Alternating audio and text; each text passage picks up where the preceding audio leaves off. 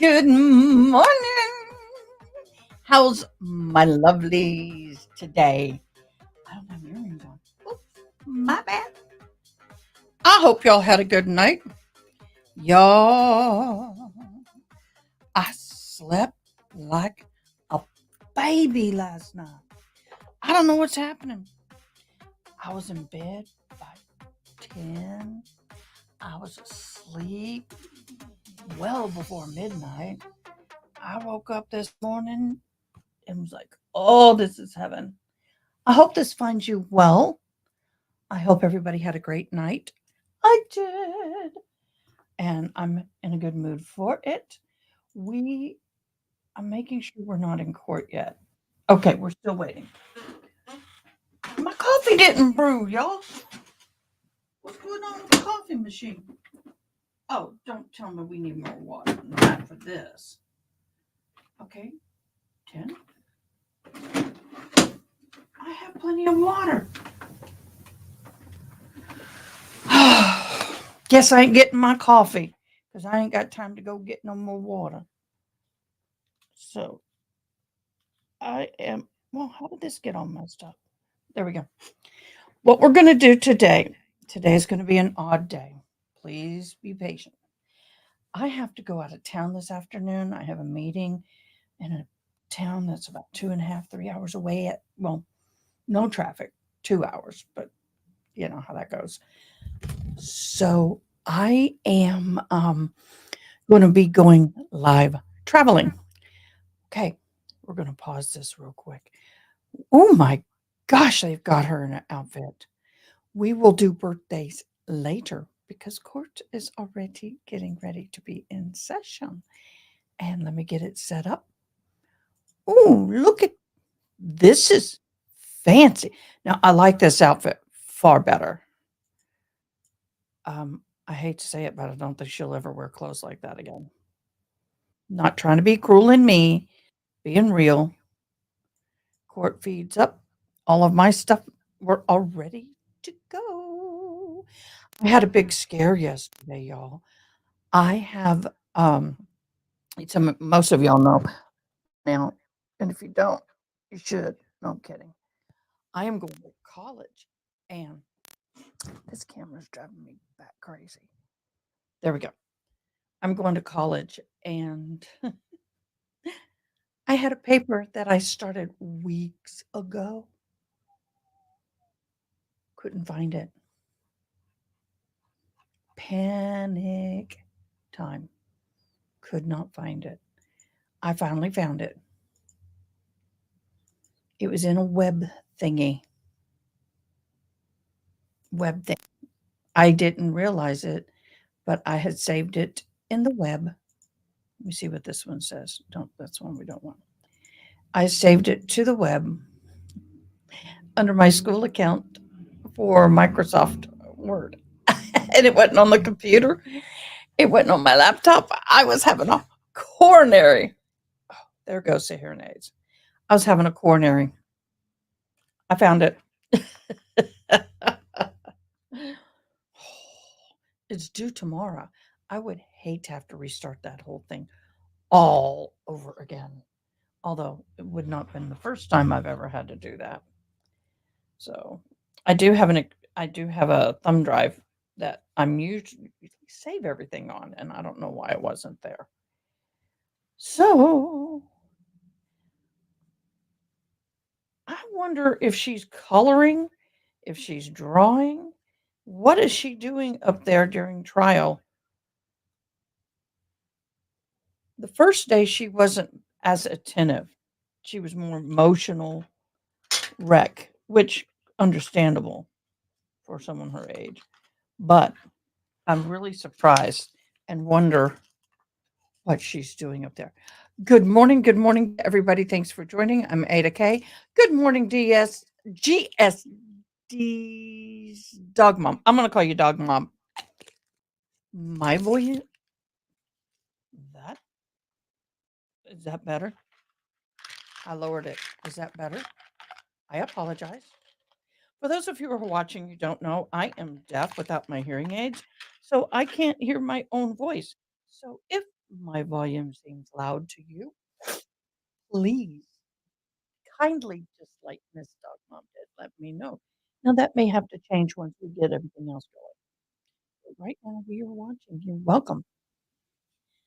Yesterday was a very interesting day in this trial because we're sitting here and 90% of the day was what was his name? He was a psychologist.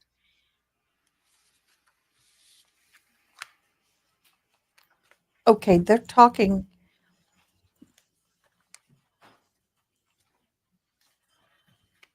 Dr. Clark. All right, good morning, ladies and gentlemen of the jury. Did everyone follow the court's instructions overnight? Did anyone allow themselves to be exposed to any media accounts, any social media, or any news? Permitted? No, This case? accidentally, Anyone maybe? shaking their head in the negative. We will proceed. All right, the defendant having arrested, the state may call any witnesses it wishes to call in rebuttal. They called Olivia Lieber. Olivia Lieber.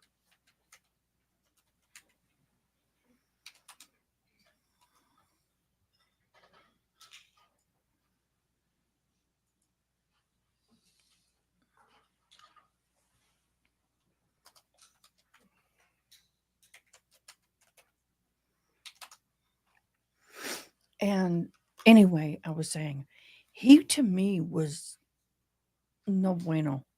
He was way, way, way overboard with all of his diagnoses, and it was just crazy. I'll go into it more when we're in a break. Swear or affirm to tell the truth, the whole truth, and nothing but the truth. Have a seat. Can you adjust yourself? Cute dress. I couldn't wear it. Have to speak directly up to it. Okay. But I do need you to speak so that lady in the very back row. Okay.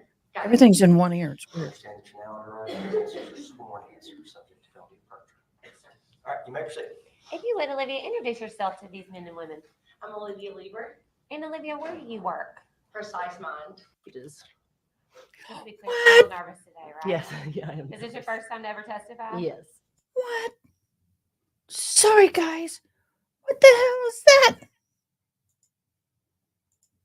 Oh, I'm sorry. Get this back and going. My apologies. Do you Oh, Half better years sound. ago, and Okay, we're yeah. going to back it up. Wow, Adjust yourself to the much better microphone. sound. You don't have to speak directly. Sorry, guys. Okay. But I do need you to speak Yay. so that lady in the very back row over there. Okay. Got it. You understand that you're now under oath to answer your sworn answer subject to penalty of perjury. Yes, sir. All right, you may proceed. If you would, Olivia, introduce yourself to these men and women. I'm Olivia Lieber. And Olivia, where do you work? Precise Mind. And tell us a little bit about what Precise Mind is. It's an outpatient mental health clinic, and we do research and mental health care for all ages. Oh, beautiful Just to sound. be clear, you're a little nervous today, right? Yes, yeah, I am. Is this your first time to ever testify? Yes. All right. I know How case do you- one. And what is your role at Precise? I'm a psychiatric mental health nurse practitioner. And can you kind of tell us a little bit about what that is and what you do? Yeah. I got a degree, a master's degree in advanced nursing practice. So I chose to specialize in psychiatric mental health. The nurse practitioner program requires 1,200 hours of clinical practice, and we have to do different specialty groups, have experience with different specialty groups like geriatrics, adolescents, outpatient and inpatient psychiatry. So it's just a specialized nurse practitioner role, provider role. And when did you do that? That was 2.5 years ago, and I graduated in December 2021. And have you been at Precise the whole time since then? Yes. Mm-hmm. And what is it that you do?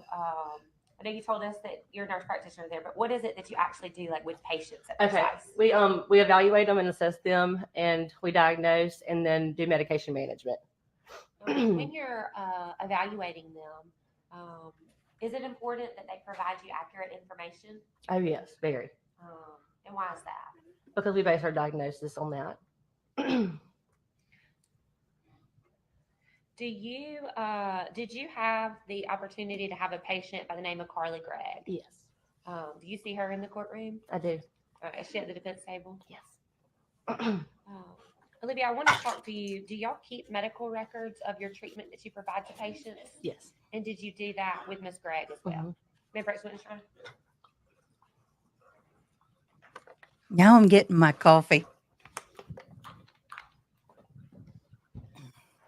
You can take that off. No better. Thank you. After giving you what's been on previously as State's Exhibit number 19, if you could take a minute and look at that and see if you recognize those documents.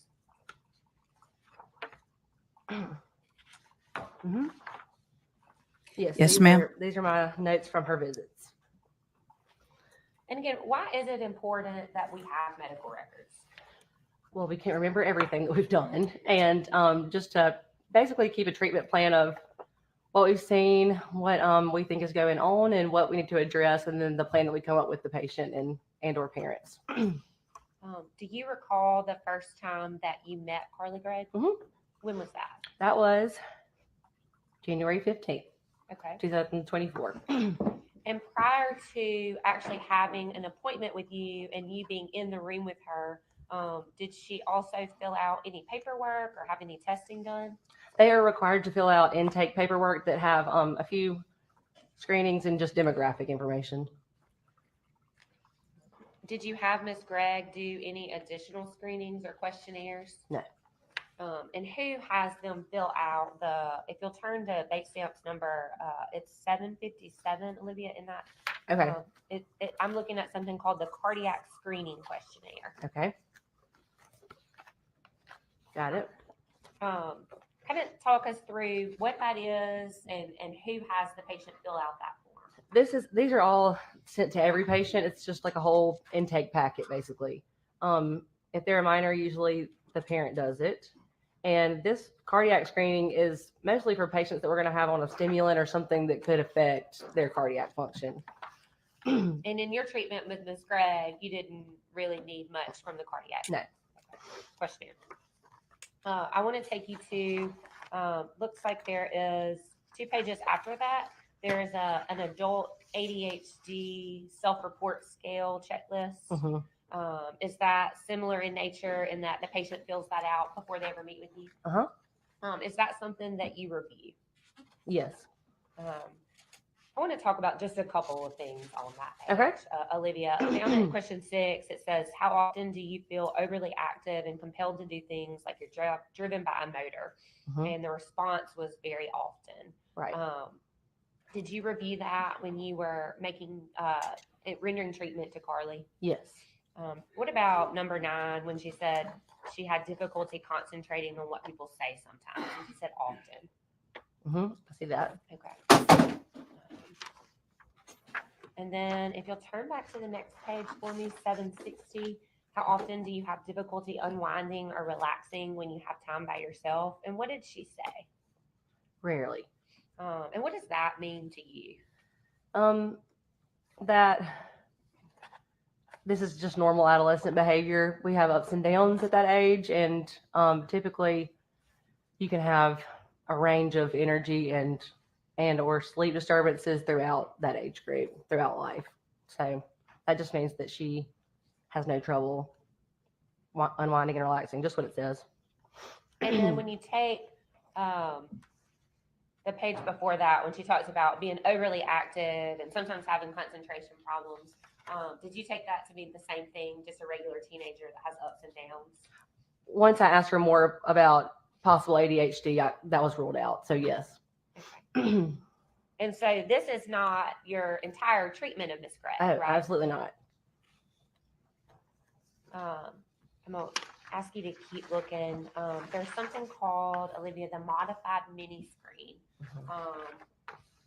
Got it. On the following pages, it's 761, 762, and 763. What is, if you can tell us, those of us that are not in the medical field, what the modified mini screen is? This is one of the intake screenings that we do just to kind of identify, really to let the patient look at possible symptoms they could be having and then just answer yes or no to those so that we're made aware of them. I usually overlook these before the patient comes in and just to kind of have an idea of what to ask about that I need to, focus on beforehand. And if the patient responds yes or no, you would then ask some kind of follow-up questions. Definitely. When you're meeting with them. Mm-hmm. And did you do that specifically with Carly Gregg? Yes. I want to point you to the very last page of that document. Question number 21. If you could read that for the ladies and gentlemen, what the question is and what Ms. Gregg's response was to that. I Have you ever know, heard things dog other people mom. couldn't hear, such as voices? And she said no. And what date was that was put in your system? January 15th, 24. 2024. Mm-hmm. So, Olivia, you told us a little bit about the, and I think that most of us have been to the doctor. I'm good, Squeegee. Yay! You can reach out to me today. You said Thank you you. looked over those forms, Mhm. and then tell us about what you do kind of when you meet a patient for the very first time. Okay. Usually I ask about kind of what brought them here, what their chief complaint is, so to say. And then I do a whole mental evaluation, and that includes I know, right? I sleeping told you it was a and YouTube thing. eating I habits. told For you. her age group, I would ask about social stressors, friend groups, if she has a good support system, a number of things, just to kind of narrow down what's going on. And I want to talk specifically about Carly Gregg. Mhm. When she came in, what were you told was the reason for her visit with you? Depression and anxiety, and she had some social stressors. And what did she describe those social stressors to be? We talked about her childhood and kind of having not a great relationship with her dad, and an altercation with her mom recently. I'm going to refer to my notes. Yeah, if you would take a look at that and then tell us once you've had a chance to review that. And that's the note Okay. from January the 15th of 2024. Yes. So she said that was she not started hearing feeling voices in her head. since 6th grade, and then the social stressors were her parents and their custody battle. Typical normal. Did she also mention that she had a little sister that had died some years back? Yes. I want to ask you, it says that about midway down, it says she's in the 10th grade at Northwest Rankin, and she loves school and is the valedictorian. Yes. How did you get that? Good morning, Ann. I was mostly asking about school in regards to ADHD and ruling that out. And so I asked her how school was, and she said she loved it. She's a great student, and she's a smart girl. Did she tell you that she was the valedictorian? Yes. Whoa. Would it surprise you to learn she wasn't? No. Okay. Okay, Let's so see. she lied. She talked about, in your notes, it says, talking about that she was in therapy previously. Right. What did you learn about the reason that she was in therapy when she was younger? If I understood correctly, or remember correctly, it was based on the divorce court or custody court ordering her to go to equine therapy. And who was that divorce? If you don't know, that's okay. I think it was a custody battle between her dad and her mom. Her biological dad. Right. Okay. Thank you for clearing that up for us. And at some point, down at the end of the note there in your history, it says her mom says that she's been lying and talking to a guy on Snapchat on a burner phone, and she's hiding it from her mom. Mm-hmm. Her mom made her cut him off after they found out she was cutting her thighs and taking sleeping pills. Right. Is that something that you remember discussing with Carly and Ashley Smylie that day? Yes. And at any point, did Carly say, "No, I wasn't taking sleeping pills"? Not that I recall. And at some point after your evaluation with her and you're in there on that first day, was there discussions about maybe giving her some medicine to try to help with her issues? Yeah. Tell us about that. First, we talked about counseling, and that was definitely recommended. And then we kind of pointed out the priorities and what was getting in the way of her life the most and making things most difficult and what was a priority to address. And then we talked about medication options and what to start. And what did you end up starting her on? Zoloft. And do you remember what the milligrams was? 25 milligrams daily. And tell ladies and gentlemen just a little bit about, is that a lot of medicine? Is that a little bit of medicine? No, that's a starting dose, and I'm usually conservative with my approaches, so that was just a normal starting dose for her age. And is that one of the lowest dosages that you can actually prescribe? Yes. I want to walk you through, Olivia, I'm looking at page 744. So I want to make sure we're looking at the same thing under behavioral health history. Yeah, but that other guy kind of contradicts a page little was it? bit. 744 down at the bottom right. I'm still in your January 15, 2024. Okay. One sec. You're right about the difference between forensic and regular practitioners, Down there it says Carly had grown tired. but of I don't agree with counseling and that wanted to forensic one stop. that was up Do you yesterday. remember them talking to you about that? What do you think, Dog Yes. Mom? Can you tell us a little bit more? After the equine therapy, she had tried other counselors that she wasn't necessarily happy with and stopped at some point. And it actually even says down there, subsequent providers appeared far less impactful as Carly grew disillusioned with the course. He was clinical. Were those your words? Did you or something agree that with they him or told you? disagree? This portion was filled out by Ashley. Okay. Mhm. Thank you for that. Mhm. I want to take you to the next page where you talk about mental status exam and risk assessment. And if Okay. you could tell us what that is and what you're looking for. We're really just observing for any kind of abnormal behavior or things that stand out, like memory, attention span. They articulate well, if they're cooperative, and then mood, affect, if their judgment is sound, and if they have any presence of psychosis, hallucinations, delusions. So I want to walk you through a couple of those for Carly on January the 15th. Okay. What did you report her psychomotor behavior to be? Well coordinated, which is normal. What about her speech? Normal rate and volume. She wasn't talking really fast or really loud. What about when you go to her about her cognitive abilities on that day? Can you describe for ladies and gentlemen what you said about her attention span and concentration? They were all within She's normal more limits. clear. She's a Her lot more clear orientation than to he time, is. Place and person. She was oriented to all. And so, what does that mean? That she's aware of where she is, who she is, and the date and time and situation. What did Carly report regarding her recent memory, her ability to? They recall? should have. That They it was should have within normal struck his limits. testimony. What about remote memory? So things that were not happening right at that Freaking moment, idiot. but kind of in the past. Same. I don't think he'll get many more jobs if they review Down a that little video. further, you talked about her emotional state. Can you tell us Court-wise. what her mood and effect were? They were during the appointment. It was normal and alert and oriented and appropriate. She's Her more judgment and believable. Insight that day. Is that something you also took into consideration? Mhm. And what did you determine to be Carly's? Yes, not judgment and uh-huh. insight? Within normal limits. I want to take you, Olivia, to there's a section in that assessment about thought processes. Mhm. Could you tell us about what you observed and what your records indicate about whether or not Carly was having abnormal or psychotic thoughts on January the 15th, 2024? She denied those. And did she ever tell you that she was having those types of thoughts before January the 15th of 2024? No, she denied hallucinations or delusions. And what was your diagnosis of Trying to remember what the Carly date of the event encountered was. her in January 15th of 2024? Adjustment disorder with mixed anxiety and depressed mood, and then major depressive disorder, single episode, moderate severity.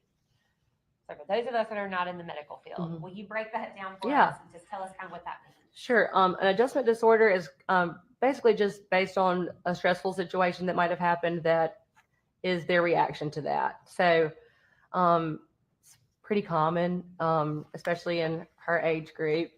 So, and then I specify, there's a specifier that you can add that says with mixed anxiety or depressed mood. So I added that. And then major depressive disorder. And then you can specify single episode or if it's been recurrent, and then the severity, if it's moderate or severe or minimal. And you put single Okay. episode. Can you tell us what you meant by that? Just that it wasn't chronic that I was aware of at that time. Okay. She And also, and again, you're just able to render your opinions based off the information provided. to Right. you. Mm-hmm. this is true, by information that's provided. But she did speak to the mother, which the other guy did not have the opportunity to do.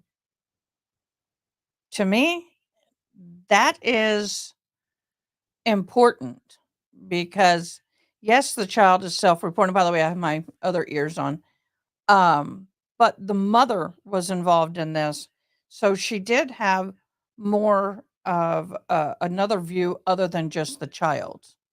Um, Does that appear to be, I'm sorry, there's actually another page to that. I want to talk to you about that before we move on. Okay.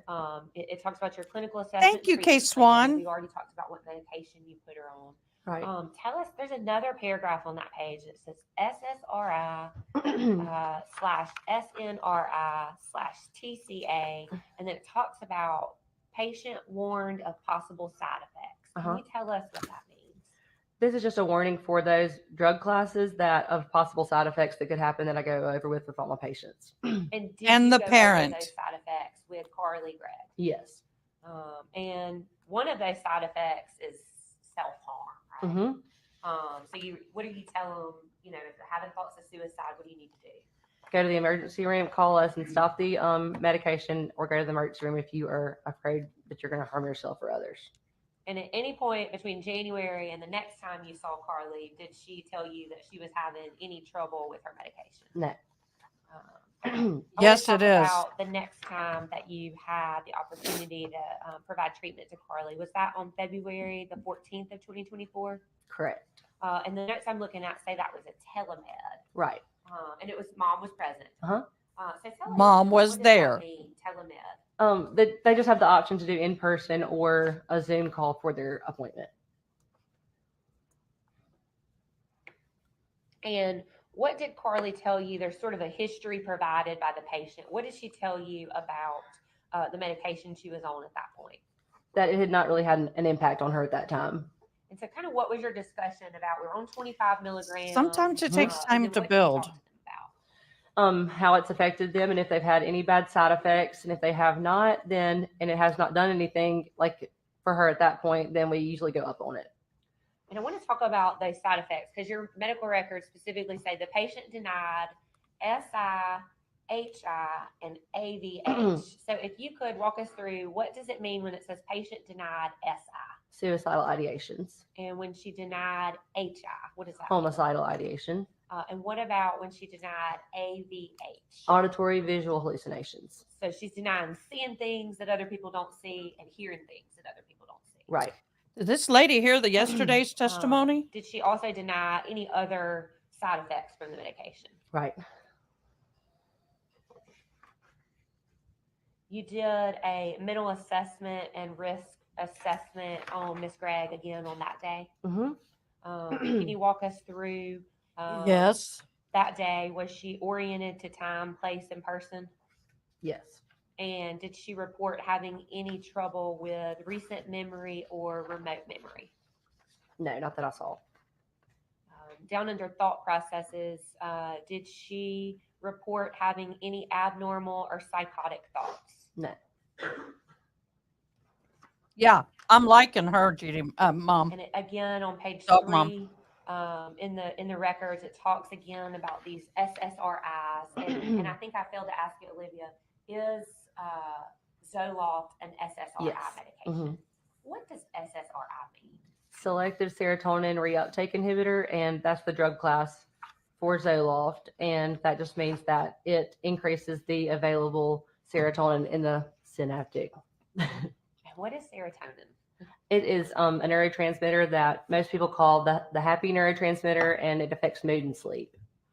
So when you put somebody on an SSRI, the goal is to try to make them a little bit happier. Right.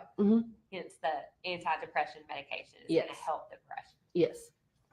And it says that, again, the patient was warned of any side effects. Do you recall if you specifically went back over that with them? I don't recall. Okay.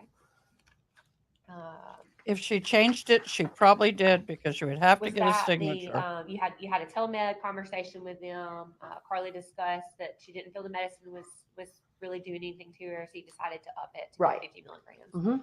Was there an opportunity that you had to see Carly after that? Yes, one more time. One more time. Okay. Mhm. And was that in person or was that telemed? That was telemed as well. And the records that I have been provided show that you saw her on March the 12th Right. of 2024. Right. Wow. Could you tell us about what was relayed to you by Carly on the 12th? She said that the medication was making her feel like a zombie. And what was your discussion with them? What she stated that she kind of felt zombie like. I never want that for any adolescent. So we definitely were not going to increase it, and we just decided to go ahead and switch it to a different medication so that she didn't have that flatness and take away her personality. When you talk about switching the medications, did you tell her to stop taking the Zoloft? Tell us about what your recommendation was. I recommend tapering off so that you don't have any kind of discontinuation syndrome, which is a possibility, or rebound symptoms. So I told her to take 25 milligrams of Zoloft for 10 days and then stop it, and then start the Lexapro for 5 milligrams at the same time. I want to back up again. I'm not in the medical field, so I want to make sure that tapering off means the same thing, I think. Okay. So she's on the 50 milligrams, Right. and then you want to put her on 5 milligrams of Lexapro. Simultaneously as going down on the Zoloft. So the Zoloft, you're saying that come down a little bit of this Right. while we're taking this, so that you don't just get That's off. normal. Right. Weaning off. Yep. And you Titrating. said something about to rebound effects, to prevent rebound effects. What does that mean? If you have a discontinuation syndrome, if you stop your medication abruptly, there's always a risk for symptoms to Psychosis. come back, maybe worse, and then other things that just are uncomfortable whenever you're withdrawing. And you don't know when you prescribe people medication whether they're adhering to your recommendations or not. No. At any point during that evaluation with Miss Gregg, did she report that she was hearing voices? No.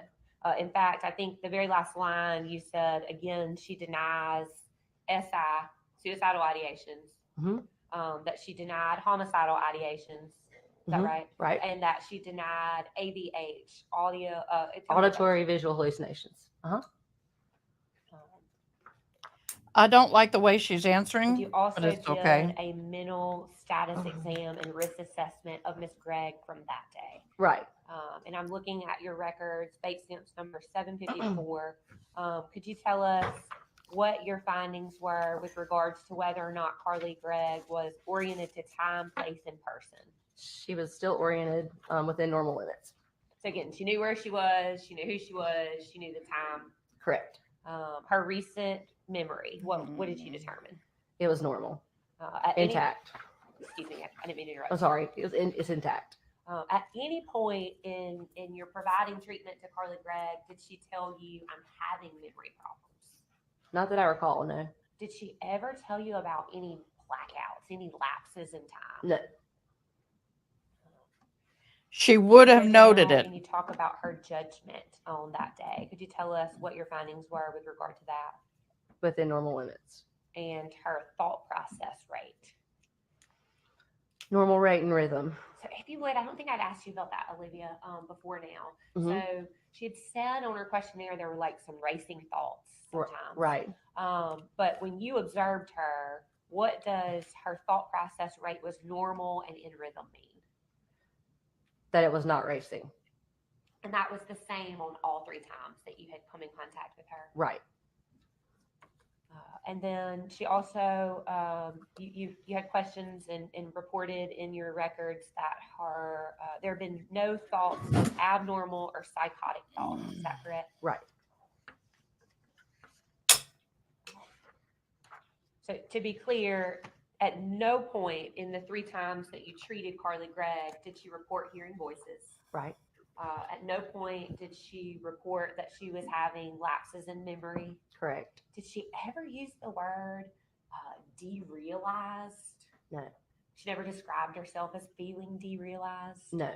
Did she ever use the word disassociation? No. Are those words that people typically use when you're treating them as patients? Not typically, no. Those are more like clinical terms. Right. Court's indulgence. She would have learned Good question, John.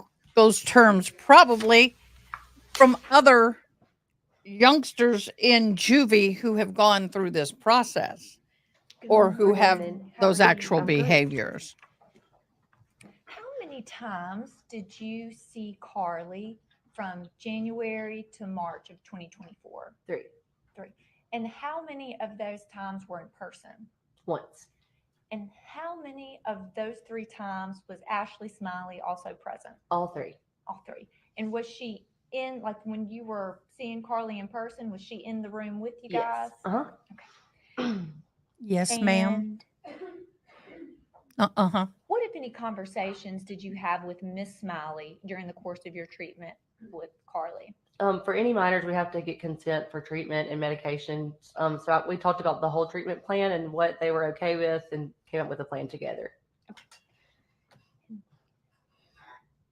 Is it fair to say that you don't have the same confidentiality between a medical provider and a patient if that patient's a minor and their parents is in the room? We can, by law, we have to report anything. We cannot tell anything that they tell us except for if they are a danger to themselves or others. But if the parent's in the room with them, Oh, yes. yeah. So there's really no confidentiality between you and Carly if someone else is in the room with you. I'm not sure I understand. If a parent is in the room with you, Carly doesn't have confidentiality between you and Carly, right? No. Because somebody She else could is have told me present. anything. We could have spoken alone. I gave them the option of that too. And if Carly would have reported to you between January and March that she was having auditory hallucinations, would that have been something you felt like you needed to report to a parent? No, You wouldn't have needed to tell her mom that she was not hearing legally. voices? No. But in your, just based on your own personal treatment, would you felt like you needed to? Personally, yes, probably. And if you knew that Carly had reported to her best friend and in her personal journal that she was hearing voices, would that have changed your diagnosis of Carly? I can only go off of what I assessed at the time. If Not Carly would have necessarily told you that she was changed it, hearing but she would have voices, dove in more. and having these auditory hallucinations, would that have changed your treatment of Carly? Yeah. Would it have? How so? I would have to rule out. Well, we would have potentially started her on a different medication. And different how? An antipsychotic is what we use to treat that. Okay. Mhm. And why would you use an antipsychotic in that situation? Because that is what hearing voices is. It's psychosis. Okay. And She would ascertain, first of all, was it really hearing voices or is was fair it to self-thought? say you can be a great medical provider, great at your job, and doing your very best job? Oh, no, and you still miss don't. things sometimes. Sure. Oh, you went there. You dirty dog. Is it fair to say that if a person is experiencing memory loss, they might not always be aware of it? Oh, come on now. You're reaching. Possibly. Is it fair to say that if a person has lost time, they might not always be aware of it? Sure. And She knows where this if woman's we going can with it. look at, do you still have your report in front of you? I do. Can you look at page at the bottom, I Exactly. think it's 742. Mary Kay, Mhm. good in red. morning. And can you look at symptoms?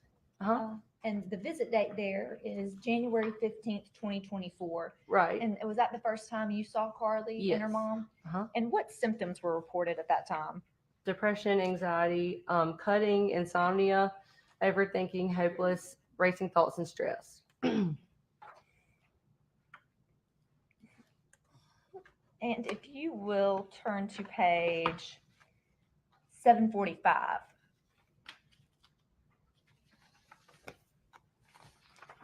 Okay. And again, this is the same visit date, January 15th, 2024. Yeah. Can you read what's written there under family behavioral history for father? It says father, manic bipolar, ADHD, drug, alcohol, and prescription abuse. And this was filled out by Ashley. And is bipolar disorder, based, on your knowledge and experience, is bipolar disorder often hereditary? It can be.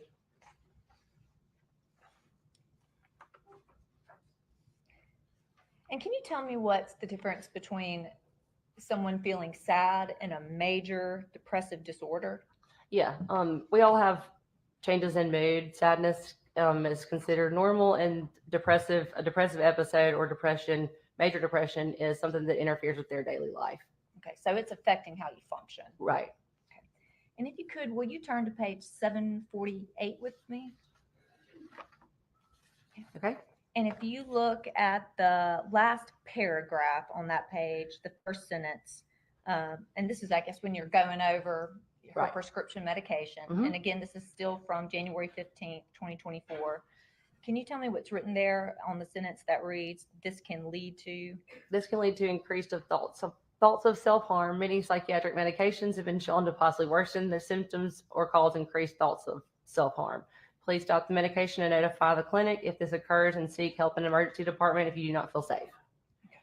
So it's commonly known in the medical community that sometimes if you put somebody on an SSRI, it can worsen the symptoms they're already experiencing. The black box warning is for self-harm and suicidal thoughts. So that is a possibility. What is a black box warning? Something for the whole class that's considered serious. Okay, so it's like a warning. Mhm. Okay. And if you will, I just have one more question for you. This woman is If beautiful. Her eyebrows are you killing can me. Turn Sorry, to not. page 753. And this was your March 12th, 2024 visit. Uh-huh. And can you read the second sentence on that page? And this was after the telehealth visit with Carly and her mom. It starts with, she said she doesn't like the Zoloft. Right. That it makes her feel like a zombie. So we will wean off of it and switch to Lexapro. And then will you read what patient's mom? The patient's mom declined Prozac as she herself took it years ago and it gave her suicidal thoughts. Okay. And is that what Miss Smylie reported to you that day? Yes. Thank you. There you go.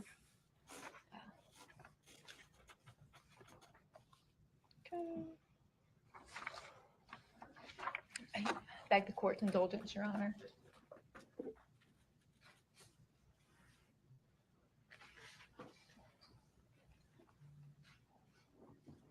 Is it fair to say sometimes patients don't tell you everything you need to know? Right.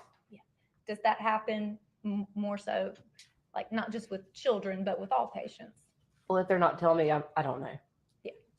But it's fair to say that that happens. Yeah. No, attend to the witness. Your direct examination.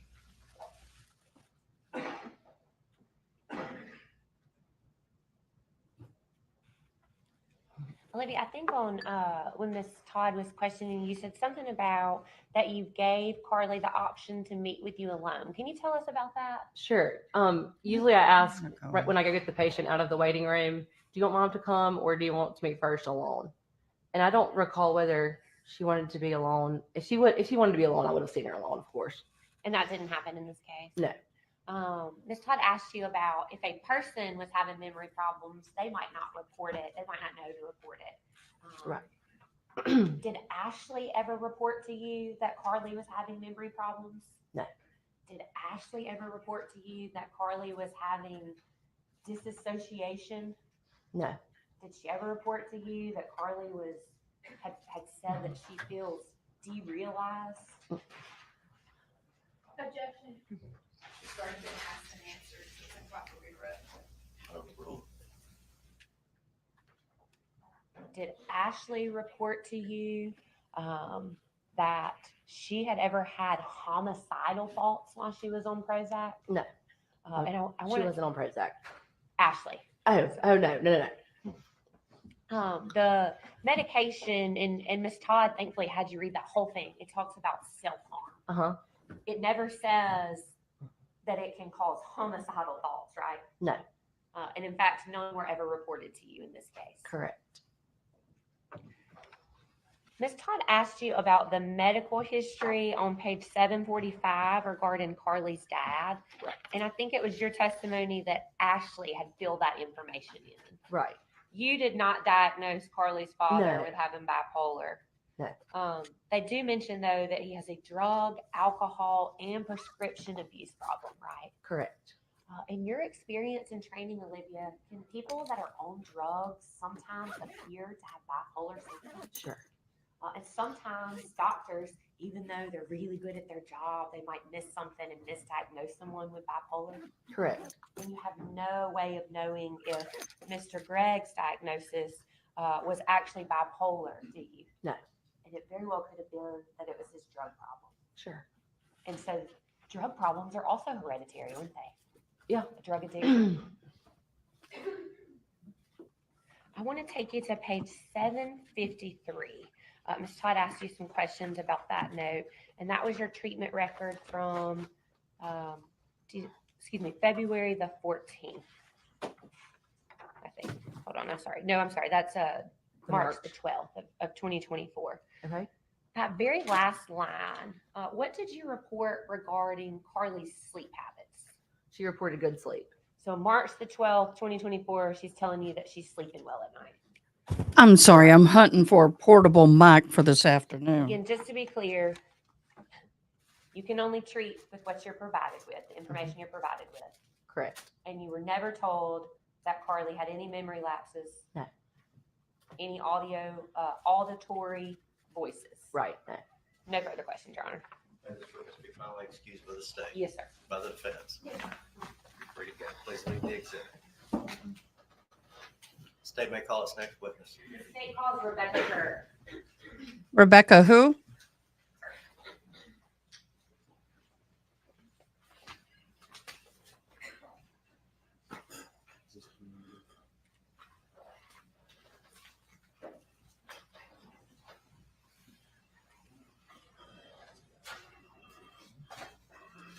I can't find my little, it may be in my other office. I have a portable mic I was going to use this afternoon in the car, so you could hear me more clearly.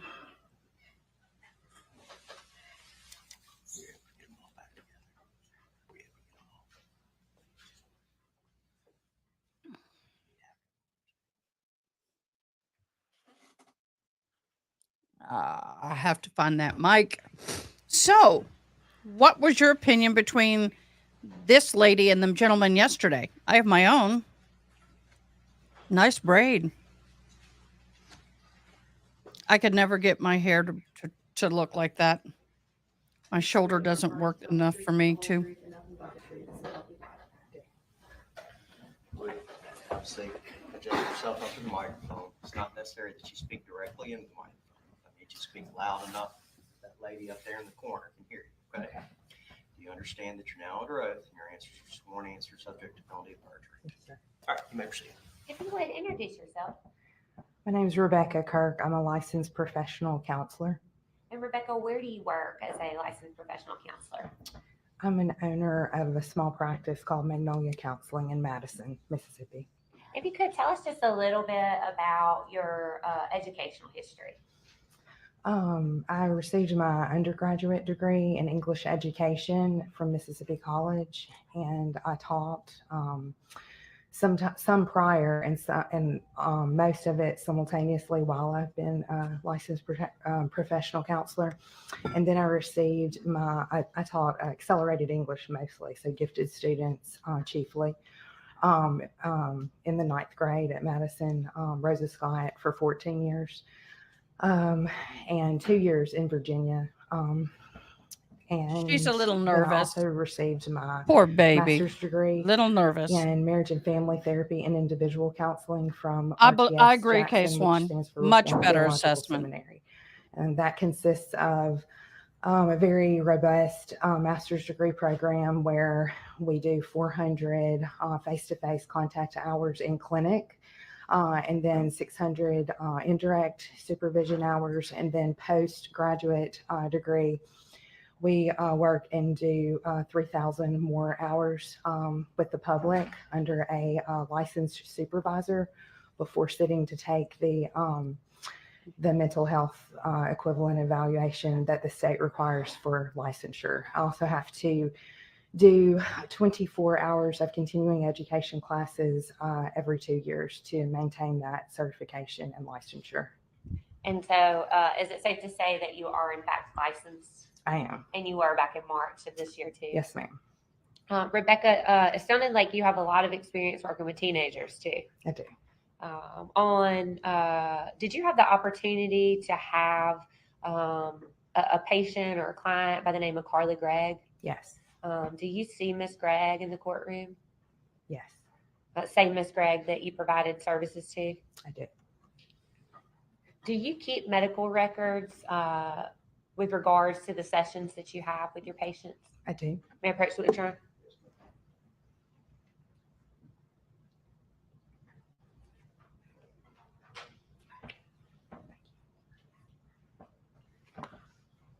That was Rebecca, a I sweet handed you what's smile. previously been marked as State's Exhibit S21. Actually, I think that might be Defense Exhibit D21. Excuse me. If you'll take a look at those for us. Okay. Do you recognize that document? I do. What is that? These are my entire treatment notes and summary of counseling Carly Madison Gregg. And in some of those notes, Rebecca, when we got them, there was some writing, like some handwritten stuff in that. That's right. Who did that?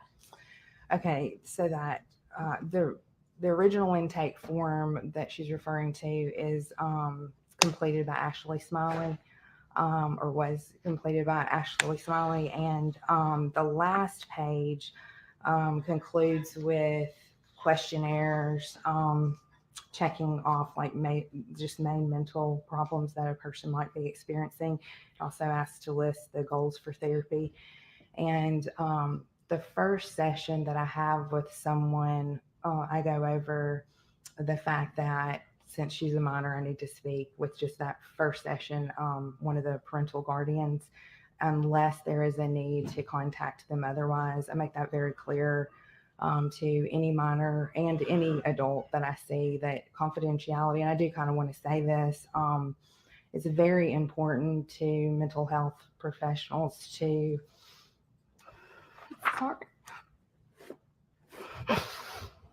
maintain confidentiality. What? And to not really betray that trust. It's very important. And I am doing that somewhat today from some people's perspective, but I'm not according to the Mississippi state law, because of when you declare reasons of insanity, I do have permission to discuss. She has given me permission to discuss her medical history. So confidentiality is important to me. And I make that extremely She's clear. in a hard place, I y'all. just did then. Sorry for This that. is a hard place to be. I worked with Poor I worked with baby. teenagers for many years, and so any mental health professional does say and has a duty to say that it is confidential under with the exclusion of just a few circumstances, which would be if someone reports that they're going to harm themselves, if they know of a threat of harm to themselves or another, or if there's any physical abuse. And so I did meet with Ashley Smylie to answer your question for a portion of the first session. And so it's kind of confusing, that last page. I want to explain it. She completed it. She said that there were 3 goals. There are also questionnaires, that are customary. Is it helpful for me to describe what's on this last page or no? Sure. You'll just tell us. Let me take a step back. Sure. Question, objection. No question asked. This was her very first session with me, There which you I go. think was January 22nd. Question. Does that sound right? 2024. Your record. You need to read your records and get Yes, the date that's right. yourself. I see it here. Mm-hmm. So, and I apologize, I interrupted you a little bit. Yes, if you'll just tell us sort of what this handwritten note reflects and kind of talk us through that first visit with Ashley and Carly. Okay. So the first note that I have was completed, or the first set of goals on that last page of the intake form says by Ashley, she wants to feel better about herself. And secondly, another goal would be self-care management, internal thoughts. So then I followed up, and she also wrote, Carly has been complaining of sleeping trouble and thoughts of depression, hopelessness. We discovered issues of cutting and taking old sleeping pills. Those issues have been removed and controlled, but also signify the possible level of depressive thoughts. So then I would continue to just question Ashley Smylie and, wrote down on the same sheet some of the answers she gave me. And then I met with Carly the same session and added to some of that information on the same page that Carly, based on talking to Carly. I want to talk to you kind of down at the bottom of that page, Rebecca. There's some things. It's kind of almost like a checklist. This actually says checklist of current functioning, and then somebody has marked easily angered. Do you know, is that something that you would have done, or that either Ashley or Carly did? Either Ashley or Carly, and I would assume it would have been Ashley, but then I confirmed and went over it verbally with Carly as well. So they both reported that she was easily angered. Yes. It does say that she has intrusive or disturbing thoughts. Did y'all talk about what that meant? Yes. Just basically, I asked her, one of the biggest things that you do is you ask why now, because a lot of times people do war with common stressors and then more severe ones. And I wanted to know exactly why they were coming. And Ashley had said that Carly had been cutting herself, or she had found an old iPod. And in that old iPod, she found out that Carly had been cutting herself for some time. And she also described some dark thoughts. And so I tried to kind of get to the bottom of what that was, thinking that they were, representative there by that check mark of has intrusive, disrupting thoughts. And at some point they talk about, you have notes, and it looks like they mentioned that Carly has trouble going to sleep at night. That's right. And that seemed to be a big deal to her, the sleep issue. When you're treating a client, how important is it that you're getting accurate information from them? Extremely. Again, that trust is so important. And so if you're not receiving the correct information, you can't see the whole picture. So you can't really treat the person in the appropriate ways, tailored for them. We talked about that you had a meeting with Ashley and that you met with Carly. Who knows Carly better than herself? Yeah. No one, right? Right. So I want to ask you, Rebecca, on this first meeting, did Carly ever report to you any use of illegal drugs? No. Did she ever report to you that she was hearing voices of any sort? No. Did she ever report that she was having any sort of hallucinations? No. What about, did she ever report to you that she was having memory trouble? No. What about feeling derealized? Did she or Ashley ever bring up the word disassociation? Mm-hmm. And to be clear, I want to talk about the first day, but was there ever a time in your treatment of Carly that she reported that she was having any sort of blackout? Like there were times where she didn't remember what she'd done? No. So on the first visit, you kind of go through the current functioning and the checklist with Ashley and Carly. Mm-hmm. And then you actually provided some chart notes from that same meeting. That's right. If you could, I think you talked about this, that mom reported there was a burner phone. Mm-hmm. If you'll look down on page 2 of your records, it says mom was upset she lied, and when she asked about the relationship. Is that something that Ashley conveyed to you, that she was upset Carly was lying to her? Yes. And then when you go down a little bit, there's a little bit of handwriting, and I think it says her bio dad. Correct. Who wrote that in the records? I did. It was a grammatical just edit for clarification. And to be clear, there's some other times in the Right. records that when you produce these, you went in and kind of wrote things. Because I want to be fully present, but I also want to take, records of what's going on for my need later to help her. See, it says that she was 4 when her parents separated due to, and you put his and then her bio dad's pill, alcohol, and pot addiction. It goes on to say he was getting high in front of her. Do you remember who told you that? Yes, both of them did. Ashley actually kind of broke down teary-eyed in the session, which I inferred was what we all feel as parents, which we, feel, am I the best parent? She felt a little bit, I read and then told her, this is not your fault, because she had discovered that he had been doing that for quite some time before Carly told her. It may have been like a year and a half, and I didn't get the impression the visits were often, but I mean, that's irrelevant. When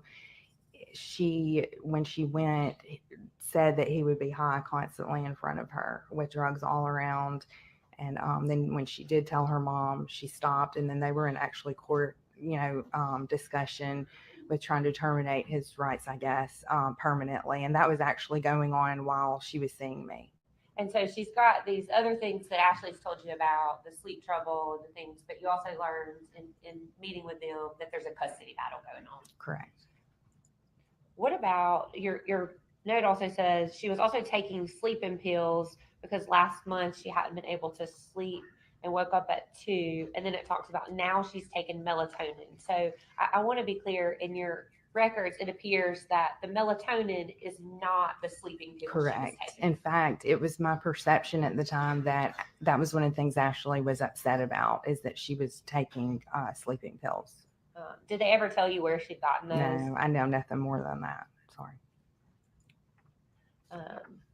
Is there anything else that you recall specifically about that first interaction with Carly that we have not discussed? The whole impression of working with her overall seemed to me to center on what was making her cut, these dark, nights of the soul, so to speak, when she was, she reported having like existential thoughts about life and, the meaning and things like that. And so that's kind of what I flagged in my mind as a practitioner to try to develop more trust and a desire to go there to see what was troubling her. True, And true. Do you recall, you said you kind of build rapport and trust with these people. Do you remember how many times you actually saw Carly between the first visit and your last visit with her? Yes, I saw her every week, every work week, once a week, for a total of 9 sessions, which would have been 9 hours, not counting that time with Ashley. So it would have been a little less, that first session. The next time you saw Carly in your records is from February the 2nd of 2024. Is that right? Yes. After the I want to unaliving. talk to you. It says persons in attendance, patient. So can you describe for us, what that means? I am trying to see where you are. Can you tell me what page you're on again? Yeah, sorry, page 4 of 24. Okay. And then about a little more than midway down on the bottom, it says persons in attendance. It says patient. Patient, right. What does that mean? She was the only one there from session 2 to session 9. I spoke and interacted with only her, with the exception of Ashley always brought her to her appointments. I think that's an accurate statement. I think her stepdad did come with Ashley maybe like once or twice. I know like on Valentine's Day, for instance, they were together. But he didn't ever come into the room. No, nobody ever. It was just the waiting room. So I would see them in the waiting room, and that was all. Not doing very On that well. page, Rebecca, you did, it looks like kind of an assessment of what you might do with a patient each time you meet with them. That's right. Could you tell us what you observed of her behavior that day? Yes, it says appearance, normal, grooming and hygiene, attitude, calm and cooperative, behavior, no unusual moments or psychomotor changes, speech, normal rate, tone, volume without pressure, affect, normal range, congruent, thought process, goal-directed and logical, perception, no hallucinations or delusions, orientation ×3. So that's like, where you are, like, the time, you can see where you are, hear where you are, those kinds of things. Memory, concentration, short and long-term intact, insight, judgment, good, mood, stable and angry and sad. So she reported to you that she was angry. Mm-hmm. And I want to take kind of a couple of those one by one, Rebecca. Okay. You talked about behavior, no unusual movements or psychomotor changes. Can you tell us what that means? Yes. sometimes people are just very clearly on edge and they can't get to a calm place, and that's evidenced by a lot of movement in their chair or their body that's maybe not related to their emotional feeling of something they're describing necessarily, and then just like rapidity of speech, like very rapid, maybe loud speaking, things like that, maybe looking around a lot. And you didn't notice any of I that? did not okay. notice any of that ever. And it says her thought process was goal directed and logical. What does that mean? She was able to carry on a conversation coherently without distraction, and that would have been okay if she was distracted. But she's very gifted and very, good with her words, and we discuss things in a normal manner. You said perception, no hallucinations or delusions. What does that mean? She was not reporting seeing or seeing anything that wasn't there, or not being present with reality or anything of that sort. And what about her memory and concentration? What did you notice from that day in February the 2nd? Her short and long-term memory seemed fine to me. I want to talk to you about what your actual note says from that day and that visit. It says she's frustrated that her friends don't take school as seriously as she and loses her patience. Tell us what you meant when you wrote that. She was gifted, as I think is a clear fact. She really enjoyed school, and I taught her type of student for 14 years. And so she had like an excitement to talk about school. And she also, I thought that probably one of the things she was dealing with that was difficult for her was possibly that sometimes when you're so gifted and different from others in any way, it doesn't have to do with that, you might feel lonely and a little bit more isolated. So I kind of attributed it mentally. I made a mental note that was probably a relation there. But she was just the patience part. She was just described like being frustrated with peers who were not as quick as she, and that she knew she could be a little rude with them. We also kind of talked about it's difficult when your mom maybe is a teacher too, because you appreciate good teachers and know how hard they work. So. And Rebecca, your notes say that she's regretful when she snaps at them and hurts their feelings. So Carly was reporting to you that she's like snapped at some of the kids at school. Yeah, and I did not get the impression it was in a violent way. Typical but teenager. Maybe like her temper. She How many- knew that Man. she was losing her. If every patience time my with daughter them. snapped at me, I thought she was going to, Later on about in my midway, life, it says she gets I'd be angry living at in others fear. sleeping through such good teaching. Yeah. That's kind of what you were talking Mhm. about, that she Yeah. recognized she's Y'all. good teachers. Yeah. I want to talk to you, Rebecca, about the next time that you saw Carly. I think you told us that you were seeing her pretty much weekly. Mhm. The next record I have is from February the 9th of 2024. That's right.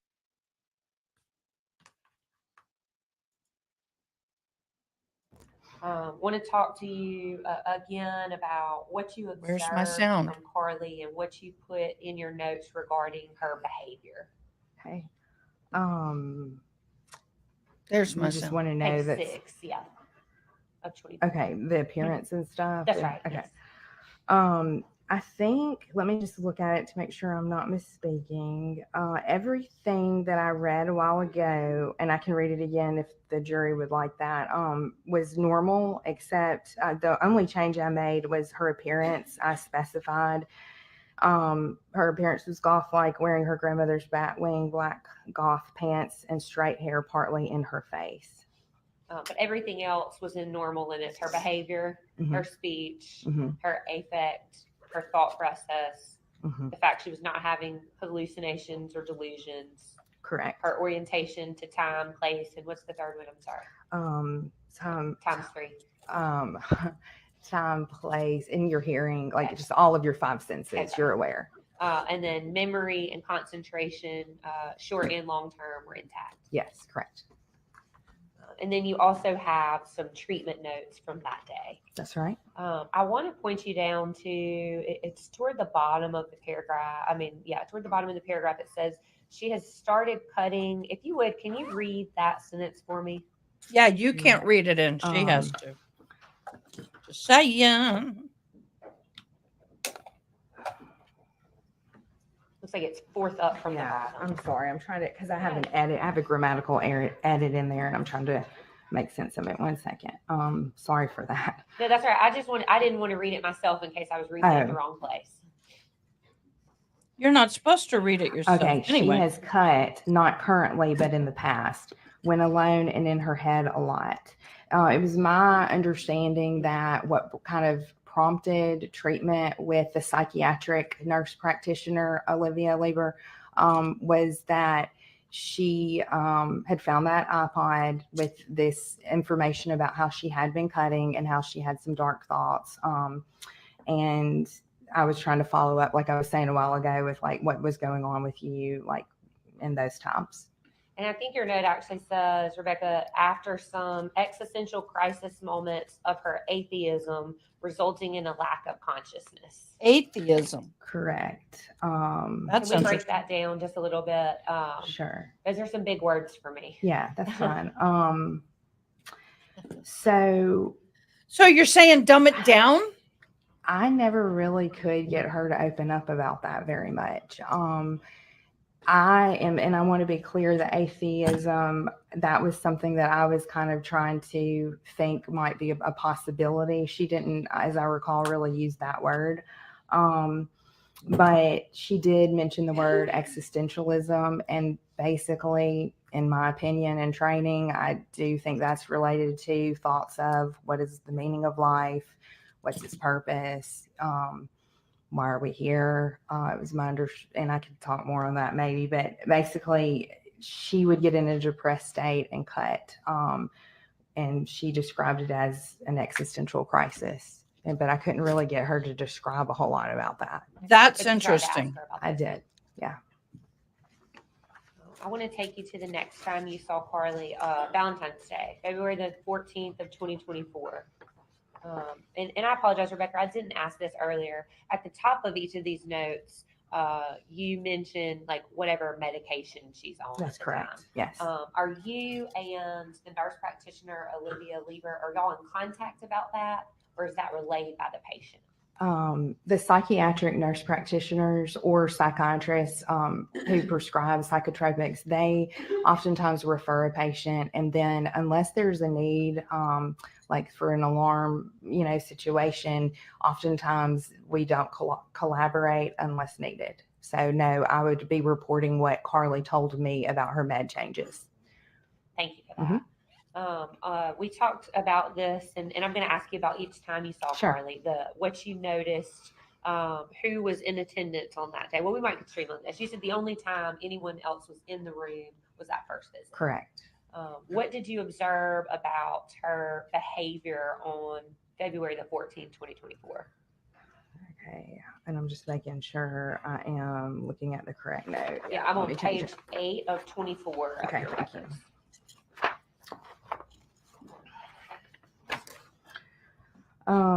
Everything that we have prior discussed was the same. The only difference was her appearance. This time was just black clothing, not necessarily her grandmother's batwing black pants with the black shirt. So I want to take you to the next page, Rebecca. teenage About do that. midway down, she says, your record says she rated hating herself, including her humor, and says she wouldn't be her friend if she wasn't her because she's dismissive of others' ideas when she knows it's wrong. Was that something that Carly related to you? Yes. Tell us about that. She seemed to, again, be struggling with maybe some social stuff that I believed was stemming from her feelings of being different and having such a zest and fervor, and she really does love to learn. And So she would just talk about. We'll talk you about know, that later. It seems Okay, like she's Swan, being but yes. introspective about like what kind of a person am I. And it seems like a lot of her conversations, at least up to this point, revolved around her at school. Yes, that's correct. Was she kind of obsessed with being? I want to pause right here. The self-harming is a very touchy and triggering subject. So if this is triggering to you, it is okay to step away. I have no problem with that. I encourage it. As much as I enjoy having people here, in general, anything that triggers you, you need to step away, please do. Take care of yourself first and foremost. That is why there's certain trials I will not be covering. Okay. But as much as some people do it for cries of help, I will tell you, in my children's recent past in school, it was more of a fad. And to see who could get the most number of cuts before their parents found out, that kind of stuff. Sometimes they do it for attention. I've never done it. I can't really speak on why or any of that other than book knowledge. But it is serious and it can be very harmful. I do not encourage it. And like I said, if anything's triggering you, feel free to step away. Great at school. Yeah, she liked school a lot. And she was glad that I could tell that she had been affirmed a lot in her life for being intelligent. And so she was proud of that, but she also just had a genuine love for learning. I want to take you to your next visit with Carly, February the 21st of 2024, and talk about her appearance. Does it look like that's the same appearance and behaviors, thought process, no hallucinations, no delusions, things like that we talked about? Correct. Nothing has changed. Your treatment note, the very first line of that says she's reading The Castle and she likes it and will read Crime and Punishment. So you told us earlier that you were an accelerated English teacher. Yeah. What is The Castle? Because I don't know. I actually do not know that one very well. I just know that they're well known. She also mentioned that she wanted to read The Bell Jar. But I had wanted to read Crime and Punishment for a long time, and I've actually owned a copy for 21 years. So I was really glad that she wanted to read the classic. I knew that was a classic. Can you tell us, what is Crime and Punishment? Kind of what's that story about? Crime and Punishment.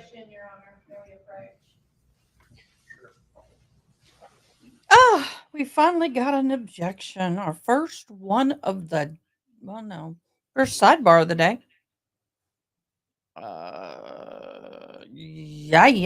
Yeah. First one. That's not bad. Hey, come on in.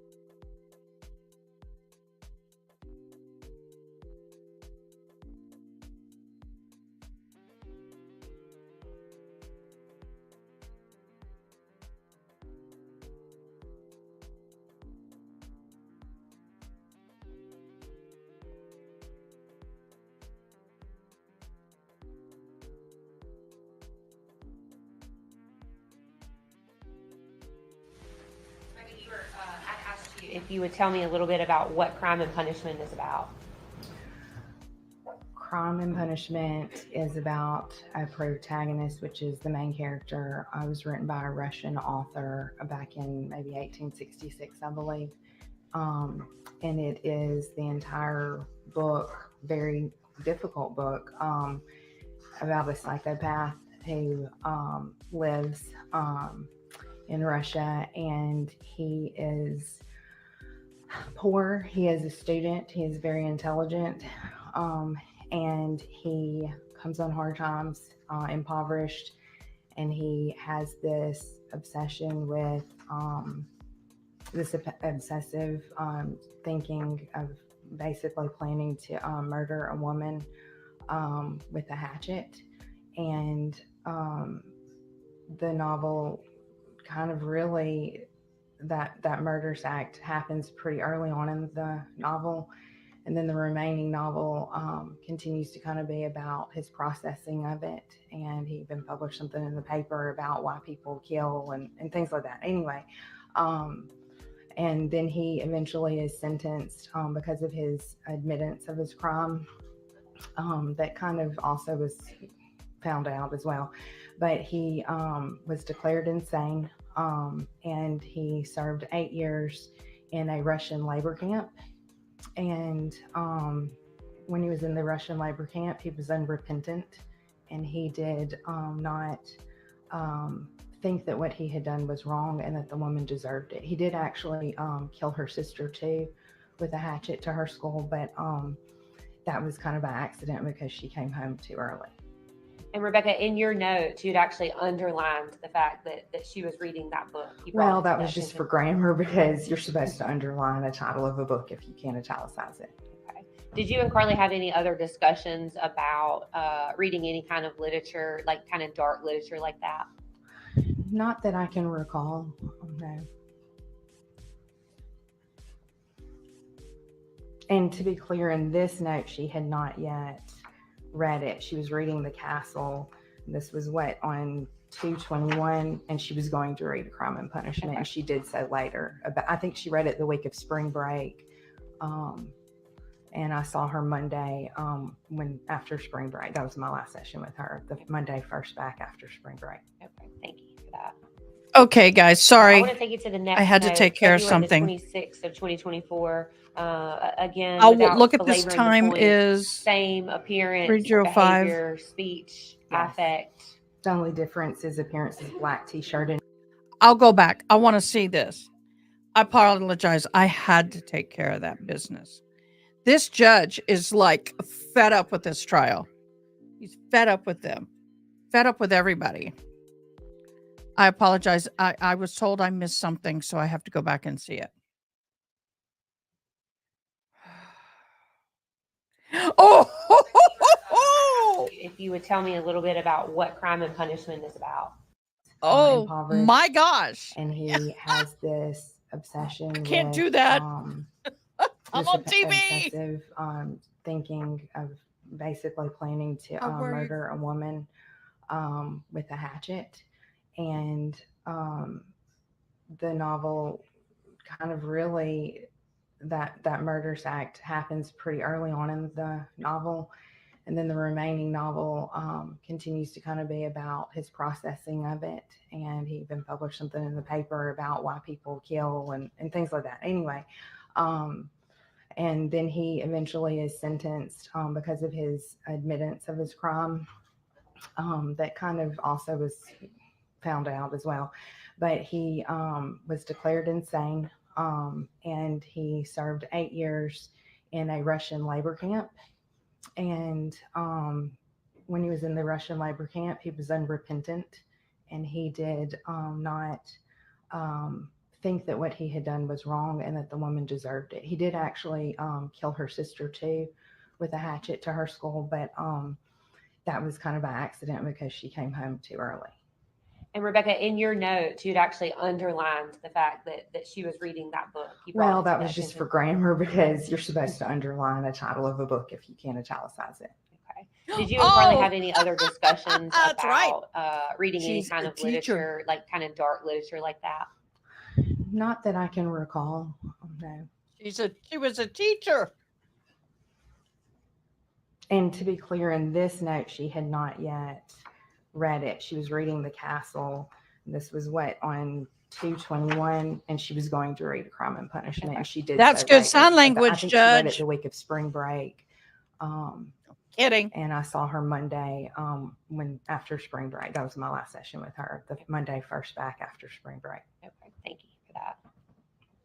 I want to take you to the next note, February the 26th of 2024. Again, Yeah. without belaboring the point, same appearance, behavior, speech, Yes. affect. The only difference is appearance is black t-shirt and jeans. In your notes on that day, I'd be in real it said trouble. I'm something always in about black and black. She may be on the spectrum. Can you tell us what that meant? Carly came in that session and she was telling me that she had a lot of symptoms of kind of autism, and that's what that means. And so, How would she know unless like she was Asperger's, researching? And she was talking about just sensory issues and things like that. But yeah, that's what that means. Yeah. And so Carly was telling you that she thought she had autistic symptoms.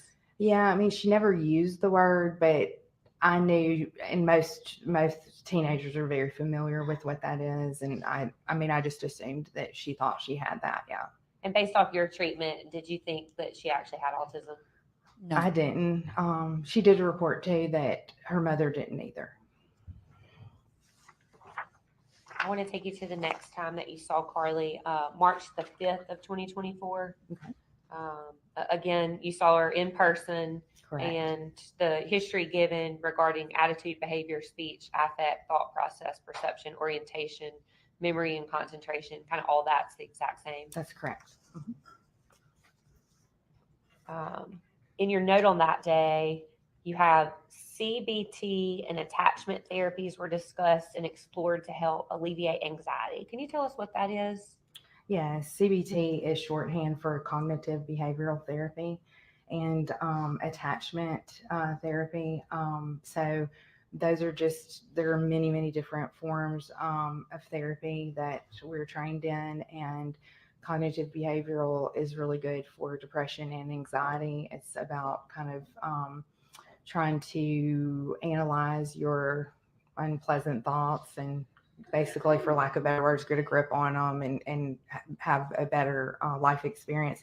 Attachment therapies are rooted in this well-known belief and research about the parent-child bond and how we feel attached to people in our lives and how that influences us. You also put in your Yeah, record, and I think boundary that's why setting she and got identity work emotional. was explored. Could you tell us a little bit more about that?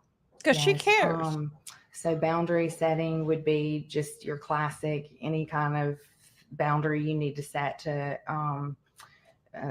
assert your comfort as a human being while also, not causing harm to another, obviously. But a lot of people have.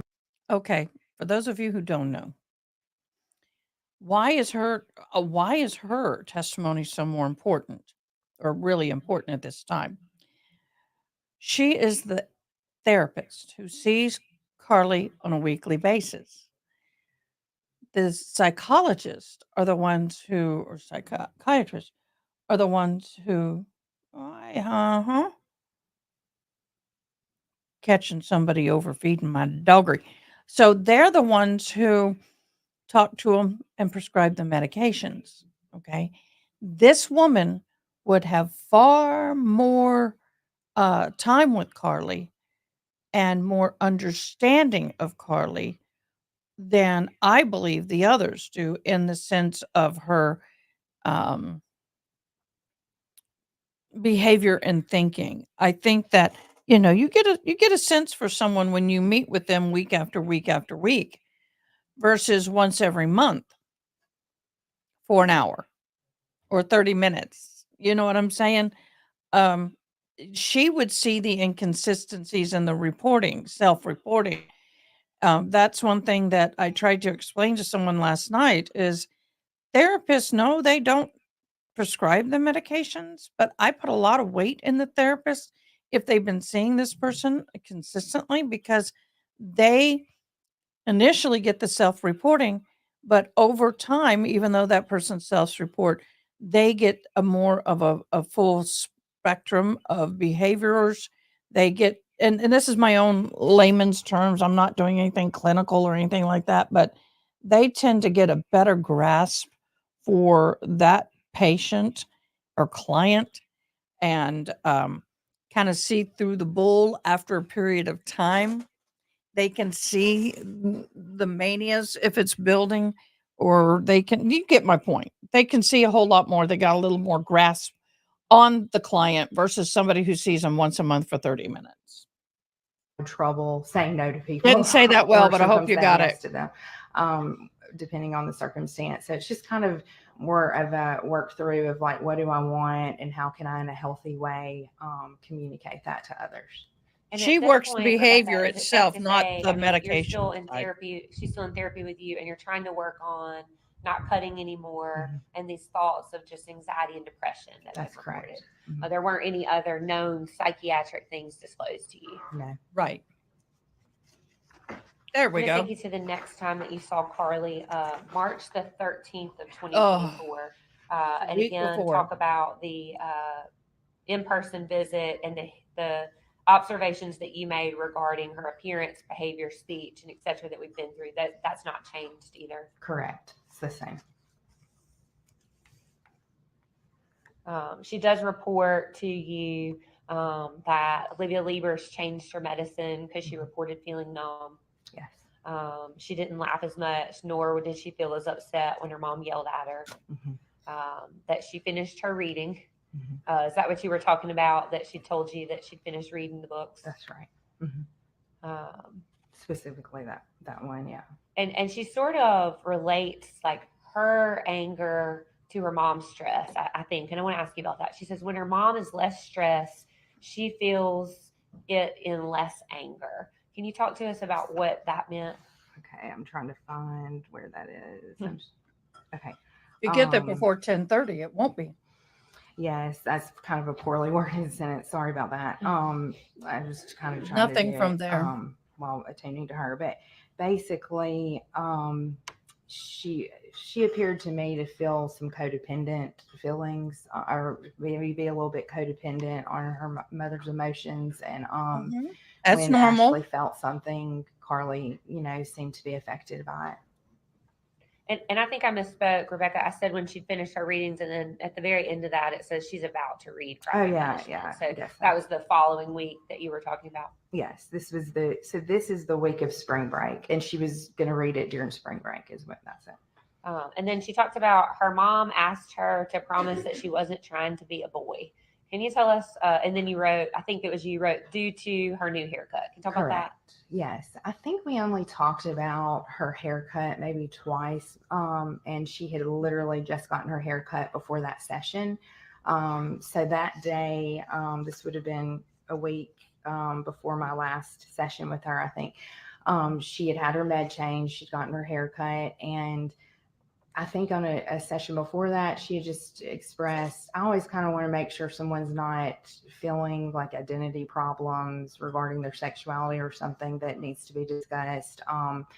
And she did talk about how her mom, I think, wasn't a fan of it or was a little bit afraid or something. I'm not sure.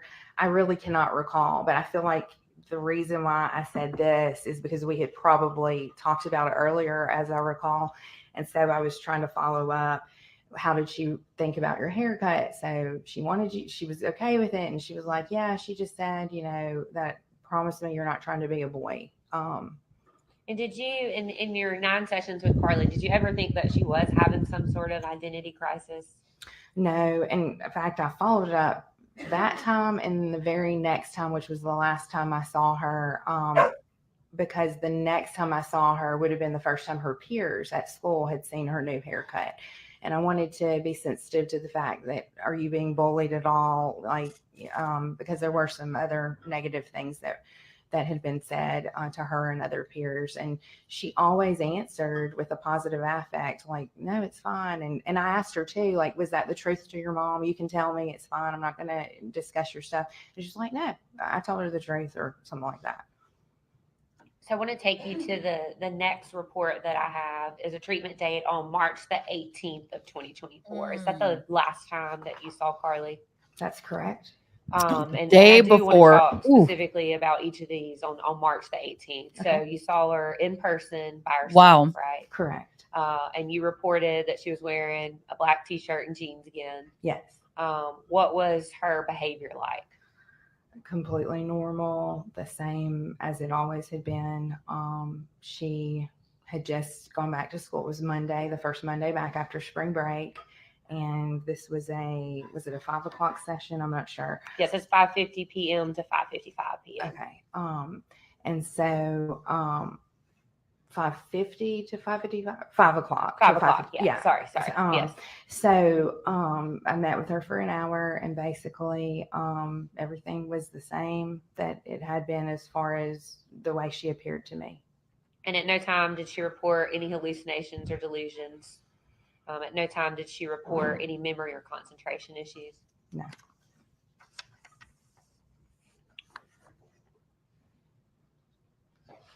I want to take you to page 19 of 24. This is regarding your psychotherapy notes, that last visit you had with her. And she talked about kind of walking on eggshells consistently while mom's around. And I think you touched on this a little bit. Carly was maybe a little bit codependent on Ashley's feelings and behaviors. Can you tell us kind of what you meant, what that meant about walking on eggshells? Yeah, but I think I want to say something a little bit before that, if that's all Yes, right. please. I honestly kind of had to lead this session with her and try to dig into some of this stuff that she might be feeling, because I was starting to really kind of wonder if I was really serving her the best I can. And, if I can and someone else can, I want to refer someone. I knew that she was a school teacher. Blue Cross state insurance plans aren't real rewarding on that end. And so I really had kind of contemplated, am I really helping her? Because I felt that the sessions were really mostly about school, but I knew that there had been a big event with why she was coming. And so I really kind of honestly did a little bit of soul searching and decided before this session that I wanted to really try to go there to maybe some painful things that she maybe was being hesitant to speak about. And so I did kind of bring that up. And I think that's important to note. Like, she didn't just start talking about her mom. I was trying to really get to some hardcore stuff with her in the session. And she, we talked about You how can push a her little. mom, Little push won't hurt. When her mom was angry, Shouldn't. it was really hard for her to really handle that. And so I'm always trying to get a gauge, obviously, let's rule out abuse. I did not have any indication ever before, during, or after that her mother was abusive, but I can't make that assumption as a clinician. I need to really be sensitive to anything that might not be being reported. And so I wanted to get kind of a measure of what does Ashley look like when she's angry? And she described, and it's in this note, that, she raises her voice sometimes, or slams doors, cabinets, speaks in shorter sentences. That's sometimes teenager stuff too. That's not noted here. How many of us did that as teens? Her being Especially angry girls. or something at you. And she gave an example of maybe grading some tests of some kids. She's a math teacher, and so they were doing poorly on it, which is not what any teacher wants when she's grading tests that she knows she taught well, which I'm sure Ashley did. And she noticed her mood, and she wanted to be helpful, and she kind of maybe had, and I don't think maybe this event had necessarily recently happened. I was asking her to give me one so we could work through conflict resolution and her emotions and stuff.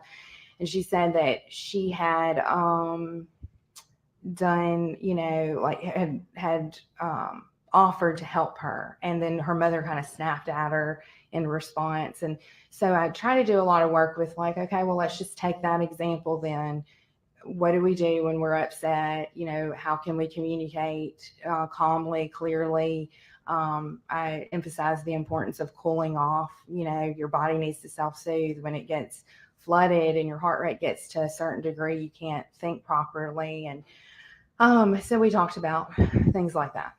And your report actually says you talked about understanding anger and how to respond to it. Correct. That anger is a secondary emotion, and how to confront her mom when she's cooled off was explored. Is that what you kind of just described to us? I went through ways for Carly to approach anger. That's right. Underneath anger is really sadness or fear or a blocked goal of some sort. Yeah. I know that's the last time that you treated Carly. But there's actually another note that was added to your records May the 16th of 2024. Could you tell us about that? Yes.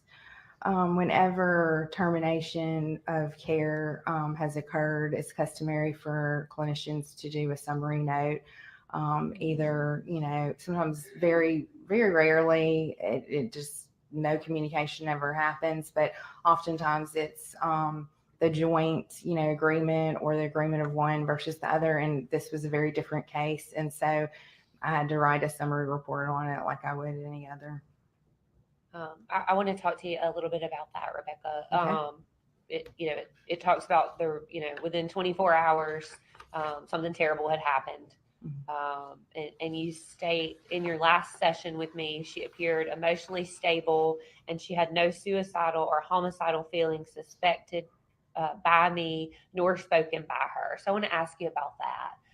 You said that she didn't tell you about any feelings, but you didn't think that there was anything like that going on either. No, that's correct. And then you also noted that she did not indicate that her medication change from the prior week was negatively affecting her. Correct. What did you mean by that?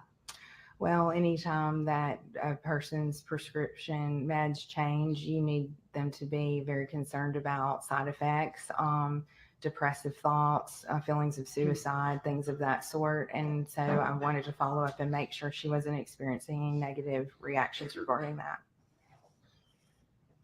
That's a you good also thing. said that, excuse me, nor did she appear different from any other sessions, nor emotionally unstable or dysregulated. Can you talk about what that means? Yes, just kind of basically what we said, that was on the first part of each of my sessions. Like, she seemed very oriented to time and space and didn't seem to have erratic speech, loud speech, to be overly angry or overly happy. Just, a normal situation. She's looking for the manic. And then you go Or on to say the she highs did not and the appear lows melancholy some people nor present. zoned out emotionally. Can you talk about what you meant there? Yeah, she had reported several times that, at least one time maybe, but I feel like I maybe wrote it more than once. I'm not sure. That with some of the Zoloft, she felt like a zombie. And so, she never really appeared that way to me ever.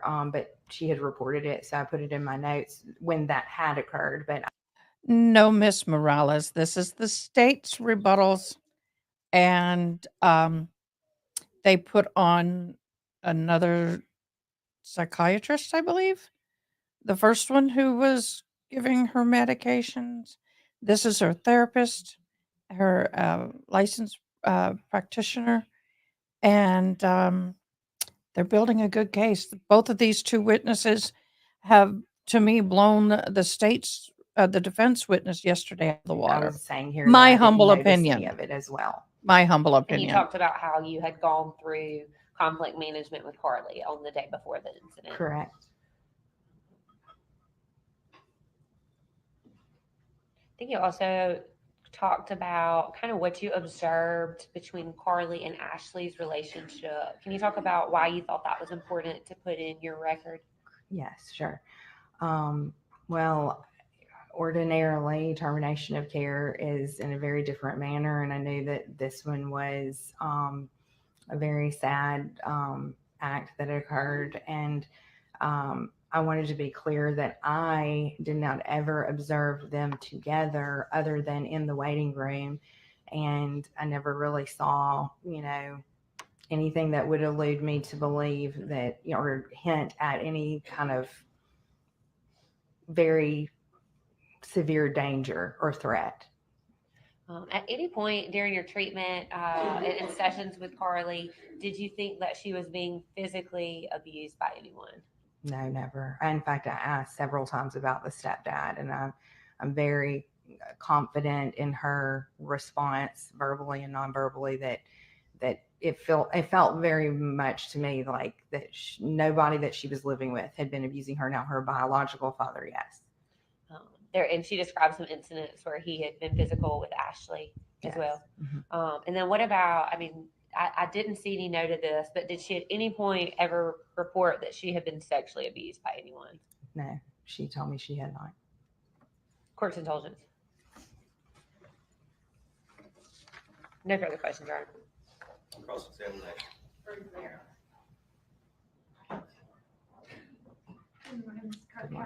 Doing well. How about you?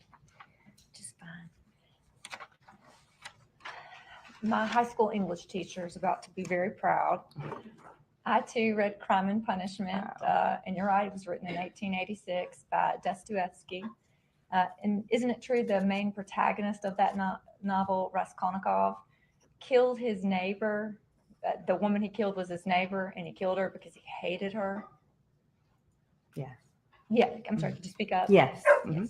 And isn't it true, actually, by the end of that novel, Raskolnikov felt so guilty about his action and was so remorseful that he didn't only confess, but he actually, in an act of remorse, bowed to the earth? That's not the way I interpreted it, but that is the thing about literature. There's a lot of interpretations. Yeah. Isn't it true, what the book is actually about? The act of murder happens in the first chapter. Isn't it true that the entire book is about how murder is such a horrible act and the weight and consequences that it carries on a person who does that?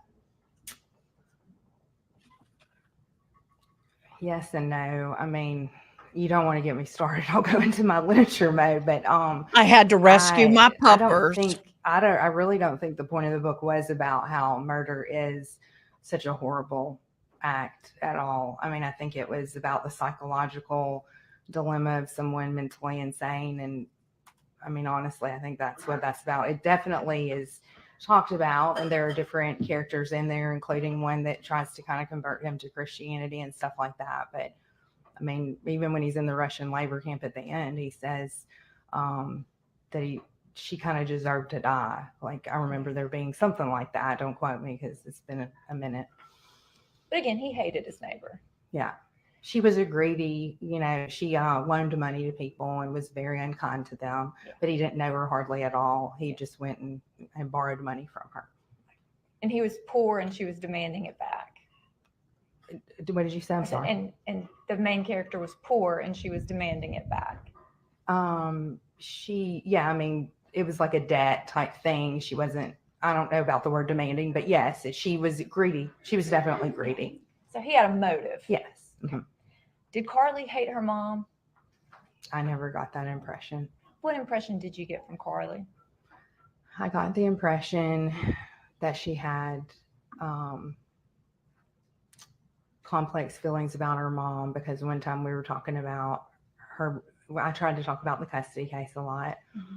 And I knew it was literally going on, and they were supposed to meet, and I would ask, how are you feeling about that? And I'm fine. And I got the impression, I'm just going to let the adults work it out. She seemed to have a lot of trust in Ashley to take care for her and to protect her, as well as her stepdad in that. And, but there was one time when we were talking about the bio dad and then her mom, and, she said emphatically, like, I know he doesn't love me. But I had to ask, like, do you believe that your mother loves you? And she really was a little unsure on that answer. Yeah. But did Carly love her mom? Yeah, I believe that she did. I had nothing to tell me otherwise. Okay.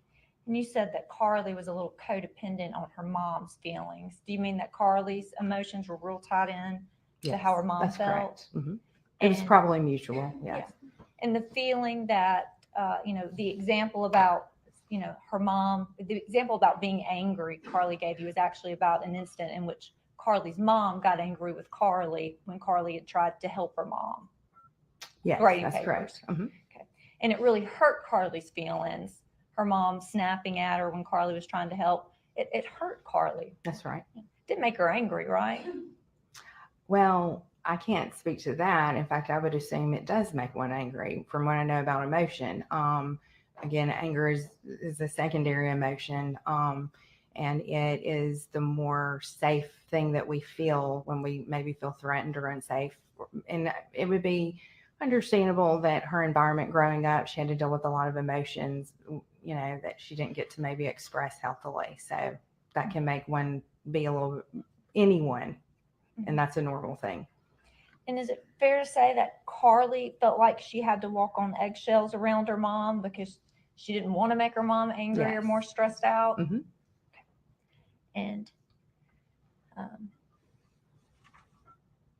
And Carly was always very careful. She didn't want to hurt her mom's feelings, right? I don't know about her always being very careful, but I do know that, and I think that would be impossible for someone to always, but I do know that she seems sensitive to her mother's feelings. Yes. And Carly didn't want to hurt her mom's feelings. Right. Is it fair to say that Carly really wanted to please her mom? Yeah, I think so for sure. Carly wanted her mom to feel proud of her? Mm-hmm. Is it fair to say that Carly didn't ever want to worry her mom? I don't know about ever, but I do know that probably chiefly, like, no child wants to worry their parent. Yeah. Is it fair to say that, Carly knew her mom was pretty stressed out and didn't want to add to that stress? I really can't speak to like the level of stress she observed in her mother. But again, just making a basic assumption of any normal person, she never led me to believe that she was different from any other average person. I would have concluded that, but I can't say that because I didn't observe every situation. Yeah. I only know what she reported to me when she came to me. Okay. And is it fair to say that a person can sometimes, if their feelings get hurt and it makes them mad later, that a person can feel mad without expressing that emotion to others? Yeah, absolutely. Yeah. And did you in fact know that Carly never got a chance to read Crime and Punishment? No. I'm sorry. No, it was my understanding that she did. Well, it was your understanding that she was planning to? No, I thought that she told me when she came back the Monday after spring break that she had read it, but Objection, Your Honor, there's something in evidence to show otherwise. And is it, and the question that that you had asked Carly about her haircut and her friends teasing her about cutting her hair shorter, and about whether that meant something about her sexuality. Isn't it true that in your notes you reported she actually laughed in answering that question and said, right. No? That's right. Yeah. Yeah. So she found that to be, somewhat a humorous. Yeah. Right. Yeah. Not a concern. Well, what had happened, we were walking out actually with the padlock door, and I said, "Oh, what did your friends think about your haircut the first day back?" And she said, "Oh, they said it makes me look even more gay now." And I said, "Oh," I said, "Is that a true statement?" And she said, "No." And I said, "Oh, well, I'm sorry." And then she replied with, "Oh, it's not a big deal. Like, She's doesn't bother me." Yeah. Yeah. And on the handwritten initial assessment that Ashley wrote to you, is it true that in that she wrote that Carly had been having intrusive, and she marked the box for intrusive and disruptive thoughts? Correct. Okay. Is it true she marked the box that Carly was having thoughts that got stuck? Yes, that's correct. Is it true that she reported several different times on this page that Carly had really been experiencing some difficulty sleeping? Yes. And in her own handwriting, doesn't Ashley write that Carly was severely unable in the last month to sleep? Yeah, that's right. Okay. And somewhat for the last year? Mm-hmm. Isn't it also true that she wrote in her own? Dog's mom, wasn't that yesterday? Wasn't that yesterday?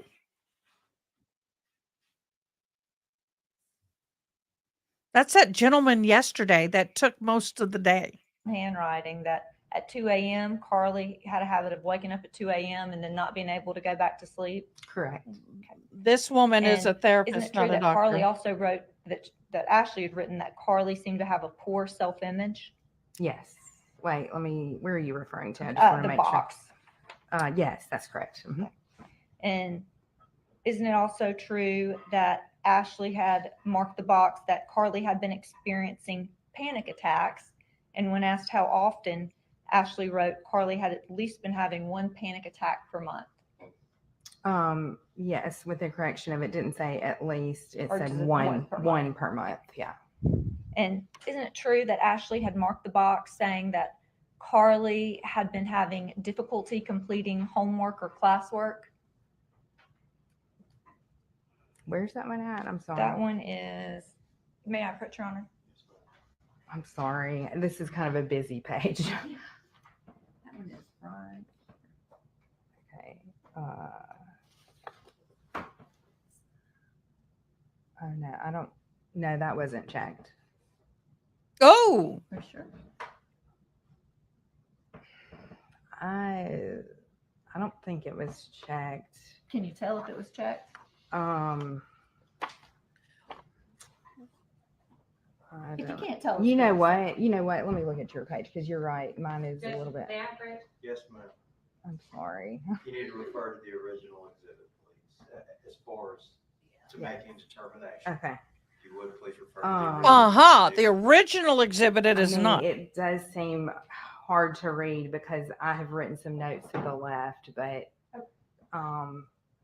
You do that not would be believe it to surprising be. to me. But I'm not saying that it may not be checked underneath my handwritten note to the left. I'm really unsure. It's just hard to read Yeah, because of the That's handwriting. right. Yeah. So it could be, might not be. Yeah. And isn't it true Nice that try. what is easy to read is that Ashley had written just a few short places down that Carly had been sad and withdrawn in her mood? Yes. And at the top of that page, and I know it's kind of a little bit messy, Yeah. but at the top of that page, isn't it true that somebody reported that Carly had made a 30 on the SAT? Or Correct. ACT? Mhm. Okay. And that somebody had written in the response to the first question, what are your goals that you hope to achieve through counseling? Mhm. Someone had written, either Ashley or you, she wants to feel better about herself socially, personally, physically insecure, Yes. and had been so since 5th or 6th grade. That's correct. So she began by writing she wants to feel better about herself, and then I followed up with both of them and added more notes to give more detail to that. That's right.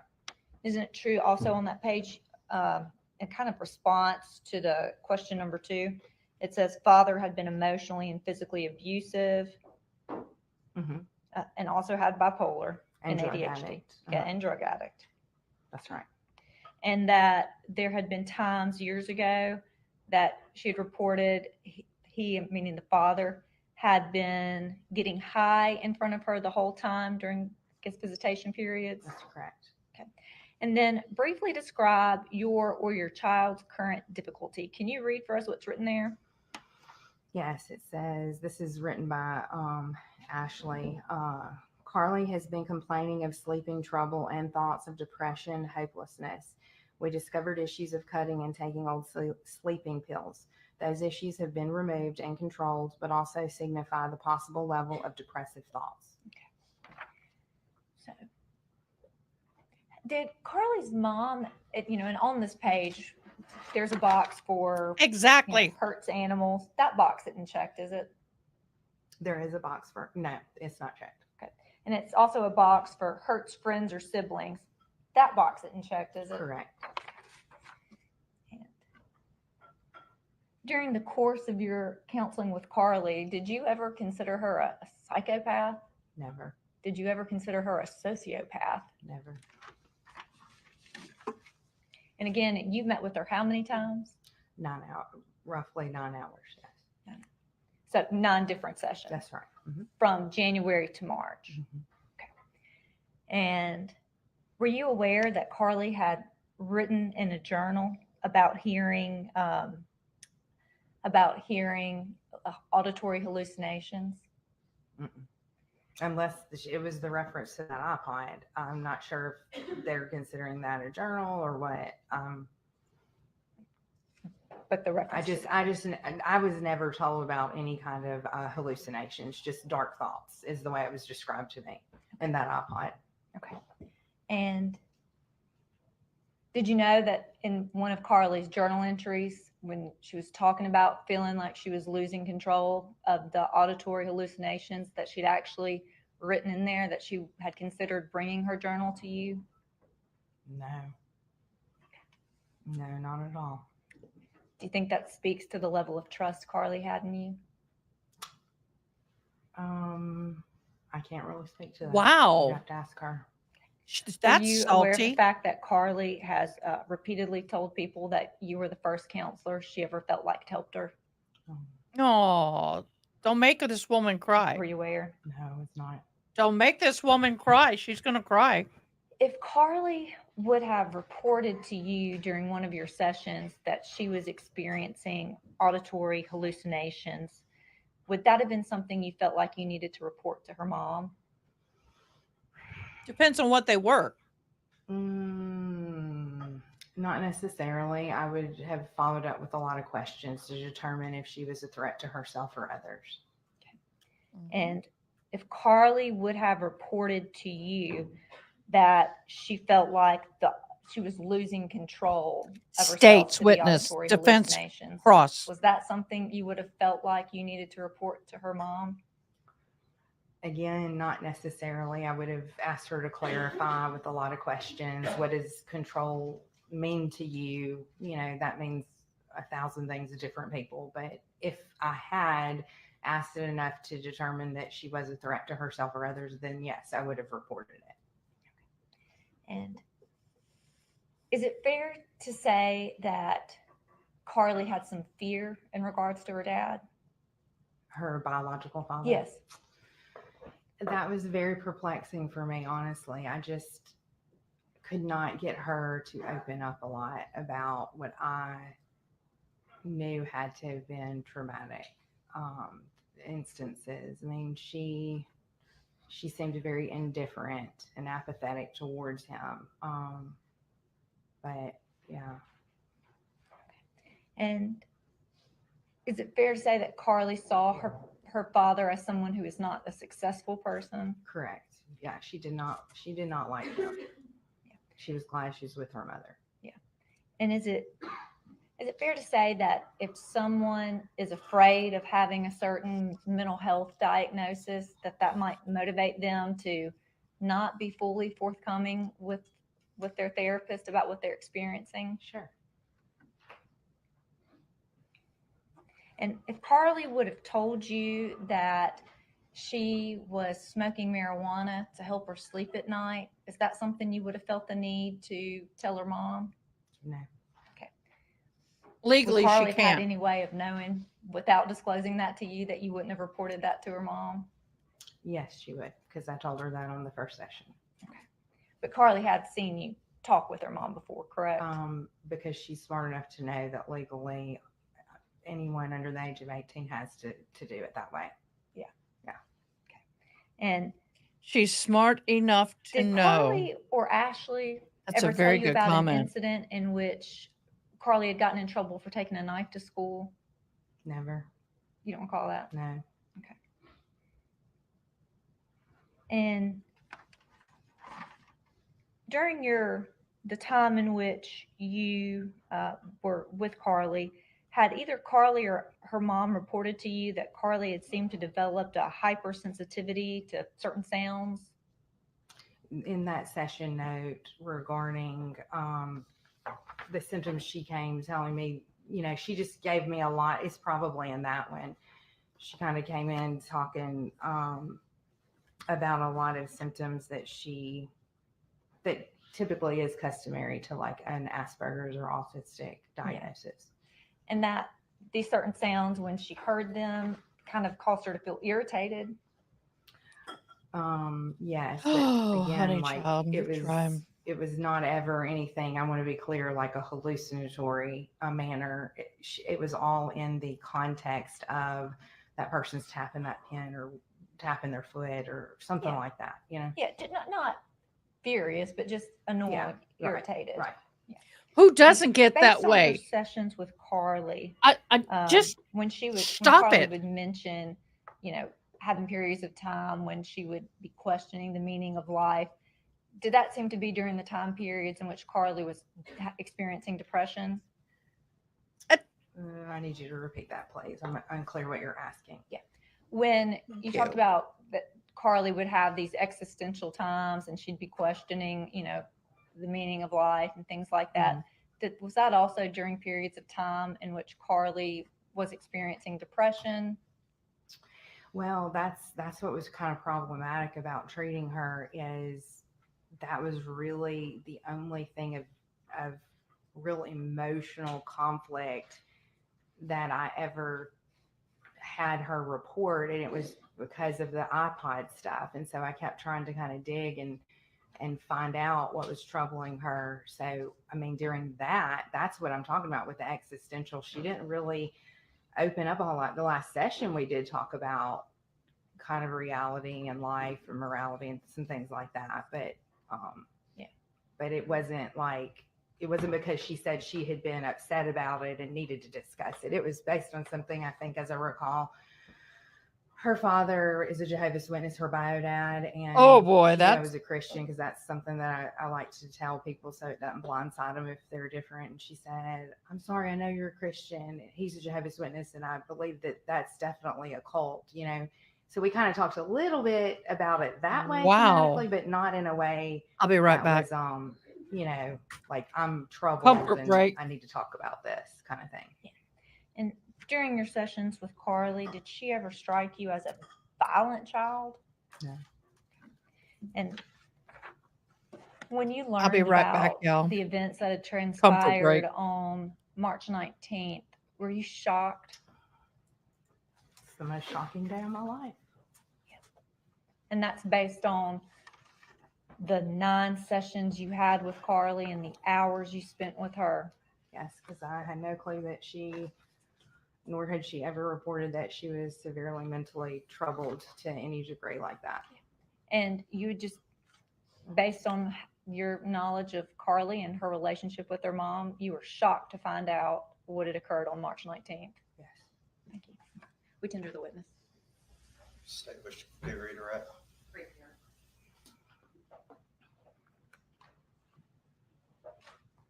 Rebecca, as a therapist, how many people do you see that have complaints about depression or anxiety? Almost every single one of them.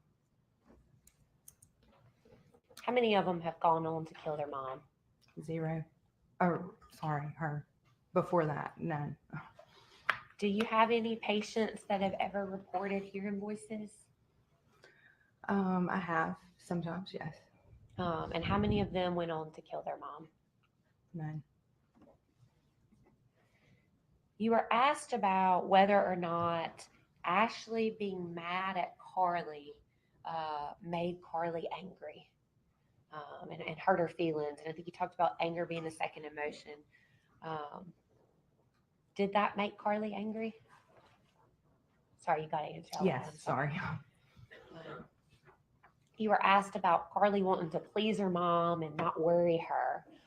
Someone keeping secrets from their mom about a phone mom didn't know about, a secret boyfriend, the fact that someone's using drugs and cutting themselves. Does that sound like somebody who's so worried about hurting mom's feelings to you? Can you please repeat that question? Yeah, sorry, it was a bad one. You were asked about Carly not wanting to anger her mom. Right. And keeping secrets from your parent, doing things that are dangerous. Does that sound like somebody who's worried about hurting their parents' feelings? I mean, honestly, it's I can't really speak to that. I mean, I would think that there could be a lot of motivations regarding that. But Carly never reported having any mental health issues other than depression or anxiety to you, correct? correct. No further questions, Your Honor. All right, this witness be finally excused by the state. Yes, sir. By the defense. Yes, Your Honor. All right, now you're free to leave. If you would hand that to the bailiff. Your Honor, may we approach briefly? After I take care of the jury, give me just a moment. All right, ladies and gentlemen, the jury, it's about 10:30 and the lawyers want to talk. So that's a good time for y'all to use the restroom. Okay, everyone remain seated while the jury exits. Just knock on the door and let the bailiff know when we're ready. Okay.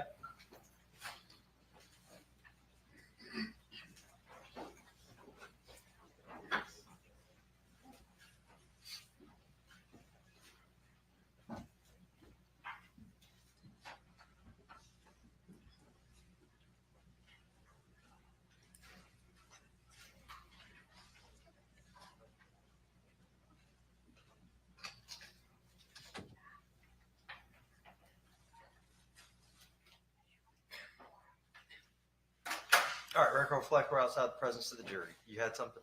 Yes, sir. I was just wondering how many more witnesses The prosecutors intend to call.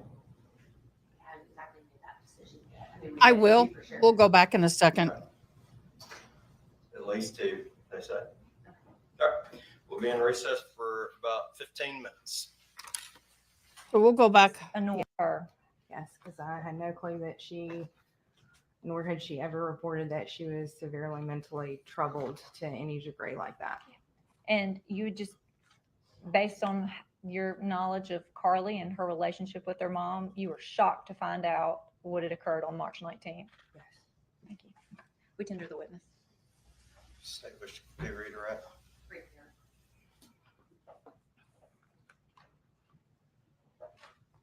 Rebecca, as a therapist, how many people do you see that have complaints about depression or anxiety? Almost every single one of them. How many of them have gone on to kill their mom? Zero. Oh, Oh, sorry, her. Before that, none. Do you have any patients that have ever reported hearing voices? I have sometimes, yes. And how many of them went on to kill their mom? None. ooh, that's a tough question. For You her were to asked answer. about whether or No. not Ashley being mad at Carly made Carly angry and hurt her feelings. And I think you talked about anger being a second emotion. Did that make Carly angry? Sorry, you got to answer. out loud. Yes, I'm sorry. I didn't hear this part. I'm going to hear it again. You were asked about Carly wanting to please her mom and not worry her. Someone keeping secrets from their mom about a phone mom didn't know about, a secret boyfriend, the fact that someone's using drugs and cutting themselves. Does that sound like somebody who's so worried about hurting mom's feelings to you? Can you please repeat that question? Yeah, sorry, it was a bad one. You were No. asked about Carly not wanting to anger her mom.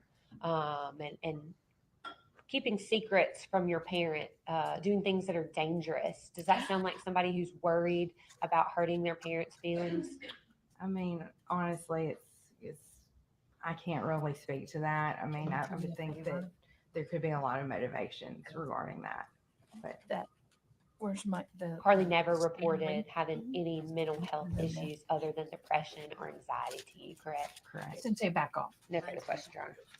Who's what? Yes, sir. By the defense. Yes, Your Honor. All right, now you're free to leave. If you would hand that to the bank.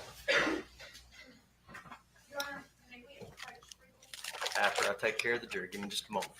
All right, ladies and gentlemen, the jury is about 10:30 and lawyers want to talk. So that's a good time for y'all to use the restroom. Okay, everyone remain seated while the jury exits. Just knock on the door and let the bailiff know when we're ready. Okay.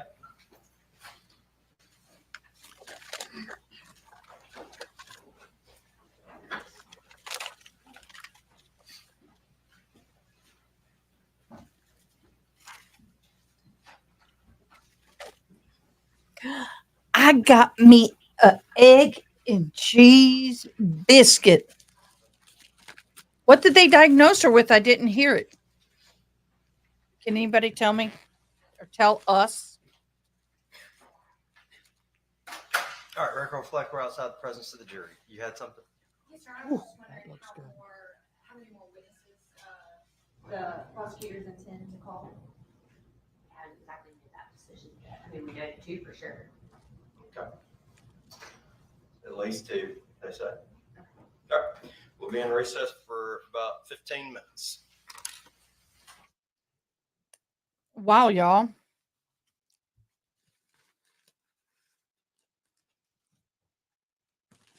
That's all yours. Thank you. Did it all fit? Oh, you're an angel. You got fries too. All the we each got. Did you eat your fries? I did right here. It's hash browns this morning, love. Ooh. Okay. Who loves Chick-fil-A? Not sponsored. I do. Okay. We're going to skim. We're going to catch up. I am struggling with the guy yesterday that the defense put on. In my humble opinion, he's an idiot. And, sir, no disrespect to you, but I don't, I just don't put much weight in him. What's your thoughts? I want to hear from you guys. I guess depression, anxiety the um would be the diagnosis. But what he did yesterday, I don't agree with it, especially after hearing from her therapist and everybody else. Y'all, it's hot. I'm taking a bite. Mm, mm, mm, mm, mm, mm. Y'all have never had an egg biscuit? I just get egg and cheese. You can get egg, cheese, sausage, and egg, whatever. Oh my gosh, they're so good. Their biscuits are light and flaky. They don't feel like a brick. I have been craving a biscuit all week. And my friend brought me one. That was Miss Mary.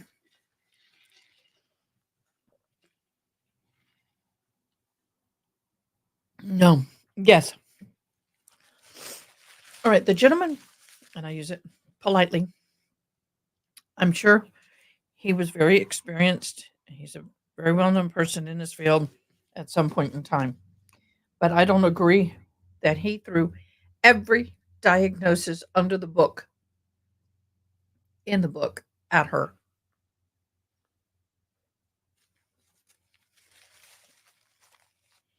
He said she was schizophrenic, bipolar 2, manic depressive. Um, what was the other ones? ADHD. I mean, he threw about 5 different diagnoses at her, and I felt that was wrong. Um, you get what you pay for. He's on her side, so he's going to throw as much as he can at it. Oh man. So I don't know. I don't know. I do love this video from Trial TV.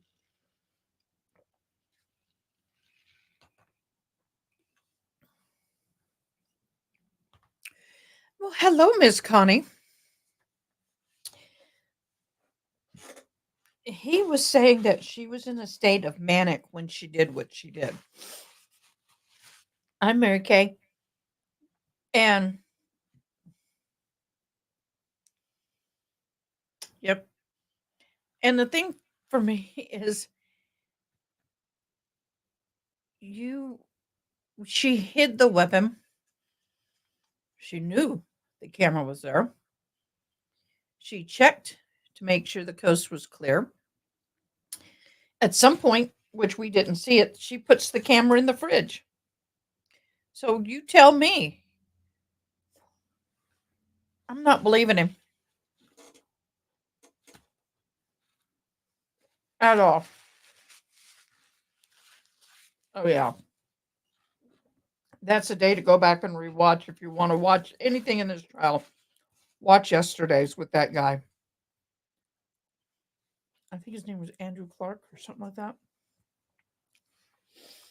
If you've not subscribed, please do. We'd love to have you part of the team. I'm sorry, I'm eating again in front of you. But I was in bed before 11 o'clock last night. So do you think she didn't know right from wrong when she hid the gun behind her back? Yeah, I mean, those were the kinds of questions they asked. That was good. The defense was like this. So you don't think she knew right from wrong when she hid the gun behind her back? You don't think she didn't know right and wrong when she shot her mother? You don't think she didn't know right from wrong? When she texted her father, I mean, yeah, it was brilliant. I loved it. Okay, they're coming back. It was short because we had to catch up. Defense ready? I'm gonna finish. Is the defense ready? All right, bring them in.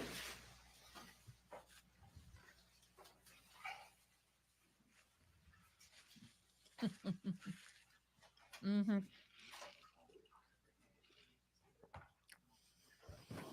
Well, at least we didn't hear. Shh.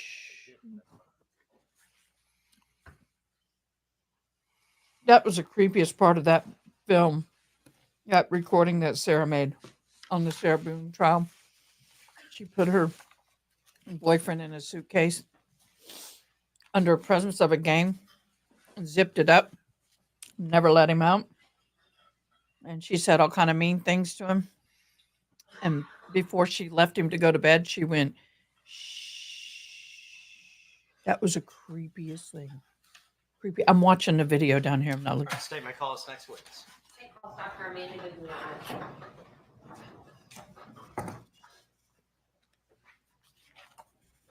Hmm?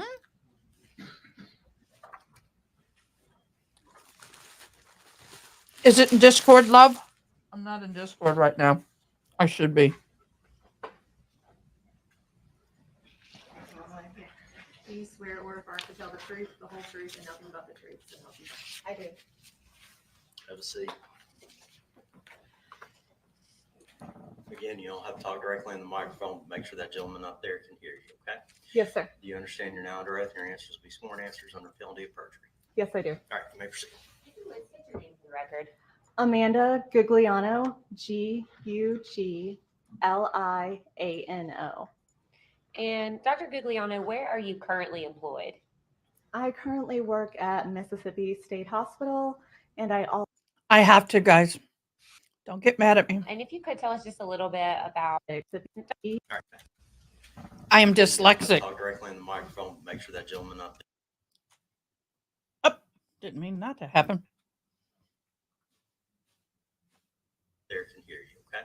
Yes, sir. Do you understand you're now under oath and your answers will be sworn answers under penalty of perjury? Yes, I do. All right, you may proceed. State your name for the record.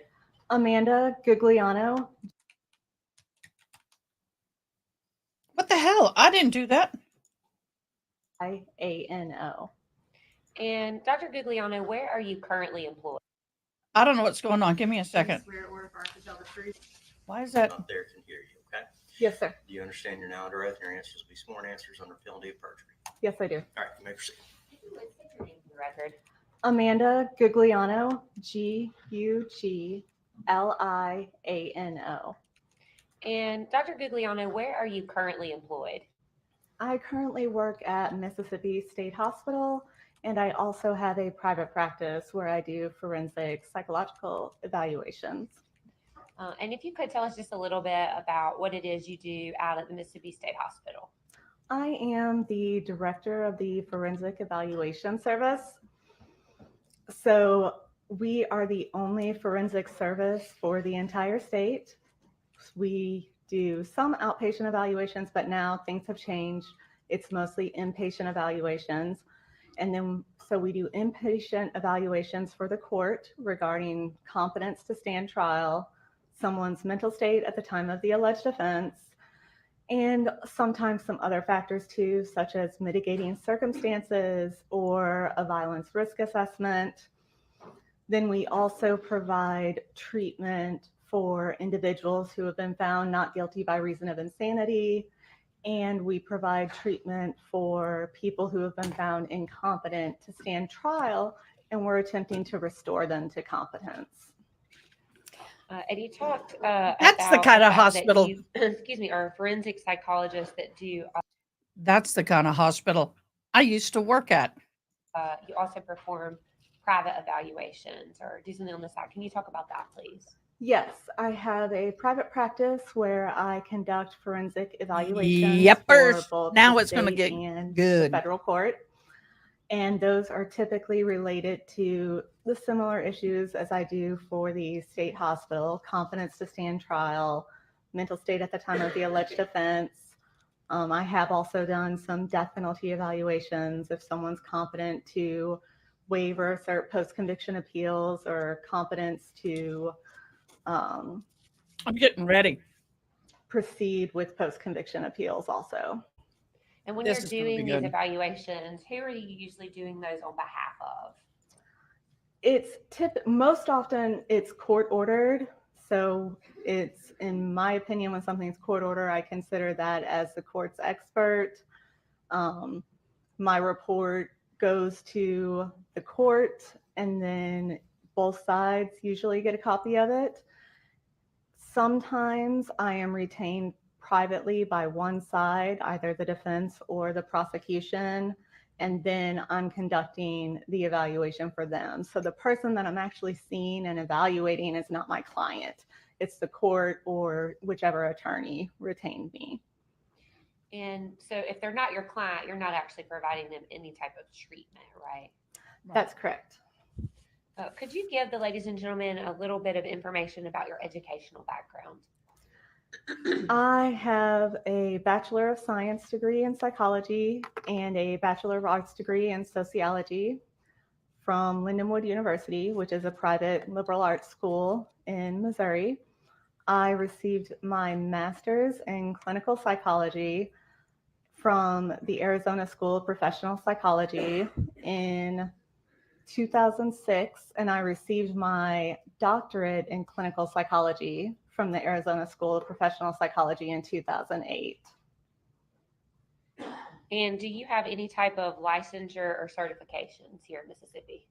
Yes, I'm a licensed psychologist in Mississippi, and then I'm also certified as a forensic evaluator by the Department of Mental Health. Tell us a little bit about what that means, evaluator through the Mississippi Department of Mental Health. Yes, so the Department of Mental Health has a process where they train and credential psychologists or psychiatrists to be forensic evaluators. So they are credentialed to do evaluations of competence to stand trial or mental state at the time of the alleged offense. Do you know how many of them are approved in the state currently? I'm not sure our current numbers. There are some that are approved who don't reside in Mississippi. They do telehealth evaluations. I think we have around 20 right now, maybe, but not all of them reside in Mississippi. And so that's 20 psychologists and psychiatrists that are have meet the qualifications for the Mental Department of Health to do the evaluations. Yes, that meet the qualifications and have applied to do those. Do you have? Do you belong to any sort of national or state level committees? Any type of groups regarding psychologists? Yes, I'm a member of the American Psychological Association. I'm also a member of the American Psychology and Law Society, which focuses on forensic psychology. I am a member of the Mississippi Psychological Association, and I'm also the president-elect for the Mississippi Psychological Association.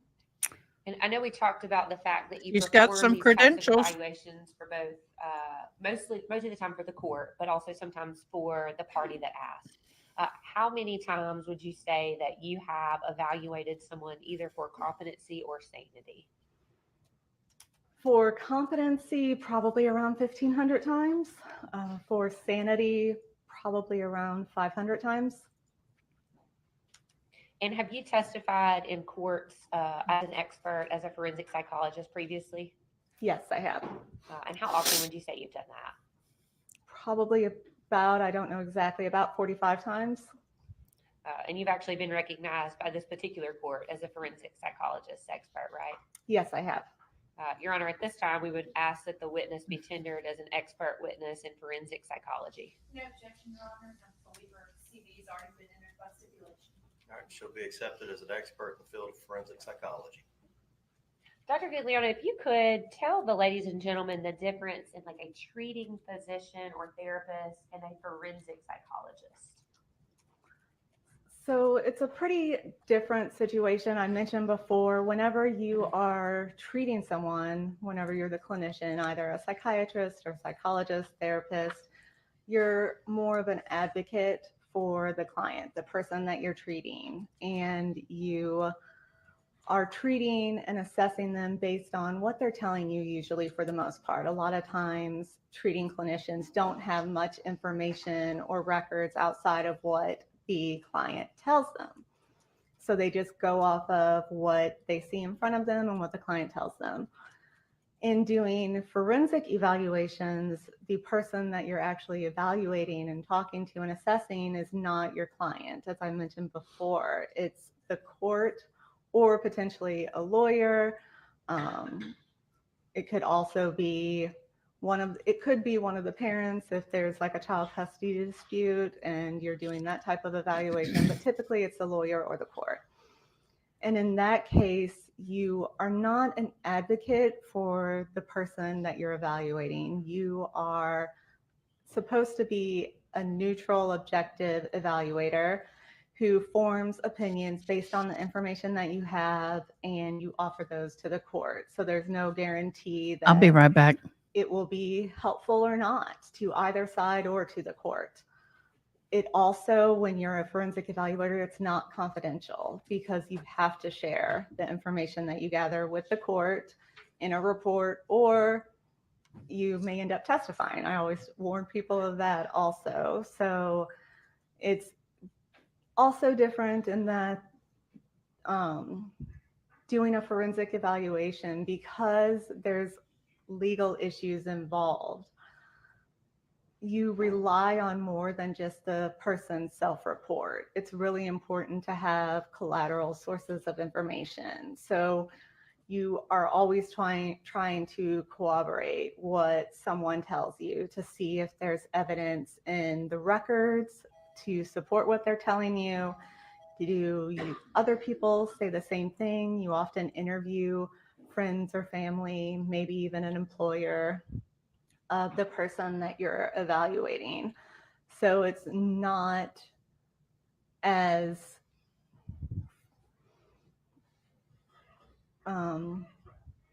clear that you're just taking what the person tells you as the truth. You're wanting to look for corroborating evidence and find where all the data is kind of pointing you. What direction is it all suggesting? And you spoke earlier, Dr. Gugliano, about competence and maybe somebody's sanity. If you could kind of describe for us what competency is first. Competency in general can be applied to various different things. It's situation specific. And what it essentially means is that someone has the ability to do something. So it could be competence to make legal decisions, or competence to be over your own medical care, financial situation, things like that. In the realm of criminal cases, competence is typically referred to for competence to stand trial or to proceed with their legal situation. And so that means, does the person have the ability to understand their charges, to understand the basics about the court system and how that works, to be able to appreciate the adversarial nature of the legal system, and that they're able to assist their attorney in their defense.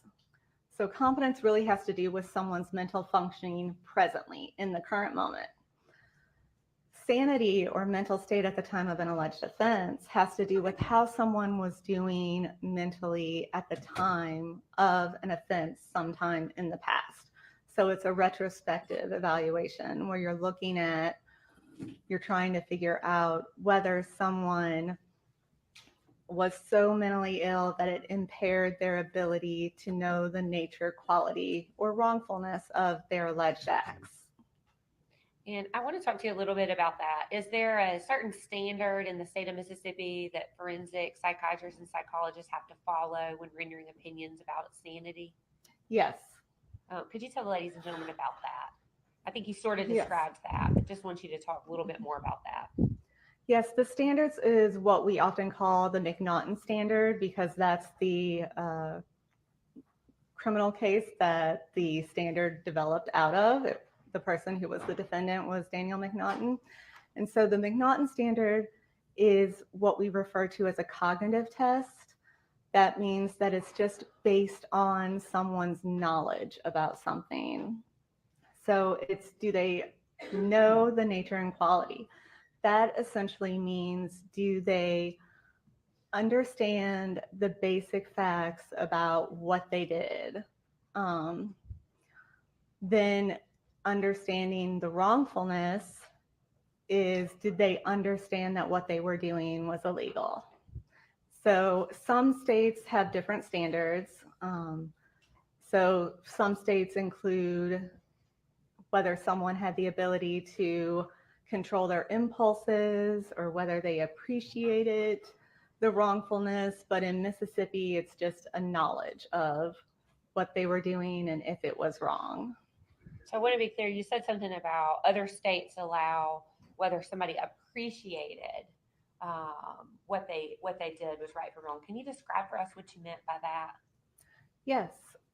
So knowledge is really just understanding the basic facts about something.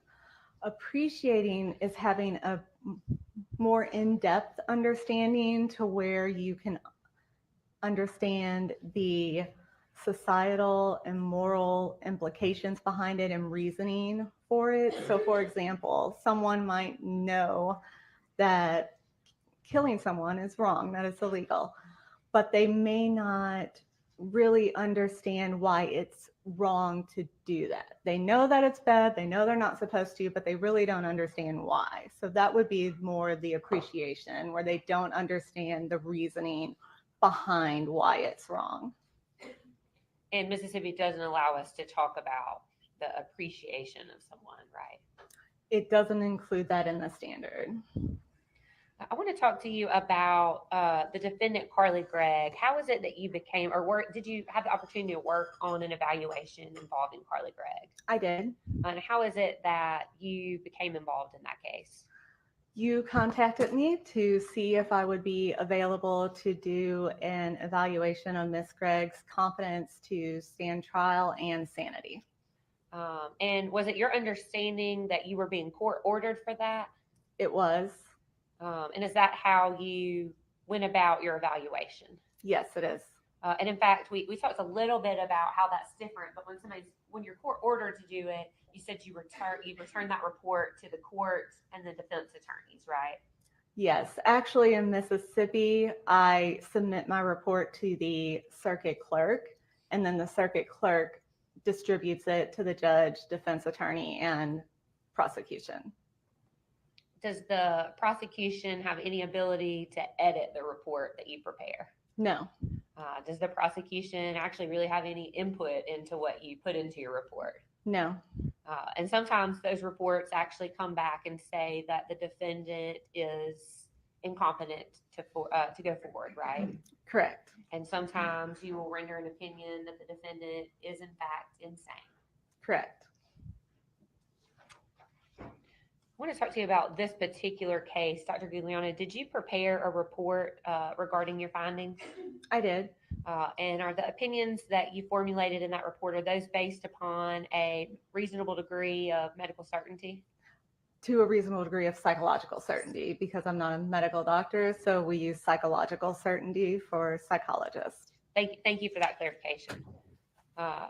And what types of items did you review before rendering your opinion in this case? I reviewed some court orders involving this case. I reviewed some of the discovery materials. I also had some treatment records, not all of the ones that have been talked about so far by other experts. I had the Magnolia counseling records, so Miss Kirk's records from the therapy. I also had Don't try to tell them. clinical neurosciences records from the medication that she was being prescribed. I had Just don't try to tell them what's going on. That would make things a little more complicated, don't you think? Enjoy your cleaning. a few records from the jail from her current incarceration related to some crisis contacts, but I did not have any records regarding the medication that she was being prescribed in jail. Then I also spoke with Ms. Newman about her concerns regarding the case, and I spoke to Ms. Todd, the defense attorney, about any concerns she had regarding the case. Did you interview anybody besides the defendant in this case? No, I attempted to interview her stepfather, but he had asked to have his attorney present, which I said was okay, and he was going to call me back where we could set up a time to do that, but he never returned my call. Why is it important to try to talk to family members before you conduct your evaluation? I do that because I'm trying to see if there's anything that they say that that will give me an idea of what to follow up on, or there may be something that isn't in the records that they're aware of. And sometimes they can give you a direction to go with your questioning. I do a pretty broad evaluation, but if there are any significant concerns or specific concerns, I want to make sure that I know about them so I can ask about them when I interview the defendant. And Dr. Gregg, you just testified about some of the things that you reviewed, that you had conversations with both my office and the defense. Is that information, facts, and data that you typically rely on in conducting your mental health evaluations? Yes, it is. And is that information that is pretty regular for a forensic psychologist to consider when forming their opinions with regards to competency or sanity? Yes. Did you actually have the opportunity to speak with Ms. Gregg? Yes, I did. Was that interview recorded? It was. And do you record all your interviews? I record most of them. There's a few times that I haven't for the federal courts because the attorneys have not wanted me to. And why is it that you record those interviews? I record them in case I need to refer back to my notes. I take notes while I'm interviewing someone, but I like to be as accurate as possible. And I really think that quotes are helpful for either a court or a jury, for either the judge or the jury, whoever's making the decision, to see what people actually say.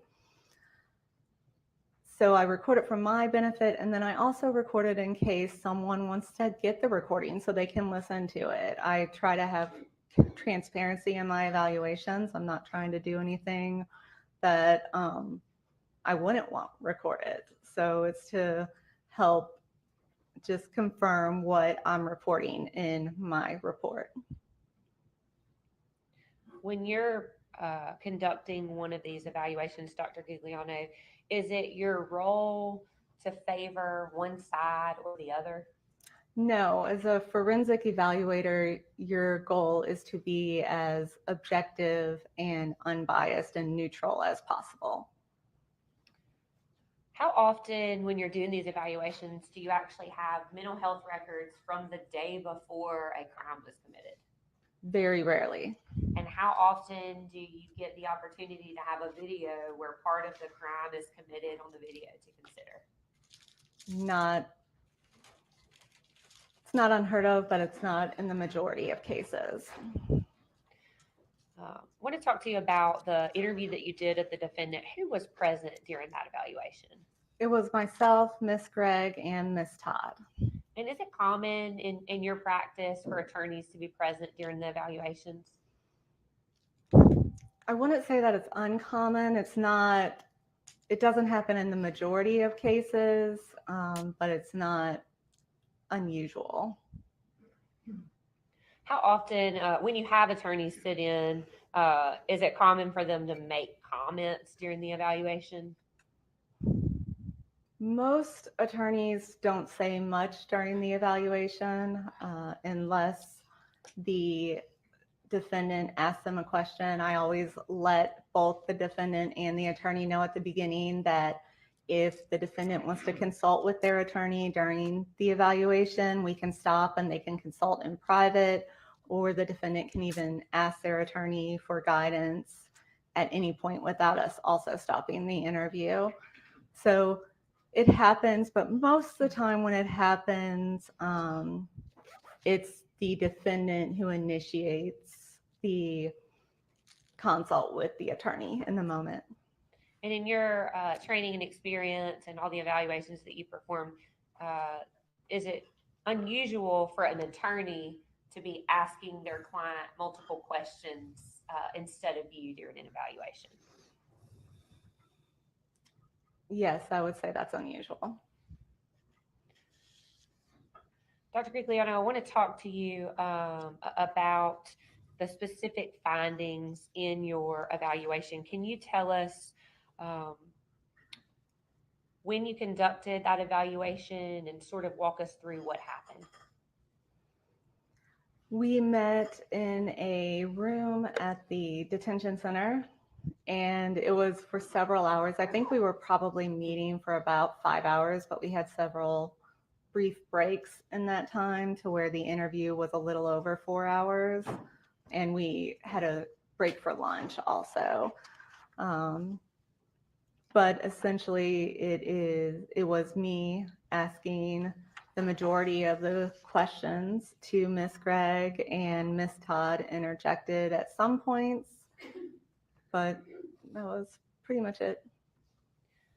Were there things that Miss Todd shared with you that were not provided to you in discovery? Yes. Is that typical in cases when you have evaluations? It's not unheard of. Miss Todd shared some things with me on the phone. I talked to her before I met with Miss Gregg to do the interview. So she had shared some things with me on the phone that I was not aware of at that point. And that's one of the reasons that I call attorneys, is to see if they have any information that may be helpful. And when they give you that information, you then try to follow up, get some sort of confirmation about those statements or what that information was? Yes. What, if anything, did Ms. Gregg tell you during your evaluation about the use of illegal drugs? She told me that she was smoking marijuana through a vape pen, and she denied any other illicit or illegal substance use. What did she tell you about abusing any other prescription medication? She didn't answer that question. And was that important to you? It's a regular question that I ask when doing an evaluation, both illegal drugs and prescription drugs, or even over-the-counter medications, or can have impacts on someone's mental health or in their functioning. So I routinely ask those questions. And if someone were to have been on a prescription drug at the time of the crime, it would have been important for you to be able to explore that a little bit further, right? I would definitely want to know if they were on medications at the time, or if they were taking anything that wasn't prescribed to them. And if so somebody wasn't truthful or didn't provide you an answer about that, that would impair your ability to make a decision about anything regarding medication. Is that correct? It might not impair my ability. I'm limited in what I can say about medications. I don't prescribe medications. So I'm limited in what I can say about that, but it could limit things such as, it might be a consideration that someone's actions, feelings, behaviors could have potentially been due to a drug or medication. And so if you don't know that they were using that, then you wouldn't know that that's a potential factor. I want to back up just a little bit. The defendant told you that she'd been using marijuana. You have the opportunity to review prior medical records in this case. Did you see anywhere in her prior records where she had reported the use of marijuana? I believe she had reported it to the jail, maybe, after she was arrested. Prior to March 19th of 2024, had she told any of her treaters that she was using marijuana? From the records that I reviewed, she had not. From the records that you reviewed prior to March the 19th, 2024, had she ever reported to anyone that she was having voices in her head? We got a shipment. No, she did not. Prior to March 19th of 2024, in the records you reviewed, had she reported to anyone that she was having lapses in time? She did not. And did you find anything that was provided to you by either side to corroborate that Miss Gregg was having lapses in time?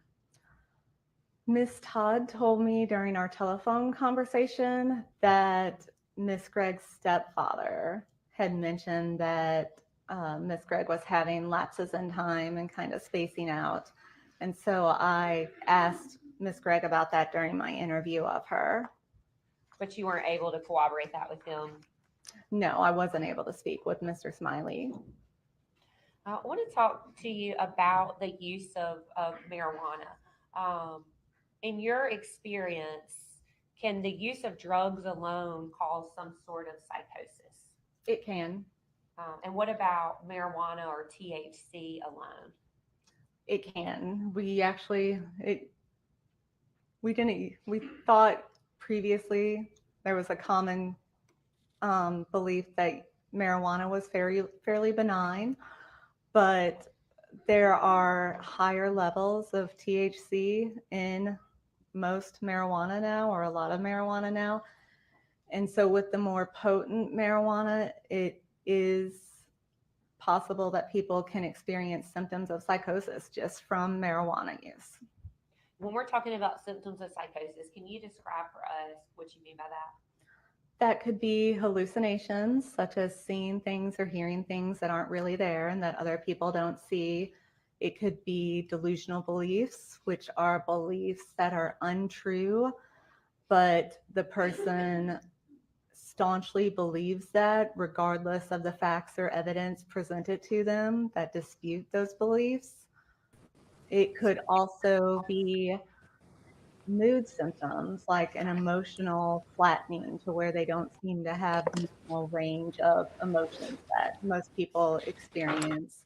It could even be slowed thinking or slowed body movements.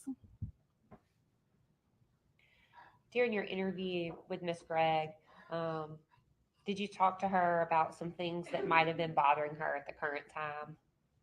Yes, I did. Could you tell us a little bit about that? Yes, may I refer to my? Absolutely.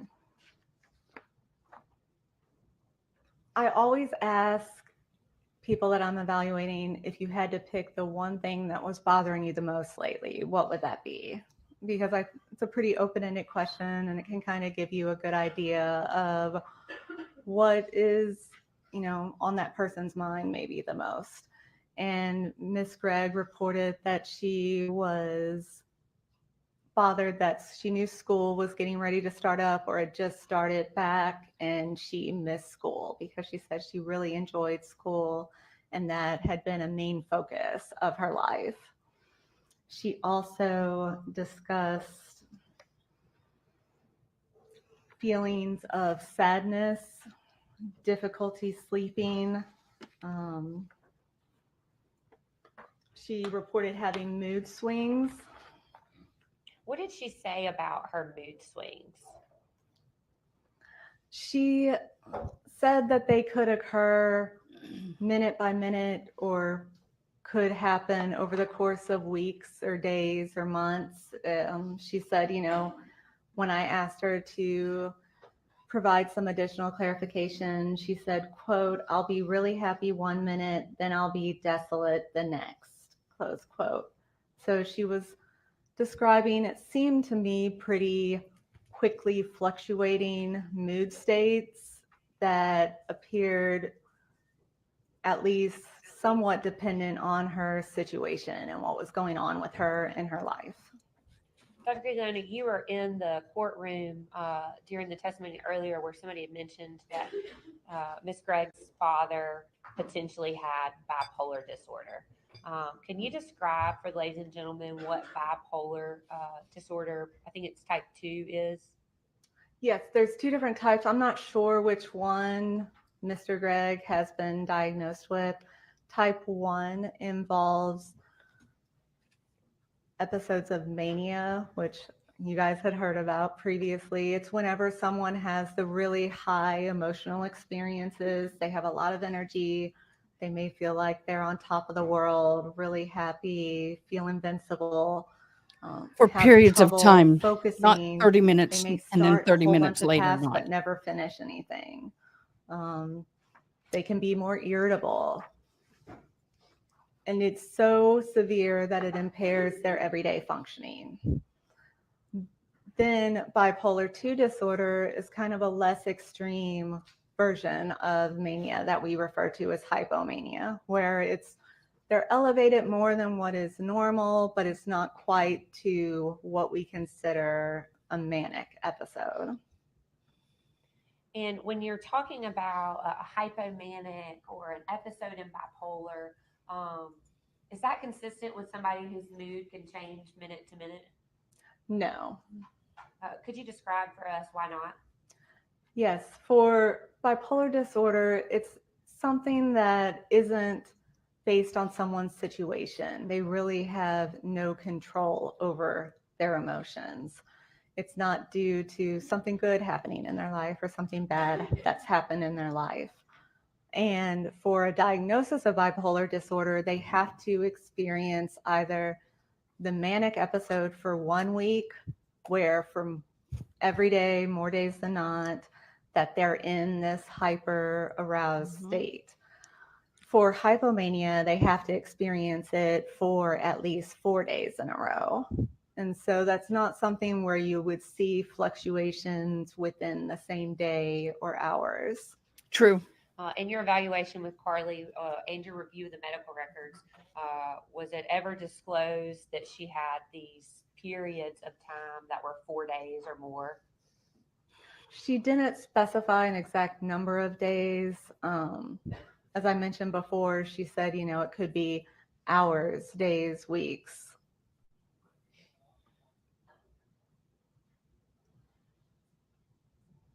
You spoke with Ms. Gregg about mood swings, and then she described for you at some point during your interview, I'm very detached. And I think you asked her to elaborate on that. Do you recall what Ms. Gregg told you regarding feeling detached? Yes. So I was asking her questions that can sometimes be commonly found in people who have experienced traumatic experiences. Sorry, I'm looking for something. So symptoms that sometimes indicate someone may have post-traumatic stress disorder. I'm going to look. I'll take And we were talking about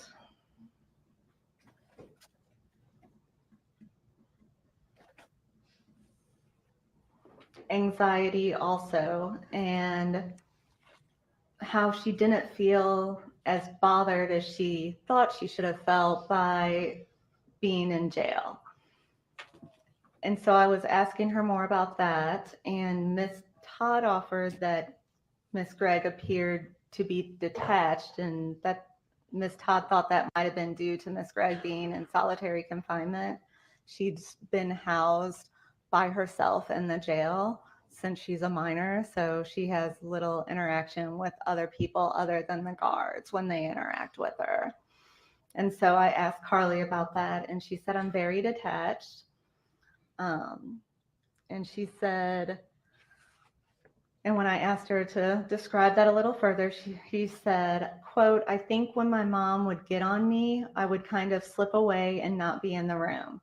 I just kind of feel like it wasn't real. I think that's how I am now because all this doesn't feel real. I mean, logically it is, it just doesn't feel that way, close quote.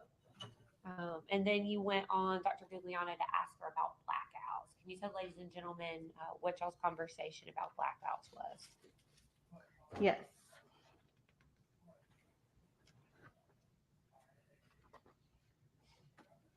For reference, I think that's on the same page we were just looking at, same paragraph. Okay. I had asked her if she ever experienced a blackout, and she said that's kind of what happened with the incident, the alleged offense.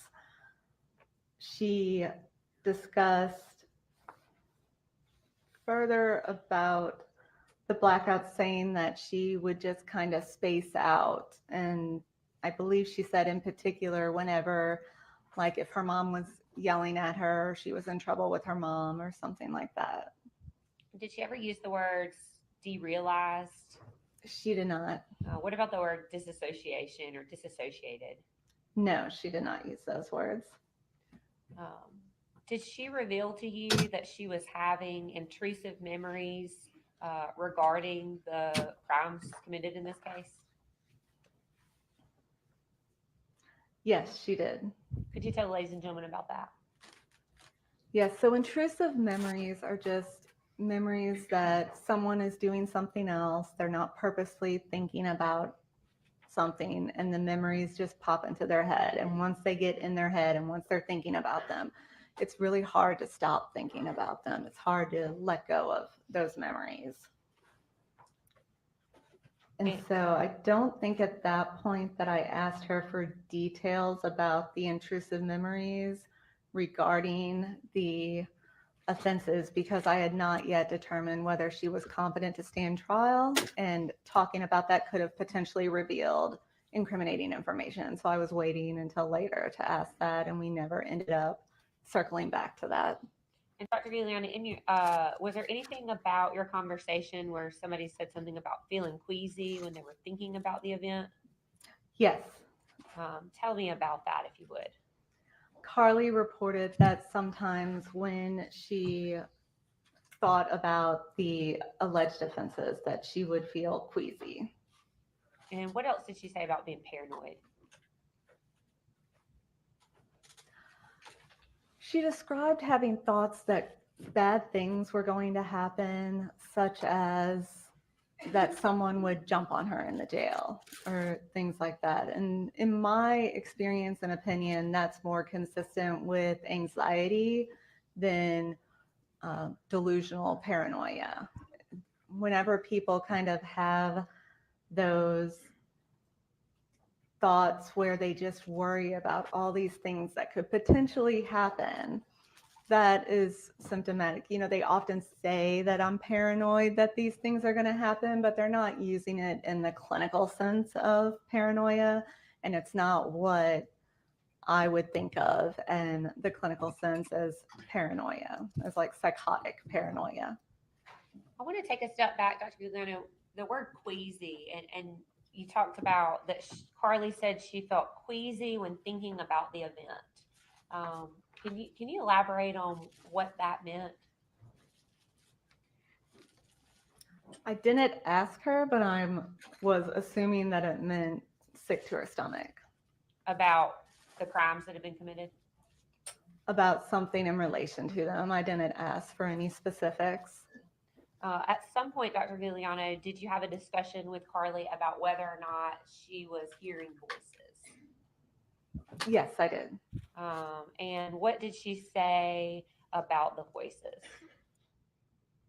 She said that she had been hearing one voice, a male voice, since she was young. I think she said maybe around like 5 or 6 years old, which is unusual. And she said that she heard the voice every day and that it was always kind of there in the background, but she could usually ignore it and tune it out. You said that it was unusual that somebody would start hearing a voice at 5 or 6. Can you tell us why? Yeah, that's not really consistent with psychotic disorder. Typically, people start having symptoms of psychosis for women in their early to mid 20s. For men, it's late teens, early 20s. It's very unusual for a young child, to have what are actually hallucinations. And it's possible that it wasn't what we would clinically consider a hallucination. It could be, you know, as a kid, it could be something like their own inner thoughts or their inner dialogue, and they don't recognize that as what that is. She describes those voices that she was hearing them every single day. Yes. Is that common in people in that age group? No. What did she say about whether or not these voices ever told her to do anything? She said the voices never told her to do anything. She said that they made snide comments about other people and just really rude comments, kind of talking down about other people. I specifically asked her if the voices ever told her or said anything about her mom or her stepdad, and she said no. You were present in the courtroom yesterday during Dr. Clark's testimony, right? Yes. And you heard mention that Carly had disclosed to an employee through Vital Court that in fact her mom, she heard voices that told her to harm her mom. Yes, that's what Dr. Clark said. So there's records saying Carly said, the voices told me to hurt mom, but that's not what she reported to you. Correct.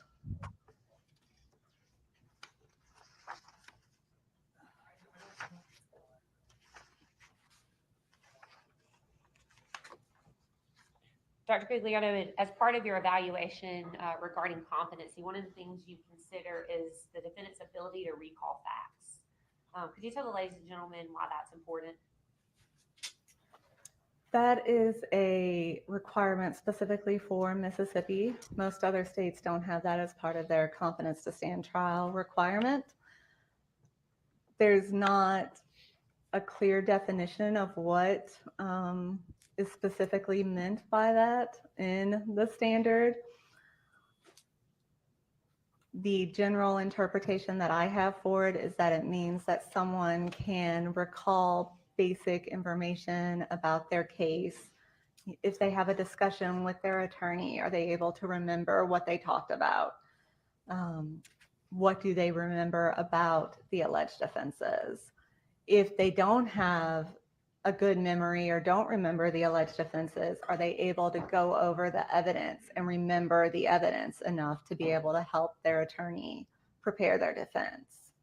And in this case, what did you find regarding Ms. Gregg's ability to remember relevant facts about the alleged offense?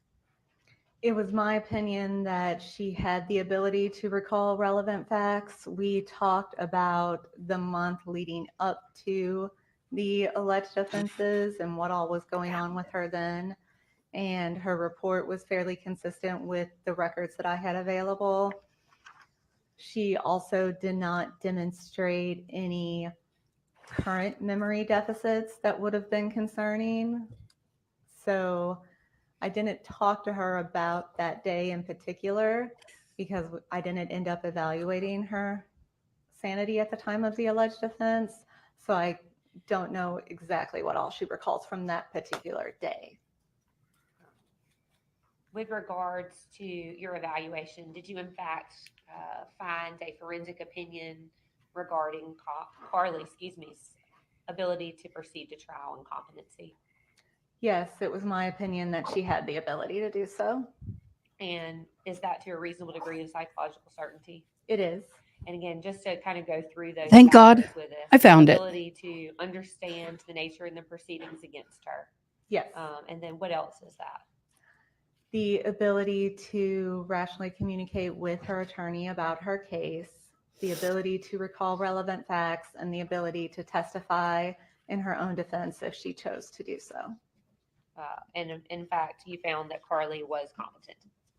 That was my opinion. I don't decide that. That's up to the court to decide. And in this particular case, Dr. Guglielmo, did you send your report to the clerk's office like you do when you're court ordered to perform an evaluation? I did. No further questions, Your Honor.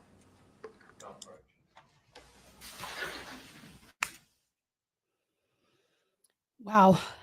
What do y'all think about that? I'm sorry. I was in a panic. Whew. A very expensive piece of equipment I could not find, and I need to try and use today when I'm in my car. Set up and ready for y'all, so we're going to take a recess till at least 12:30. Remember not to discuss anything about the case at this point. Everyone, just whenever you're done, around 12:30 or thereafter, it's y'all's lunch. knock on the door and let the bailiffs know you're ready. Okay, everyone, please remain seated while the jury exits. Wait a minute. What time is it there? 12:30? It's 11:47 here. Isn't it 12:47 there? Shouldn't it be 1:30 their time? We have 30 minutes before the Sarah Boone hearing. No diagnosis, no testing. I think the only one that's credible is the one from this morning. This morning's is credible. I don't have faith in the other ones. She's the only one that did any kind of extensive testing. All right, the record will reflect we're outside the presence of the jury. Dr. Guglielmo, He said 12:30. You'll be free to leave during lunch. Be back no later than 12:30. No later, I mean 12:20. Okay. We'll be in recess till, do not discuss your testimony with anybody. Okay. The court will be in recess till at least 12:20. All right. What? See y'all then. That doesn't make sense. Help me, people. Because we're not behind. That's a cute dress. That's cute.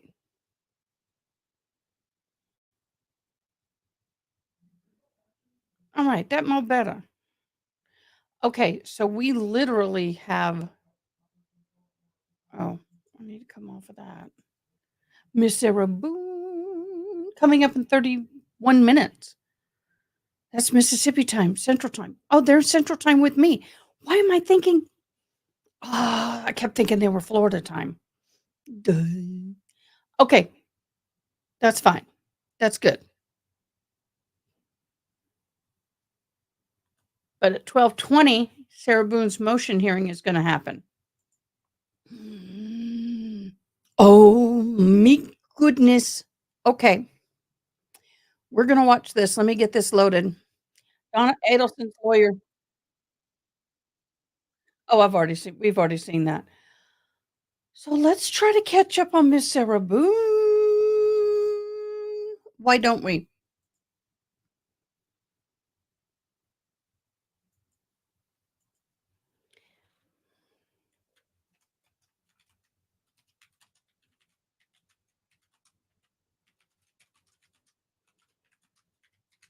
Mary Kay, I'm going to smack your hand. You're no trouble. You're not in trouble. You're no trouble yet. Okay, let me get to my fabulous people who have sent me fabulous documents on Miss Sarah Boone.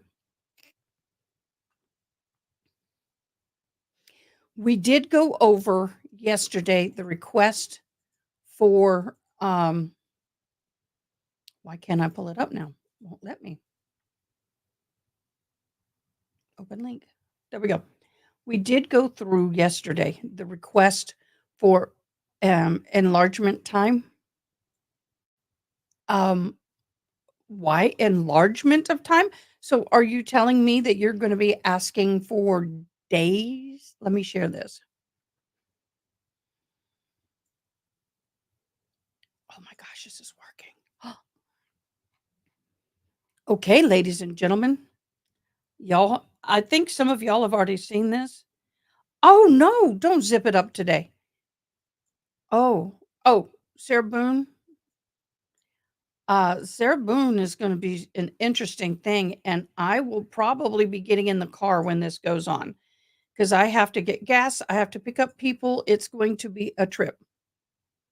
LOO, zip up today. You think? Yep. But I will be on my iPad.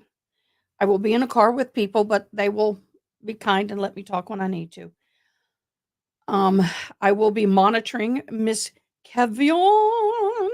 Miss Kevin is going to be in the background kind of monitoring this. So we will not be going back and doing things. I have a several hour drive. So I will be on my iPad. I will be on my phone. If in the meeting something happens, I will be able to step out. So I'm not going to, let's see, the defendant met with Sarah Boone on September 5th. Okay, let's talk about or I assume Miss, let's talk about Dr. Harper. By the way, there's a town named Harper. I live out of Harper. I find that interesting. Okay, let's read this. I don't think he's going to extend it unless it is an appellate issue. Comes now. I find that funny. Comes now.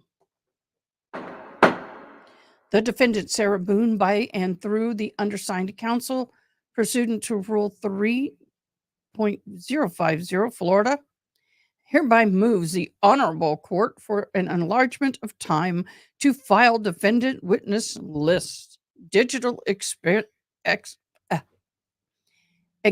list, physical exhibit list, and any objects to the state exhibits, and for good cause show, states as follow.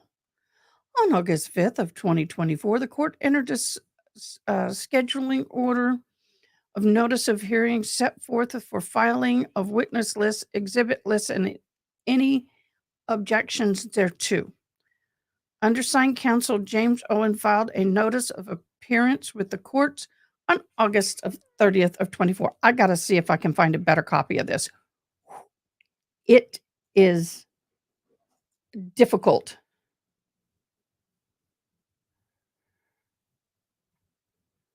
To read it. When did this come out? This happened on the 17th. We got a lot of stuff that came out.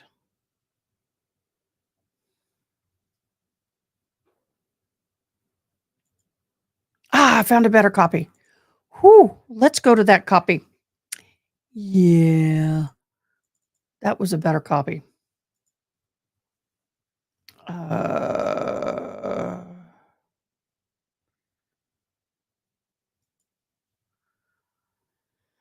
no, let me see. Bowel syndrome. I just had it.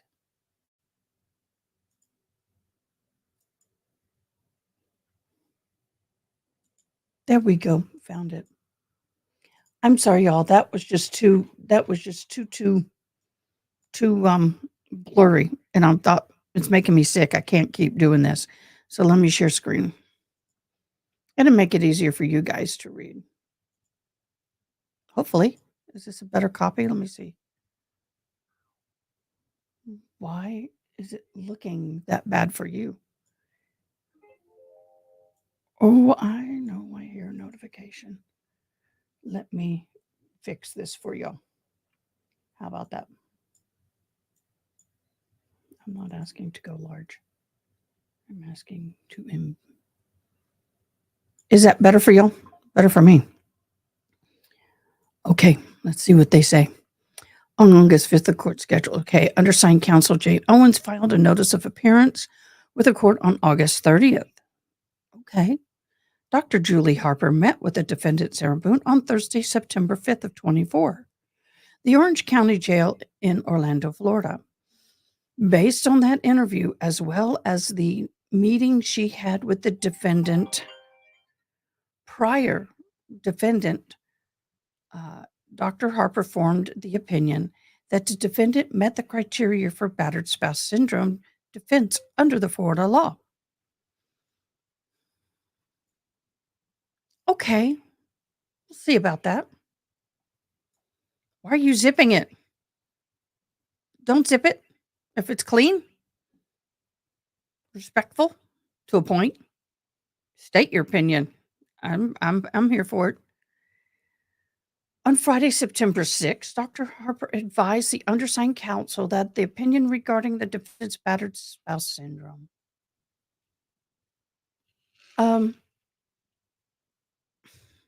Wasn't she arrested putting her hands around his neck?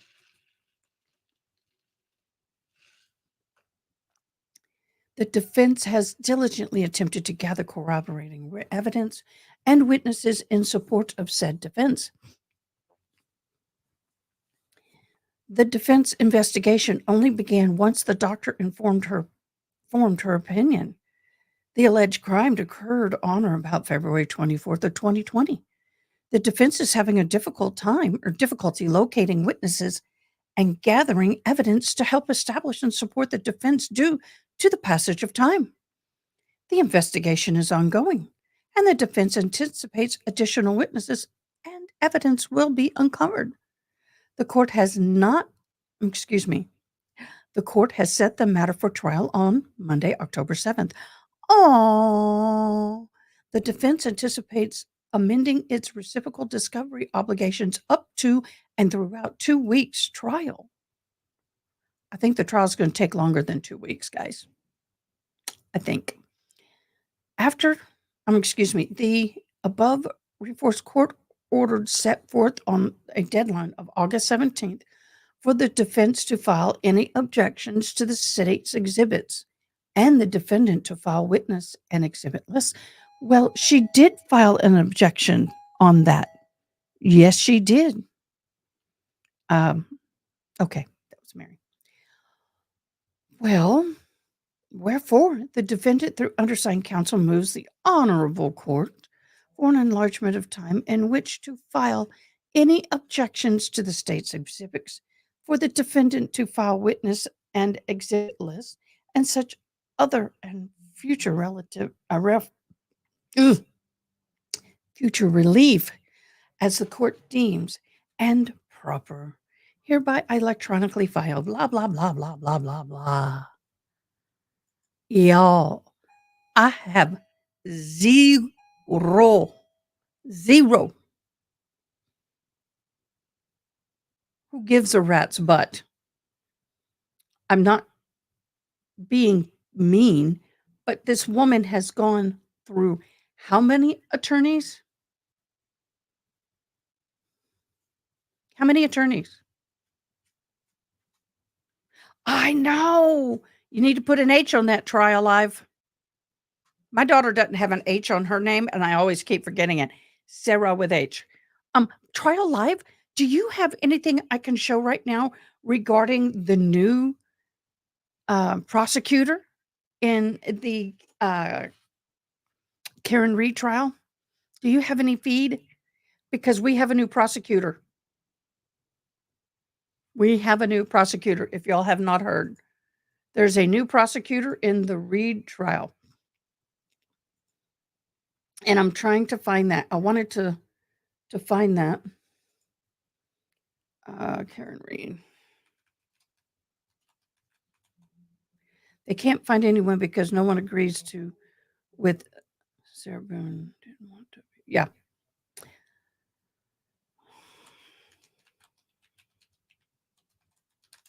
I probably spelled it wrong, but that's okay. DA name.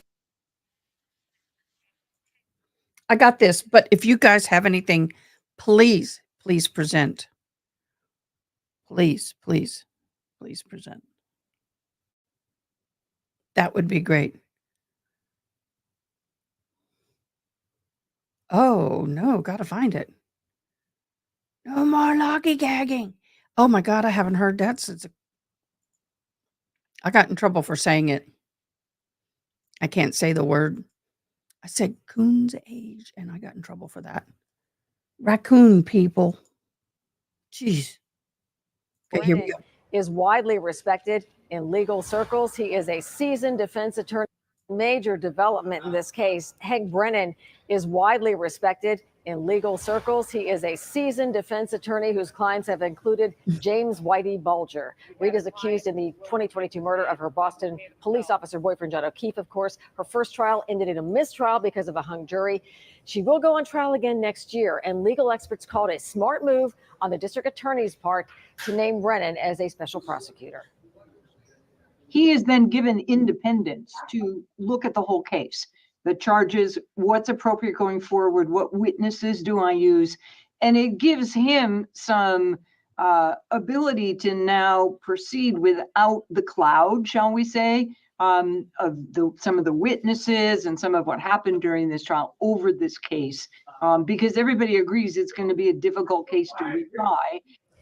In a statement, Hank Brennan told us, "I have two core obligations. The first is to make certain that Karen Reed receives a fair trial. Ms. Reed will receive the dignity and fairness that every defendant deserves in our criminal justice system. The second is to ensure that the facts surrounding John O'Keefe's death are fully and fairly aired in the courtroom without outside influence. Karen Reed's new trial is scheduled for January." In the newsroom, I'm Mary Saladin, WCVB News Center 5.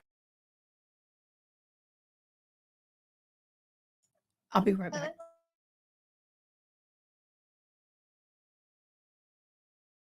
He made a name for himself defending notorious gangster James Whitey Bulger, and now he'll be prosecuting Karen Reed in her retrial this winter after a jury was deadlocked this summer. The Norfolk DA appointing a special prosecutor. And tonight we're hearing how the family of the man Reed is accused of killing feels about this. Reed was neither convicted nor acquitted in the death of her boyfriend, Boston police officer John O'Keefe.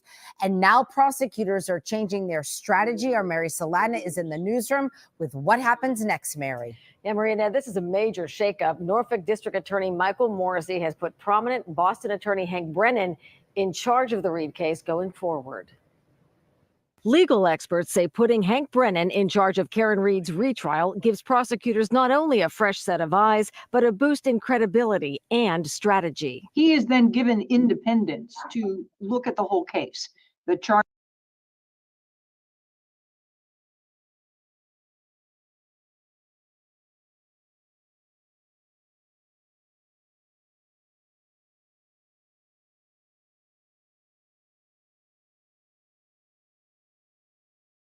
There we go. I am getting set up to leave. I apologize, but I have to. What I'm doing is I'm going to leave running in the background this court feed right here.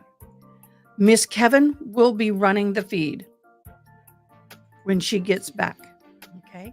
Here I am now. Let me do this. Ooh, not what I wanted to do. I will get into my vehicle and get it set up. So we're going to take this break to do that. Everybody, take a comfort break. I'm going to get ready. I'll meet you guys in my vehicle when I'm ready to see you again. In the meantime, I'll be listening. And welcome Miss Kevin when she can hop on. She's probably not going to show her face, and that's fine. Okay? But she is going to be controlling. She'll pop on the Sarah Boone hearing. And then when that's over, because we're probably going to need time to kill later, we're going to go back to the Carly Gregg trial. Okay? So when Sarah Boone happens, we'll do that motion. When that motion's done, we'll come back and catch up with her. In the meantime, I'm going to black out for now. And I will see you in the car.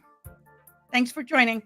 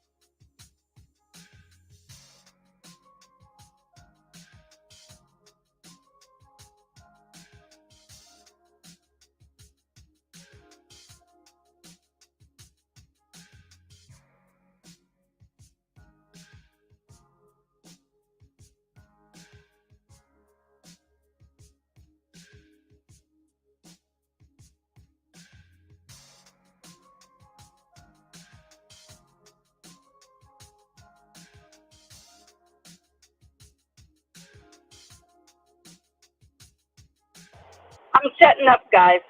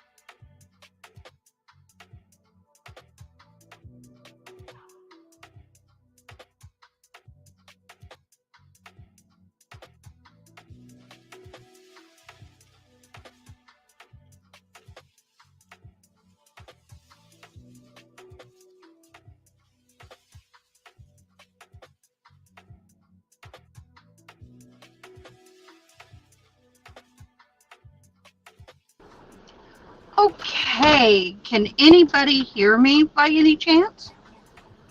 Over the music? Testing, testing, testing.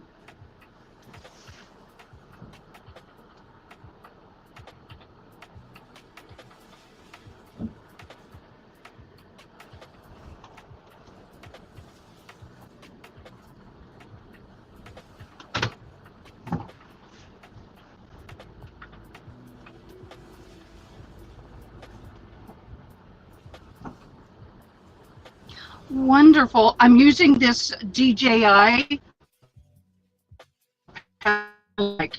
Um,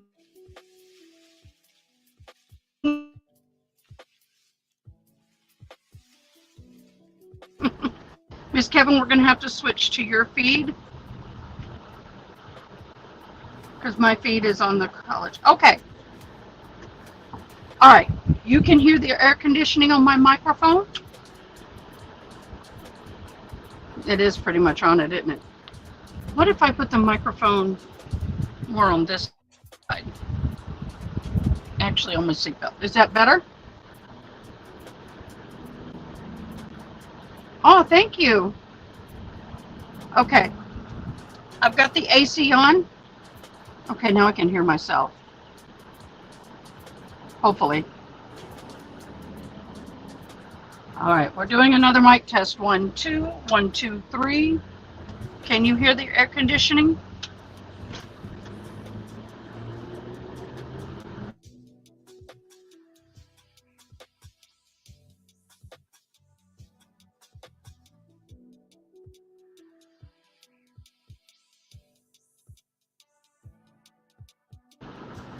There we go. Yes, I know. I'm separating from the shop Wi-Fi and getting on my own Wi-Fi.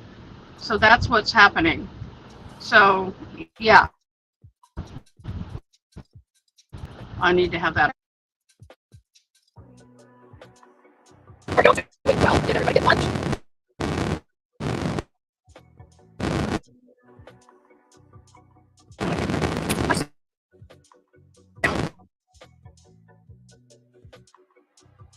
This is a deal to do with create reset agreement.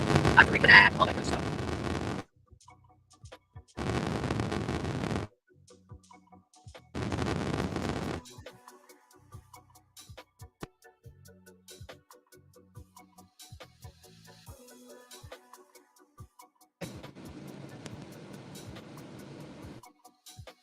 off.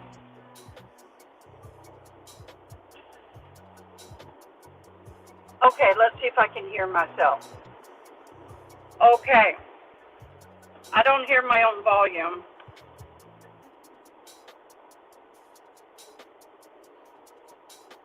Testing, testing. What can I hear myself?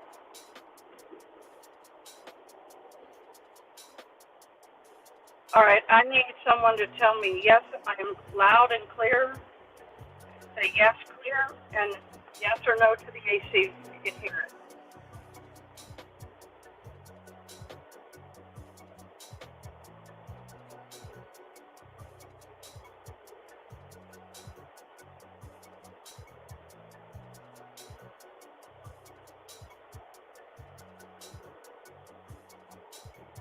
All right, guys, if you can hear me, I need a response. Can y'all hear me? Testing, testing.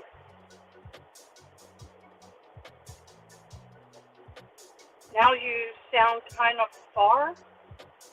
How is that right there? Is that better? Testing, testing. I have the microphone right here. Okay, good.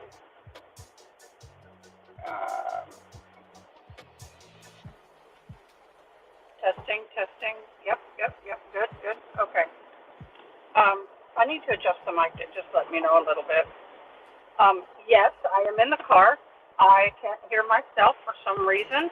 That's okay. I don't need to hear me, but I do need and will need to be able to hear the court when it comes back on.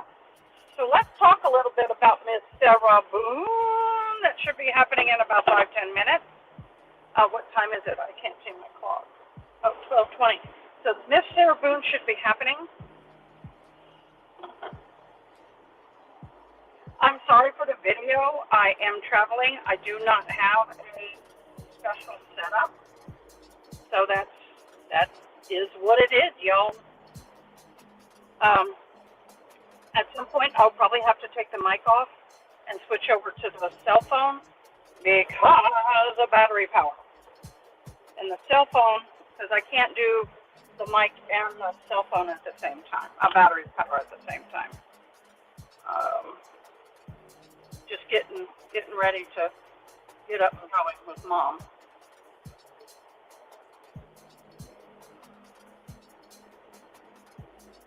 Got to get everything up and running. Okay, Miss Sarah Boone, what is happening with this clear woman? Miss Sarah Boone is really wanting to get everything. She wants a delay of trial so they can get in order her case. However, don't worry about it because I have everything's hands-free from here on out. So we're all good. I'm not controlling live. I can look here and talk. I have, by the way, y'all, I do this as a first responder. I have the map here. I have the alerts going. I do storm chasing. We have the radars up and running. So this is normal for me. Don't panic.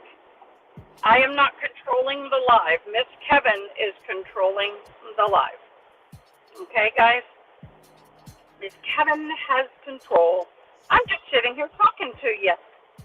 And yippers. But here's my thing on the Sarah Boone. I understand the lawyer took the case. I understand the lawyer probably went over all the court files. But I'm not too sure how much Sarah Boone helped that situation. I wonder. Oh, that would work if it was taller. But no, too big. I wonder how Miss Sarah Boone helped or hindered that situation and with hiring of this attorney and not, I've got to get it right, guys. My apologies. There we go. And not giving him all of the facts and information because to me, he should have known some of this stuff. He should have known it, and he hasn't. I understand he's pushing for more time. I would. This case is super complex on one hand, but on the other hand, that video she made of herself unaliving this gentleman, or in the process of unaliving him, was hands down some of the most incriminating evidence that you're going to find. Now that she is a new lawyer, has no more access to her yeah, and that was everything that she fought for, everything that woman fought for is now gone. Finite. Bye-bye. Adios. No more privileges of any kind, no more extra paper, nothing. So there you go, folks. There you have it. She kind of, you know, and you know what? I think in all best interest, hers and the courts, the prosecution, it is best for them to, it's best for them to, for her to have an attorney. However, this attorney needs to understand that this case has been delayed so many times. And I think if by this hair on his chinny chin chin, he is given the opportunity to have any extension, I think at this point, he should be very grateful, but it is very minuscule. He would have to make a just cause good enough for the judge to be concerned about appellate rights and issues. I think this judge has done a wonderful job of keeping that balance, but going through 8 other attorneys, including herself, would have been 9. If you include herself, that's 10 attorneys, and then the 11th is the one that he hired on to help him. So guys, you know, this is a woman who has had more afforded to her than she should have. Okay, guys, I am going to gas up, get everything ready. I'm going to go pick up Mom, so I'll hop back on in a little bit, but I am here. I am monitoring it. We are anxiously awaiting to see what this judge is going to do. Once that's over, we'll hop back on over. In the meantime, I'm going to take my mic. I'm going to mute.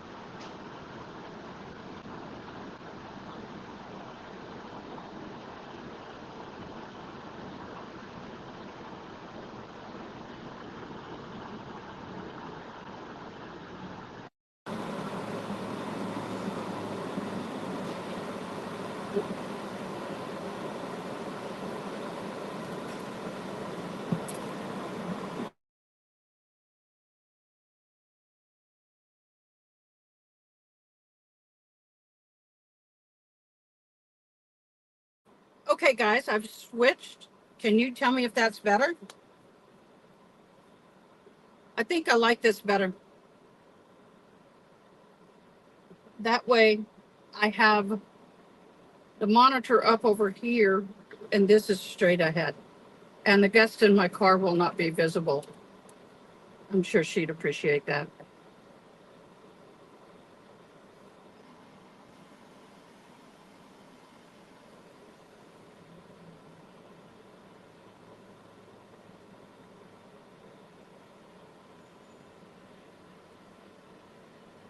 Okay. I think this is gonna work. Yay! I hope. Okay, let me get out of the car.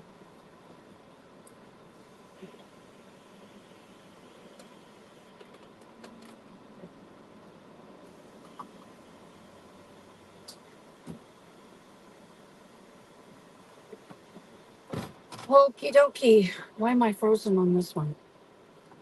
I have a few minutes, so I'm gonna sit and take care of this. I gotta go get change and then I'll be right back. Y'all are awesome. You know that?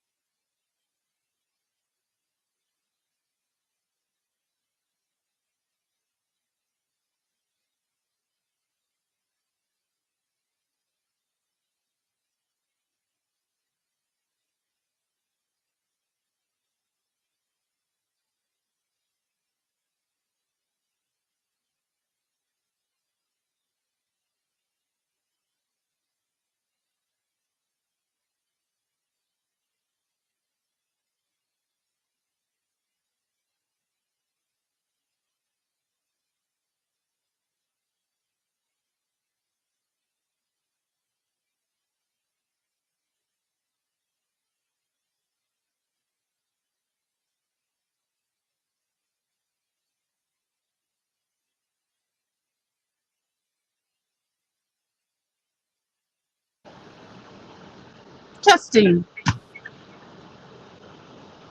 Can y'all hear me?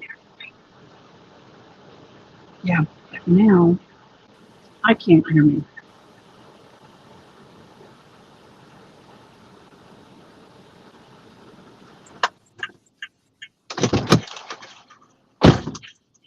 That's going to be horrible.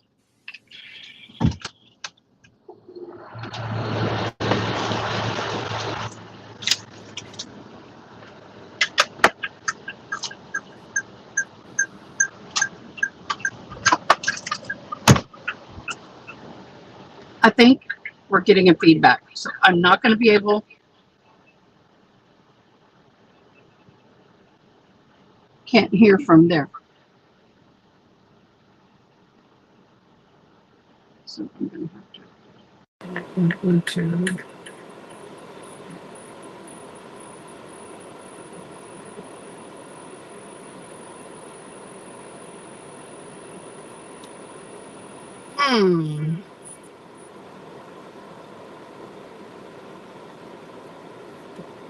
This one's not letting me hear either.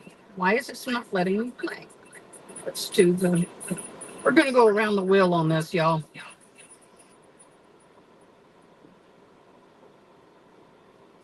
Because y'all can hear me, but I can't hear me.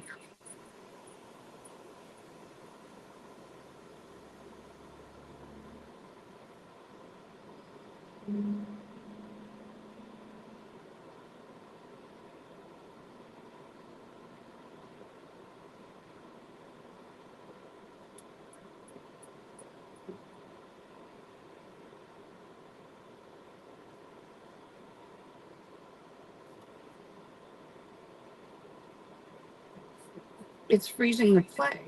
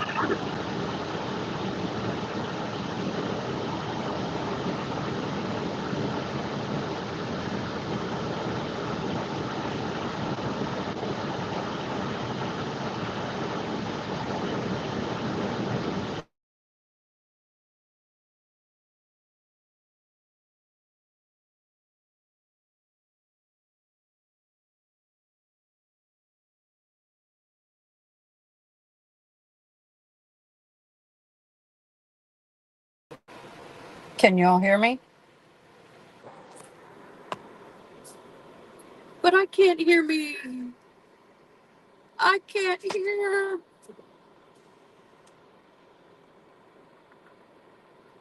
Why is this so difficult?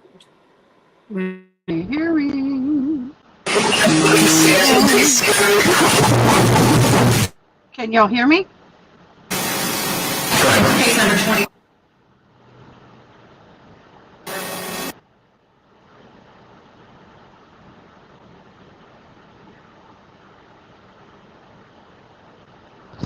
Why are you not switching?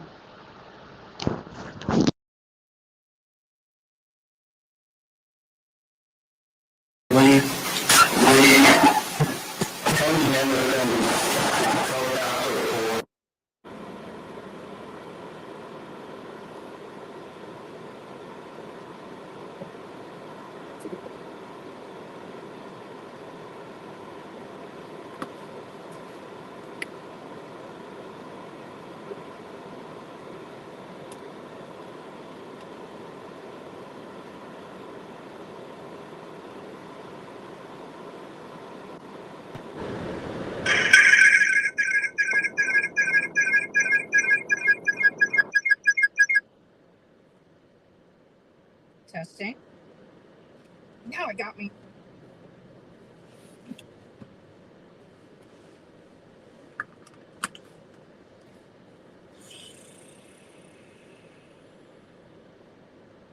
Y'all. but I can't hear him. Does he have volume? Judge, I appreciate you being here, and I just wanted to introduce my two assistants that are helping me, Shelby Andrews and Lauren Henderson. Afternoon, y'all. Anything else, sir?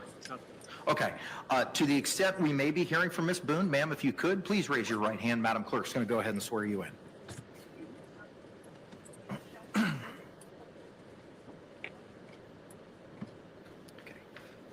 I believe that the first thing that was filed in this case, just as a matter of time, was the state's motion to, the defendant's motion for statement of particulars that was filed on September 2.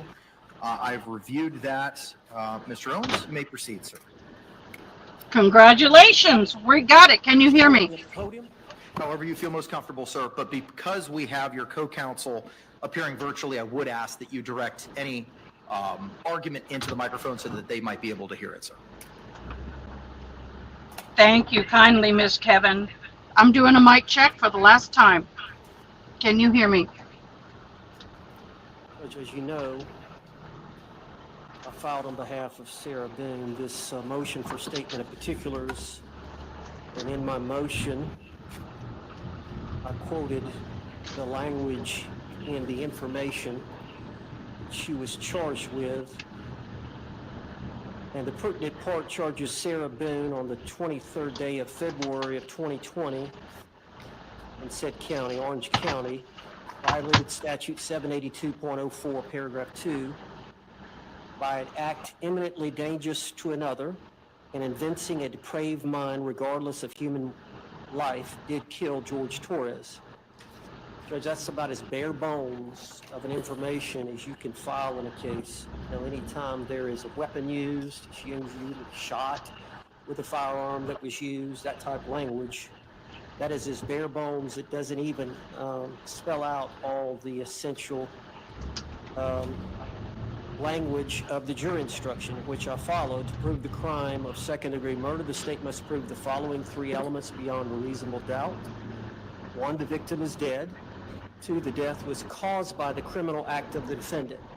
Now, there is no language in the information that alleges what criminal act Sarah Boone committed that caused the death of the victim, Mr. Torres. Yo, This is a unique I'm case, sorry. Judge. It does not involve a firearm, which I believe many of these cases do. I'm sure you're well aware, the state's well aware, the defense is well aware of the report, the videotapes in this case, and the overall general facts about the suitcase and Mr. Torres being in the suitcase asking to be let out by Ms. Boone. But the state, in their charging document, has failed to say exactly what it is that they believe is the criminal act that caused death by Sarah Boone. Some information that the defense could receive from them so that we could properly prepare a defense for Ms. Boone. In count 3, the unlawful killing of the victim was an act eminently dangerous to another and demonstrating a depraved mind without regard for human life.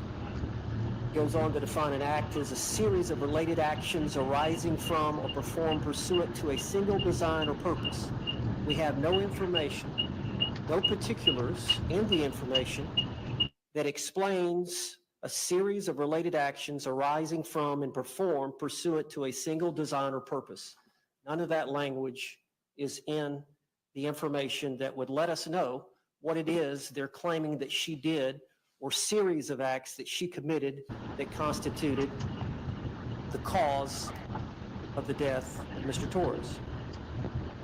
The definition goes on to explain that an act is eminently dangerous to another or demonstrating a depraved mind if it is an act or series of acts that, 1, a person of ordinary judgment would know is reasonably certain to kill or do serious bodily injury to another.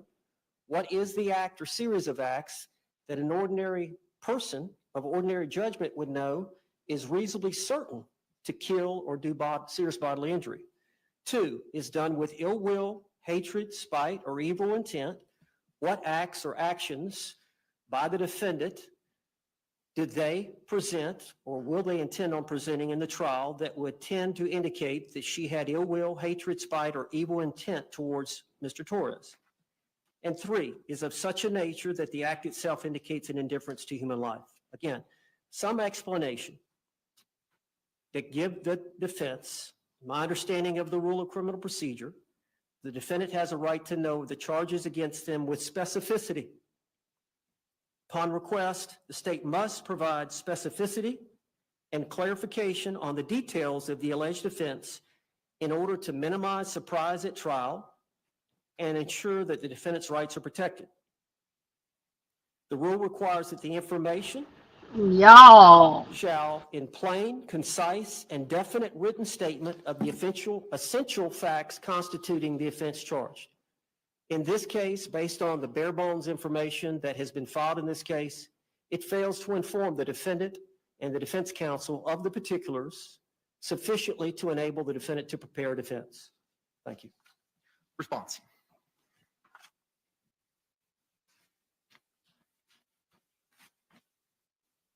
Judge, the state stands by its written response that was filed on September 5th of this year. In addition to that authority that is cited therein, the state would also cite State versus Pajon, P-A-J-O-N, 374 Southern 2nd, 1070, Florida 3rd DCA, 1979. Did he alive somebody in a suitcase? State, 305 Southern 3rd, 776, Florida 1st DCA, 2020. Can I have the second citation again? 305 Southern 2nd. Southern 3rd, 776. And what all these authorities stand for, dating back to well before there were any discovery rules crafted in, I think, 1968, is the position that it's an extraordinary remedy to be given a statement of particulars in the case. The information in this case tracks the statute. That is what is required. There is nothing confusing about it. There aren't multiple allegations of second-degree murder on the same day, leaving her confused as to what we are talking about. There is no exposure to double jeopardy. There's no element of surprise. The state of Florida has provided discovery to the defendants in 2020. The state waived any opinion work product arguments that it had under Williams versus State, and going ahead and providing the defendant exactly which exhibits we're going to enter in a trial, exactly which of the witnesses we've disclosed will be called at trial. And their motion does not set forth why it is specifically that they don't understand what she is accused of doing and how. In fact, opposing counsel cited the videotapes, the videos that were taken on her phone while the decedent was in the suitcase begging to be left out. And then what they didn't mention is what she said during these videotapes, which certainly would constitute the mens rea for second-degree murder. So it's our position that they have not stated why it is that a statement of particulars is necessary. It's an extraordinary remedy. They have all the discovery. Not only do they have all the discovery, they have the narrowed down list specifically as to what will be introduced. And they are clearly on notice of what constitutes the acts and the mens rea, because they have mentioned those videos that were taken on her phone. So it's our position that this is not one of those extraordinary cases that necessitates a statement of particulars. There are cases where, for example, somebody commits multiple acts of battery against a victim, perhaps an hour apart, 2 hours apart, and comes back, and it's unclear as to what the state is talking about. If counts 1, 2, and 3 all say battery on X day, there are informations and indictments that span years that don't get statements of particulars articulated to the defense. In this case, the date is specific as to February 23rd, 2020. The metadata on the 2 videos that were taken from her phone are both from the 11 p.m. hour of February 23rd, 2020. Given all the discovery in the case and the amount of narrowing down that we've already done, there is no need for a statement of particulars in this case. Thank you. Thank you. Any response?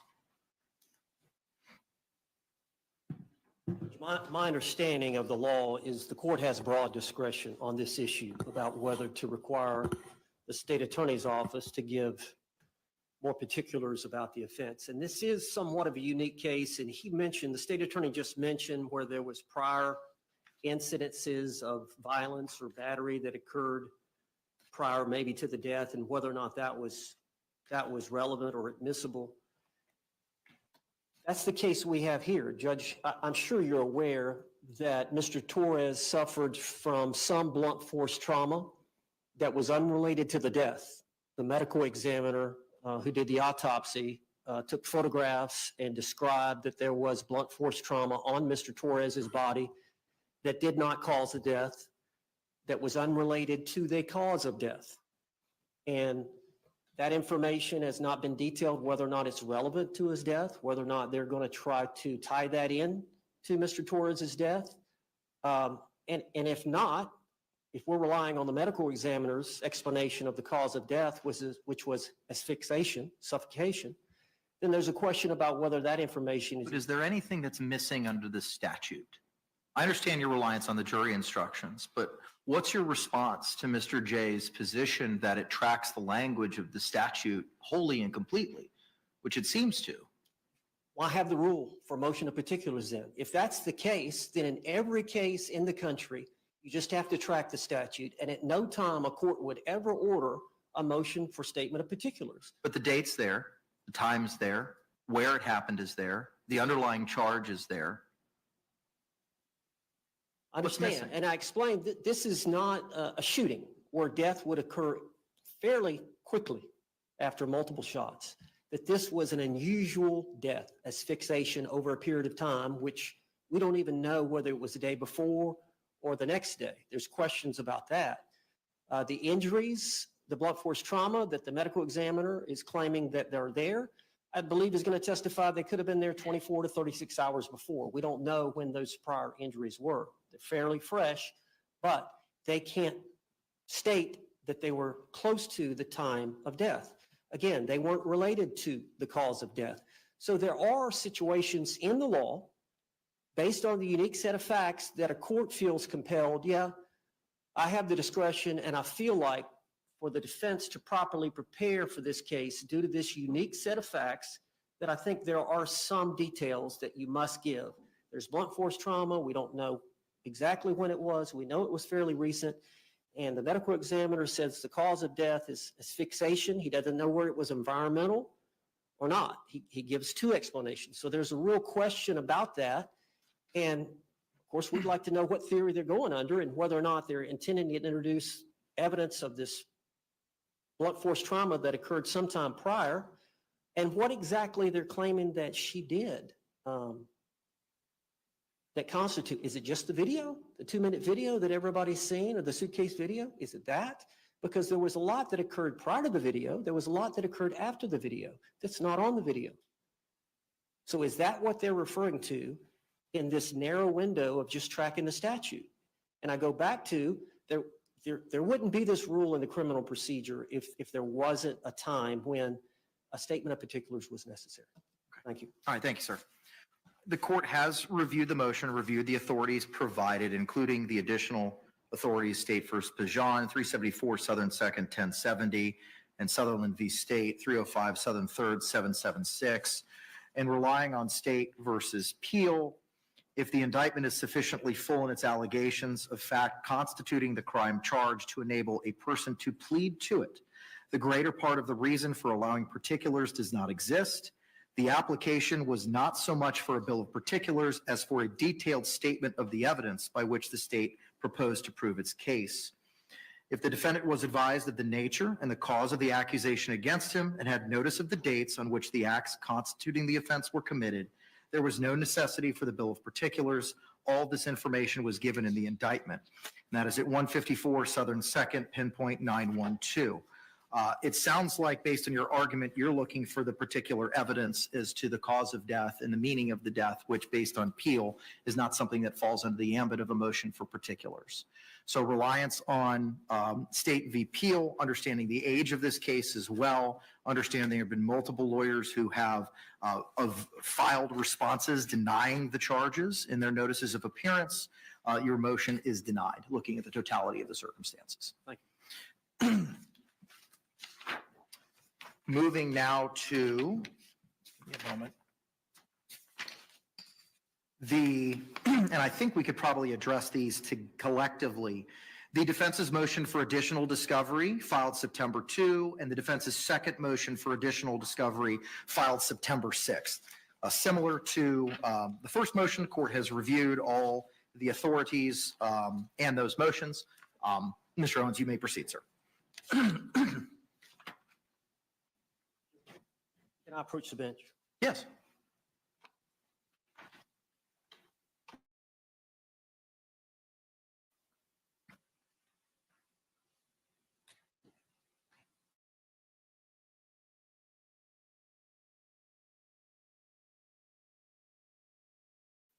Judge, we're going to handle these both collectively.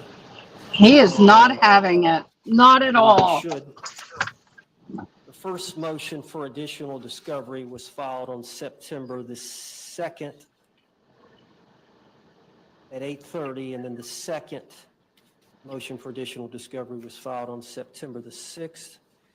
The first motion refers to the rule 3.220F for additional discovery. On a showing of materiality, the court may require such other discovery to the parties as justice may require.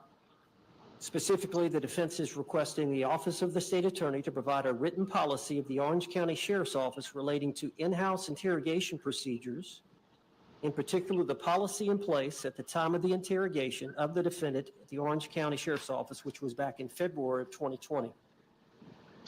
And then the second motion for additional discovery,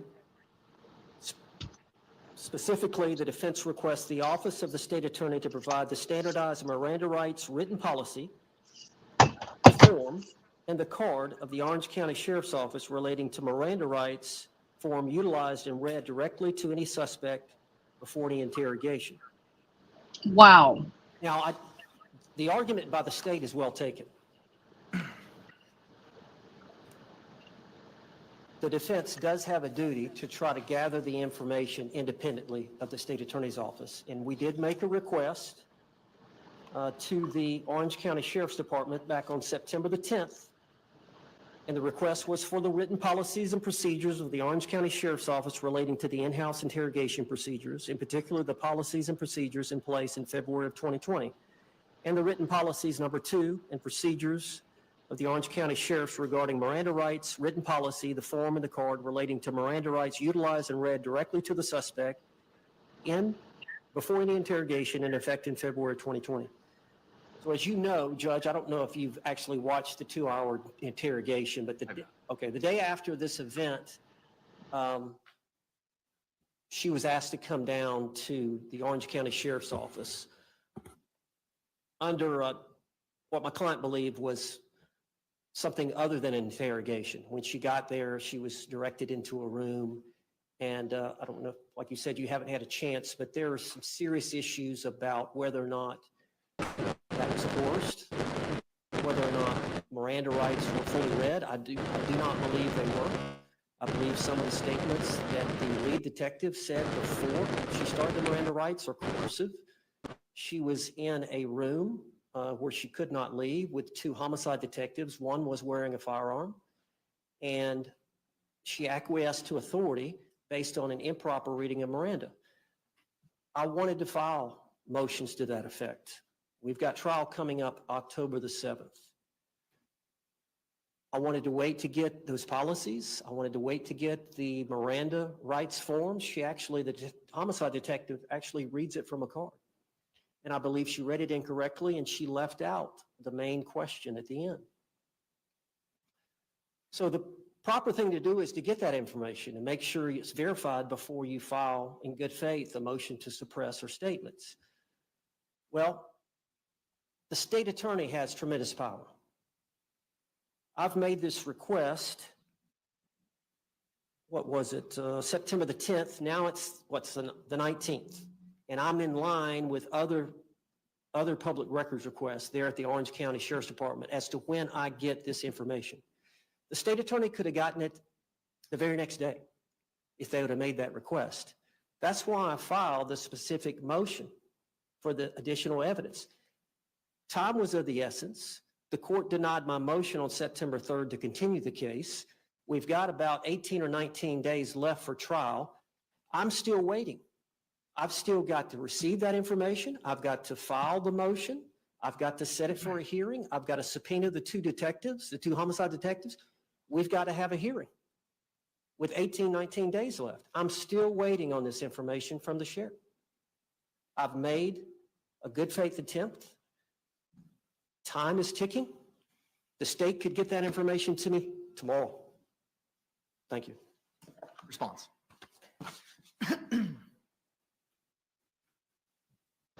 We've given you everything. How much you want to bet? It's not Mr. Owens who's on trial, it's Sarah Boone. Sarah Boone was interviewed by the Orange County Sheriff's Office on February 24th and 25th of 2020. Now, some 4 years and 7 months later, there's this exigency, not created by us, created by them.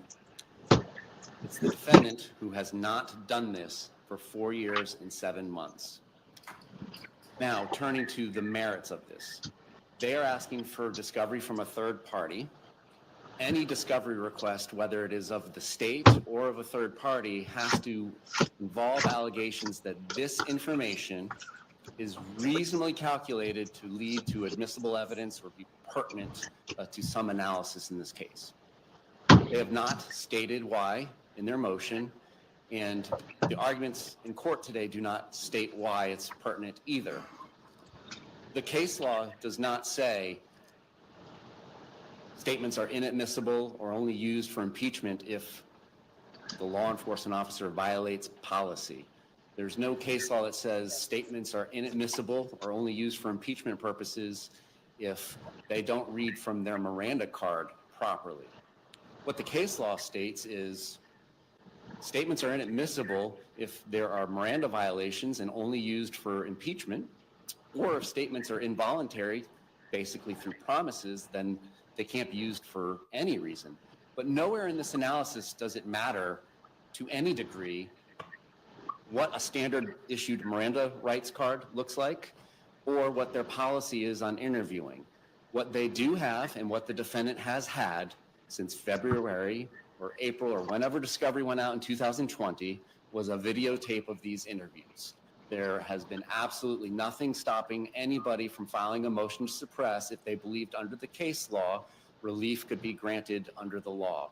And the law does not have any analysis regarding standardized issued Miranda cards or policies of law enforcement agencies.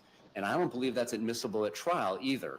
If they did not violate the Constitution of the state of Florida or the United States in compelling an involuntary statement or by violating the dictates of Miranda versus Arizona, then questions about whether they read from their right standard card or if they violated policy should not be admitted in trial because it does not help the jury understand whether or not an element of the crime has been proven.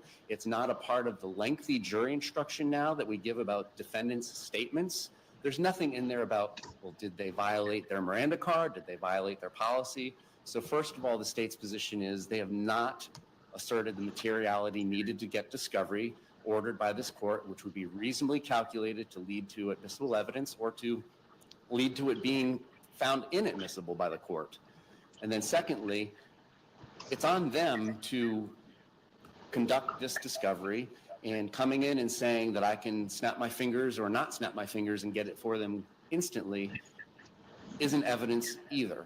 So it's our position that their request should be denied, primarily because it's immaterial, and then secondarily because it's On them, she's been aware of these statements since February 24th and February 25th of 2020. Thank you.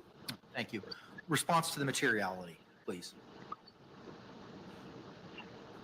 Judge, I believe the prosecutor is wrong. One of the jury instructions, standard jury instruction in criminal cases said that essentially a statement has been placed before you that's made by the defendant. And I don't have the language here, but it should be weighed with great care and caution to make sure it was freely and voluntarily made.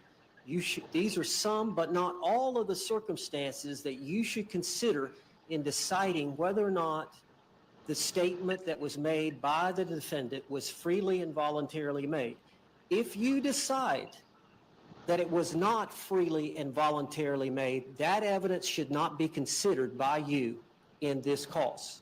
So even if we filed the motion, we got the information, the additional discovery that we need in good faith for me to file it, if we received the information, I typed up the motion, we had a hearing, the two detectives testified, and the court ruled that the statements were not suppressible, I could still bring those facts into the trial of how the mistakes that were made by this lead detective in the coercive statements that she made, as well as not giving the full Miranda rights form and getting a full consent from my client, that goes into evidence for the jury to decide whether or not to consider the statement at all. Thank you. So where's the violation of the Constitution then? Assuming you're correct, and assuming that the Miranda card, something was missing, what's the issue? It's coercive. The statements that the lead detective, the female detective makes, there's 2 or 3 statements she makes. Now you have to understand, I'm in a vacuum here because I haven't watched the video. I'm not asking you to play it. I probably should have. But I need a little bit more context as to these statements because I have unfortunately no frame of reference. But she says that, number one, the date of this event, they seized her phone at the scene. She was told that they were going to bring her phone back to her, back at her apartment, the very next afternoon. The female detective called her, or Sarah called the female detective about the phone. The female detective said, I'm pregnant, I'm not feeling well, I don't want to drive out there to give you your phone. Would you please come to the sheriff's department so that we can give you your phone?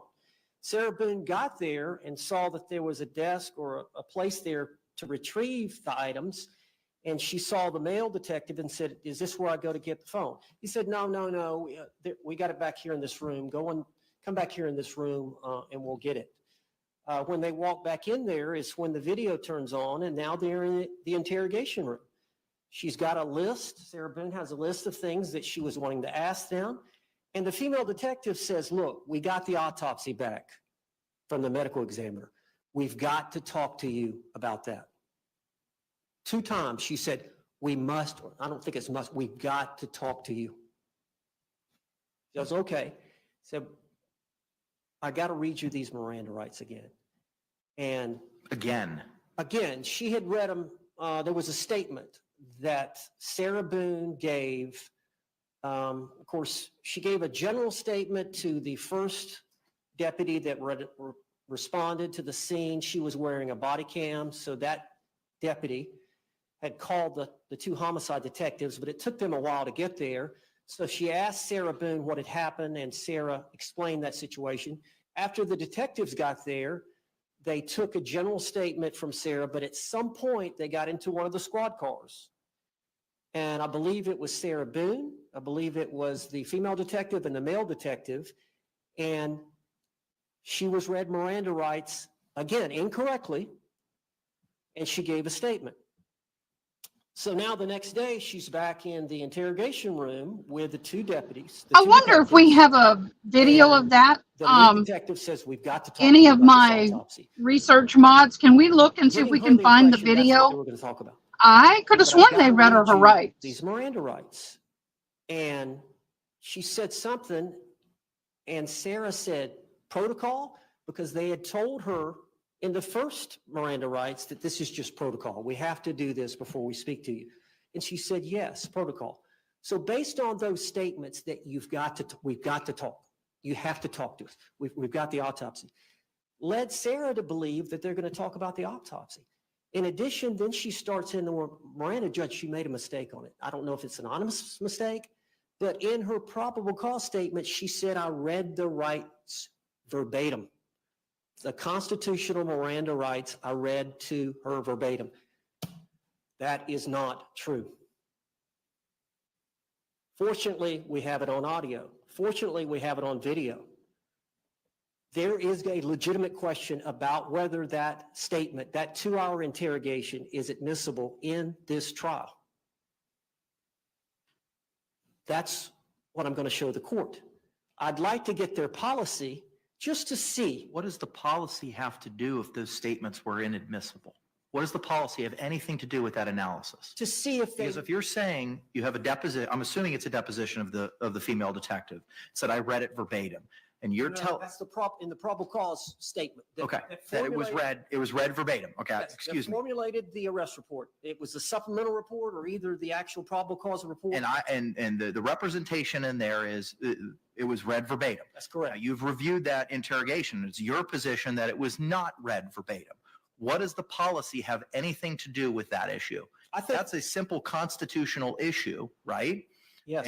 If there's a case law that buttresses that position, and that de facto is a violation of the this judge is eating this man's lunch. That confession. He's or not a statements happy are not man. Let's see admissible where this because goes. of the violation of the Constitution. What does the policy or the Miranda card have anything to do with anything if you have the video and the audio? Well, the Miranda card is going to show that she actually omitted the last question. Okay? So the Miranda card is there for a reason. I don't know if they have them in the interrogation room or every deputy or homicide detective is issued that card, but it's a small card. But I believe it's going to say on there that you've got to get the waiver. There's 2 questions at the end, which is, did you understand the rights that I've just read to you? And the next question, understanding these rights, do you agree to speak with us now? That question was not read. It was omitted. I don't know why. She's sitting there reading it, and does the fact that that question was not read impact constitutionally under case law the admissibility of those statements? I believe so. That doesn't answer my question. Respectfully, that doesn't answer my question.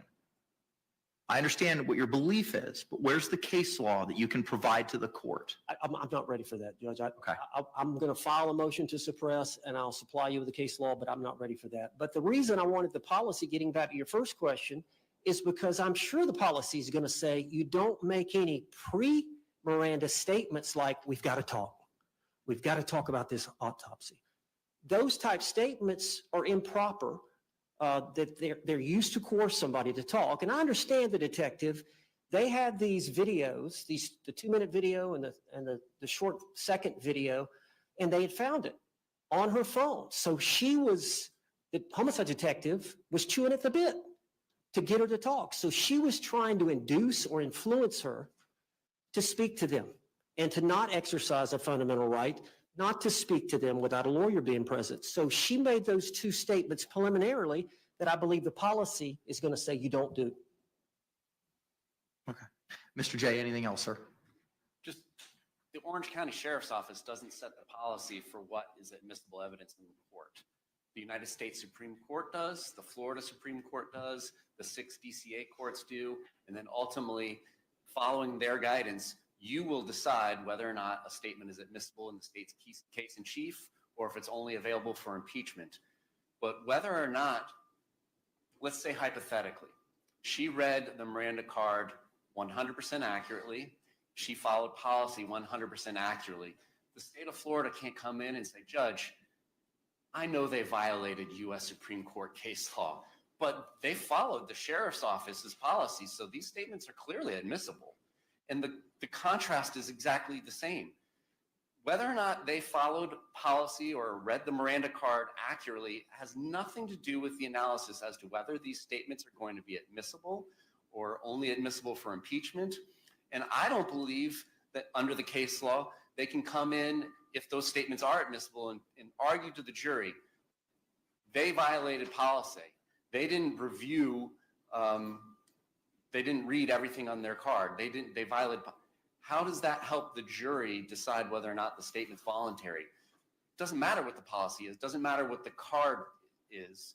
What matters is whether or not they say the words that are required by the United States Supreme Court or the Florida Supreme Court or the 6 DCAs. That's what matters. That is what determines the bar for the admissibility in the case in chief or an impeachment. Okay, thank you. All right, thank you both for your arguments and your positions.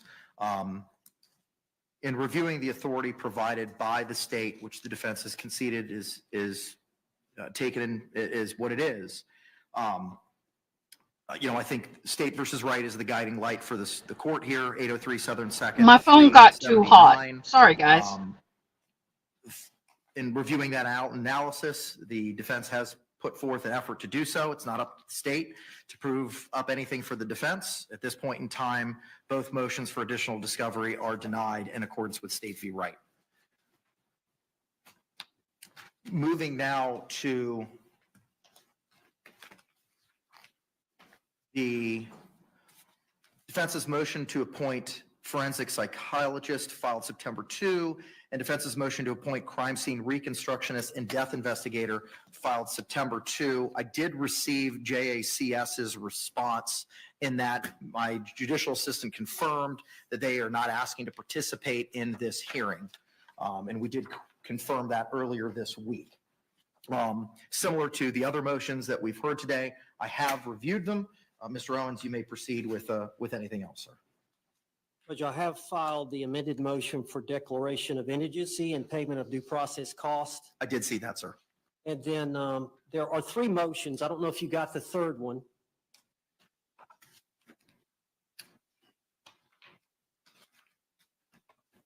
Are you referring to the motion to return property? No, relating to cost. Relating to cost. I don't know that I have. I'm just going by what the notice of hearing reflected. So no, I don't. I filed a second amended notice of hearing. I don't know if you got that. Was it forwarded to my office? Because if it wasn't, I don't know. I'll have to ask Margaret. I don't know. Okay. But I filed a second amended notice of hearing. Can I Please. give you my copy? And Mr. J, have you seen that, sir? Dog in the fight with the expert. Understood. Thank you. Judge, what I had done Don't was see a date on here, Counselor. When was this sent? The certificate of services contains no date. It was filed this afternoon. Okay. This morning. Okay.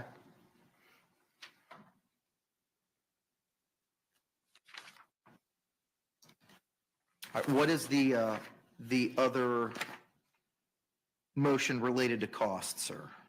Well, there's one for the appointment of the forensic psychologist, Dr. Julie Harper, and it's non-pro-tunc. I'd like it to be retroactive to when I actually had to hire them. As you know, I came on the case late, August the 30th. That's correct. And then I asked Dr. Harper to go down and see Sarah Boone. Dr. Harper lives in Okaloosa County, and she came down to Orange County, I believe, the Thursday after we had the hearing on September the 3rd. I believe that's when the court denied my motion to continue. And so, as you know, we had to file the notice of intent to rely on battered spouse syndrome within 30 days prior to trial, which would have been that Saturday, I believe. So she went down, Dr. Harper went down and saw Sarah again. As you know, Dr. Harper had seen her several times early on in the case, back in 2020, maybe 2021. And so she had the most knowledge of, I believe, any of the experts that have evaluated Sarah Boone over the course of these 4.5 years. She was the one expert that had seen her the most. I asked her to go down again in the hopes that the court would appoint her, and she agreed. That was, I think, on a Thursday. She called me that morning, Friday morning, and said, yes, I do believe that she suffered from battered spouse syndrome at the time of this offense. Based on that, I filed the motion. But so she jumped ahead and did some work prematurely before she had been appointed. So I'm asking for those costs for her to do the earlier work, that be considered, as well as Dr. Birkeland. Dr. Michael Birkeland is a crime scene reconstructionist and death investigator, and I'm asking for the court to consider paying for his fees as well as his transportation costs as I have for Dr. Harper. Again, to be retroactively to the time I asked him to be in work on the case. And then the last. When was that? You're asking Nunc-Pro-Tunc to win on that, also to the August 30th? I date? cannot believe that this guy has the gall to come in and ask for retroactive payments on things prior to the court's approval. This right here can be That's an the issue third in the motion for case. cost. I don't have a copy. I really hope this judge just denies this because that's inappropriate and improper process. Judge, I mentioned this expert, Dr. Michael Brannon, in that hearing that I think we had on September the 3rd. He's a clinical psychologist. If you'll recall, I'd mentioned him. He had served as an expert in the Marsha Thompson Palm Beach County case. I recall. And so, as you know, he serves a different role as a clinical psychologist. Dr. Harper is serving as a forensic psychologist. And do you know what JACS's opinion with regard to the motion to appoint clinical psychologist? Because the email that you attach as Exhibit A to that appears to be Mr. Lake's email regarding the other two motions regarding Dr. Harper and Dr. Birkland. And it doesn't address Dr. Brannon, and notably JACS isn't here. I don't have an answer for that. Maybe we could table this. I think the state has, I'm assuming, no dog in this fight, similarly as they had with the other two. The only request in this area that the state is going to make of the court is to, under its discretion under 3220, order these experts to produce written reports. We are on the eve of trial. I do not need one from Dr. Julie Harper. Her deposition is set October 1st. These two other people, I have absolutely no idea what they are going to say, and we would, I'll file a written motion and a proposed order and send it to opposing counsel.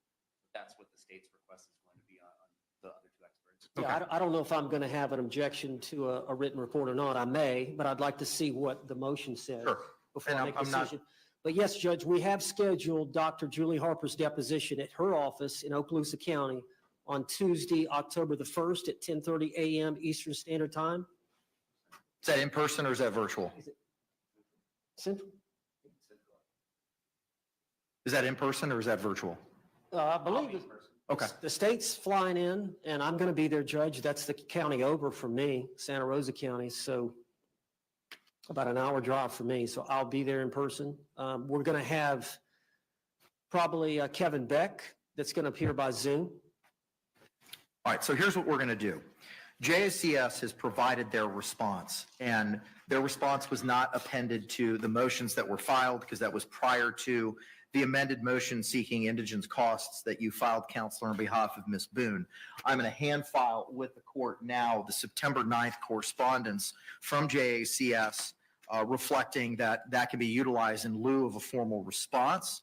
I'm going to grant your motion to appoint a forensic psychologist dated September 2, 2024, nunc-pro-tunc those costs to August 30, 2024. And with regard to the other motion, the motion to appoint crime scene reconstructionist and death investigator, I will also grant that and appoint Dr. Michael Berglund, nunc-pro-tunc, to August 30, 2024. With regard to the motion to appoint clinical psychologist, when was this motion filed? Similarly, the certificate of service does not reflect a date. Let us check real quick, Judge. Sure. Give me a minute. Yeah, you're good.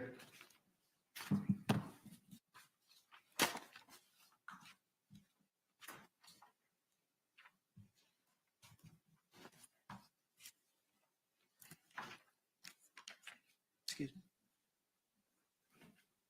No, Dr. Michael Brannon. It had to be filed.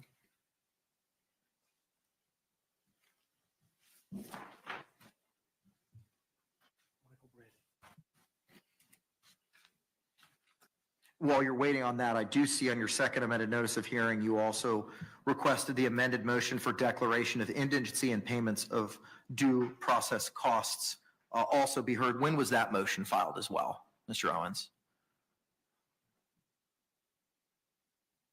It was filed just prior to filing these amended ones. It had to be filed prior to my motions for appointment of these experts. Give me a second.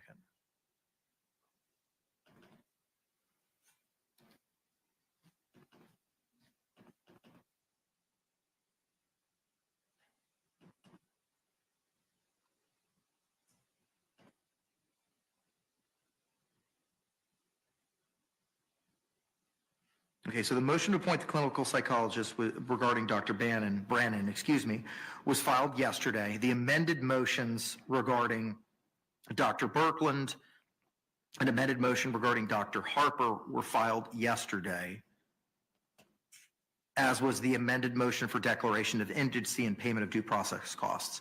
That motion has not yet been granted. It is going to be. So the amended motion for declaration of indigency and payment of due process costs is granted.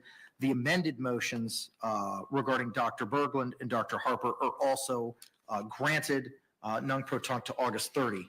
With regard to the motion to appoint clinical psychologist filed 9/18, I'm going to ask Ms. Barrios, my judicial assistant, to forward that directly to Mr. Lake. And I know that she's watching this virtually. If she's able to do that now, I would greatly appreciate it, and see if we can get his response to that this afternoon. Defense won one. I'm maybe we'll be able surprised. to address that. Once Maybe again, a it's an similar appellate thing issue. to the prior He's playing it response careful. that JACS had provided. Moving now to the motion for return of property, or in the alternative, motion for independent exam by the defense, filed September 18th. Similarly, with everything else, I've reviewed that and the authority, and I have reviewed the state's response to defendant's motion for return of property, or in the alternative, motion for independent exam by the defense. Mr. Owens, you may proceed, sir. Judge, I believe the state's response is well taken. And I believe that what we need to do is get an expert of our own that can do the phone extraction and meet with the state attorney and the sheriff's department and extract the data, all the data that we need from her phone.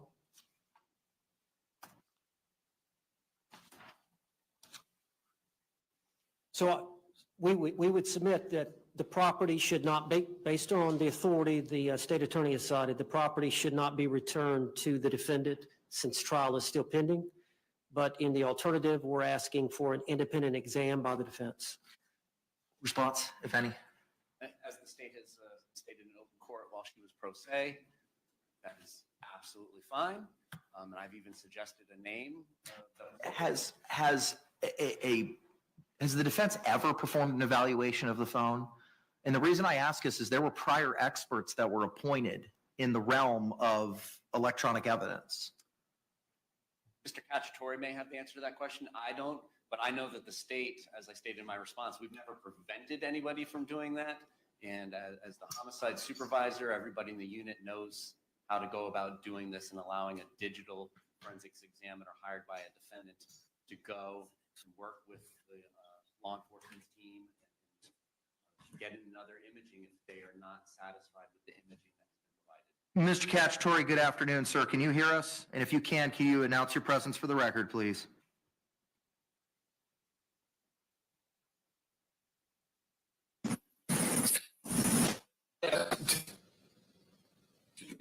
There has not previously been a forensic exam of that phone by a previous defense counsel.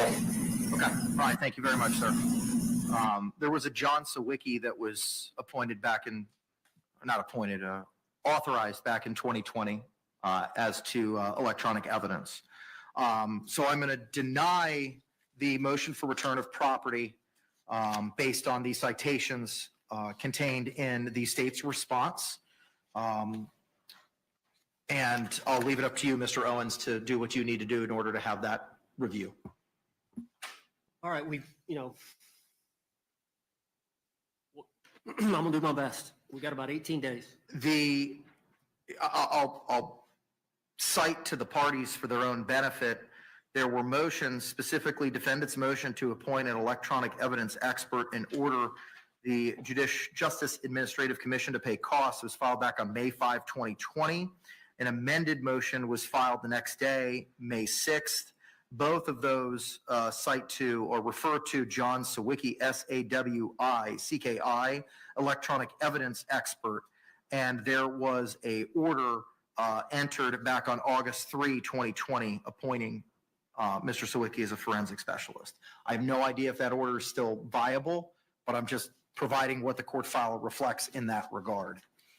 Lastly, that takes us to the notice of intent to rely on the defense of battered spouse syndrome. The original notice was filed September 6th. The state's original motion to strike was filed September 9. Just to interrupt, I also have this defendant's motion for enlargement of time to address as well. Yeah, I have that on my list, sir. Okay. Thank you. Thereafter, on the 15th, an amended notice of intent to rely on the defense of battered spouse syndrome was filed.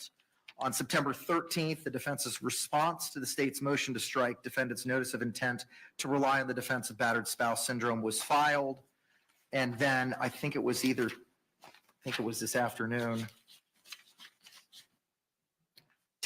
Earlier today, the state's motion to strike defendant's amended notice of intent to rely on the defense of battered spouse syndrome was filed. The court has reviewed those and all of the citations contained therein. Mr. Owens, you may proceed, sir. Judge, I wanted to start my argument, and then Mr. Henderson, who is on the screen, is going to respond to the state's pleading that they filed this afternoon. Mr. J, you have any problem with that? I know there's a rule in the circuit about one witness per one attorney. I don't know what the administrative rule says about arguments. I leave it to the discretion of the court. Okay. He's arguing that one motion that they filed this afternoon that I've been working on these. He was working on that motion, so it's a separate motion. The motion to strike. The last motion whatever motion they filed today, Green wants to respond to that. Okay. I'm going to respond to the ones that were filed prior to today.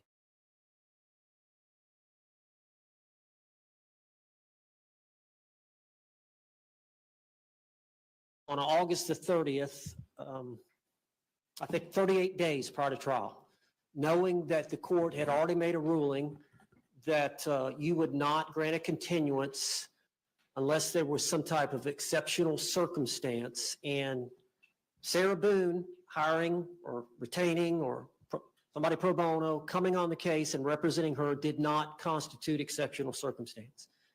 And so, as you know, we had the hearing after I had filed the notice on August 30th. We had the hearing on September 3rd on my motion to continue. The court denied it. At that time, I explained to the court that I believed, after my meetings, I think I'd had 4 with Ms. Boone, that she met the criteria for battered woman syndrome, but that I needed an expert, and we were vetting several experts at the time, 4 or 5 that we were vetting, and we needed more time to essentially pick somebody to go out and do an evaluation, an assessment of Ms. Boone to determine whether or not they would give an opinion that she suffered from that. Because, and I understand, the court denied our motion, so that left us with, we still had to give notice to the state attorney 30 days prior to trial of October 7, which I believe was going to be September 7, which fell on a weekend, which was that Saturday, I believe. So we got out of the hearing. I think the hearing was on a Tuesday.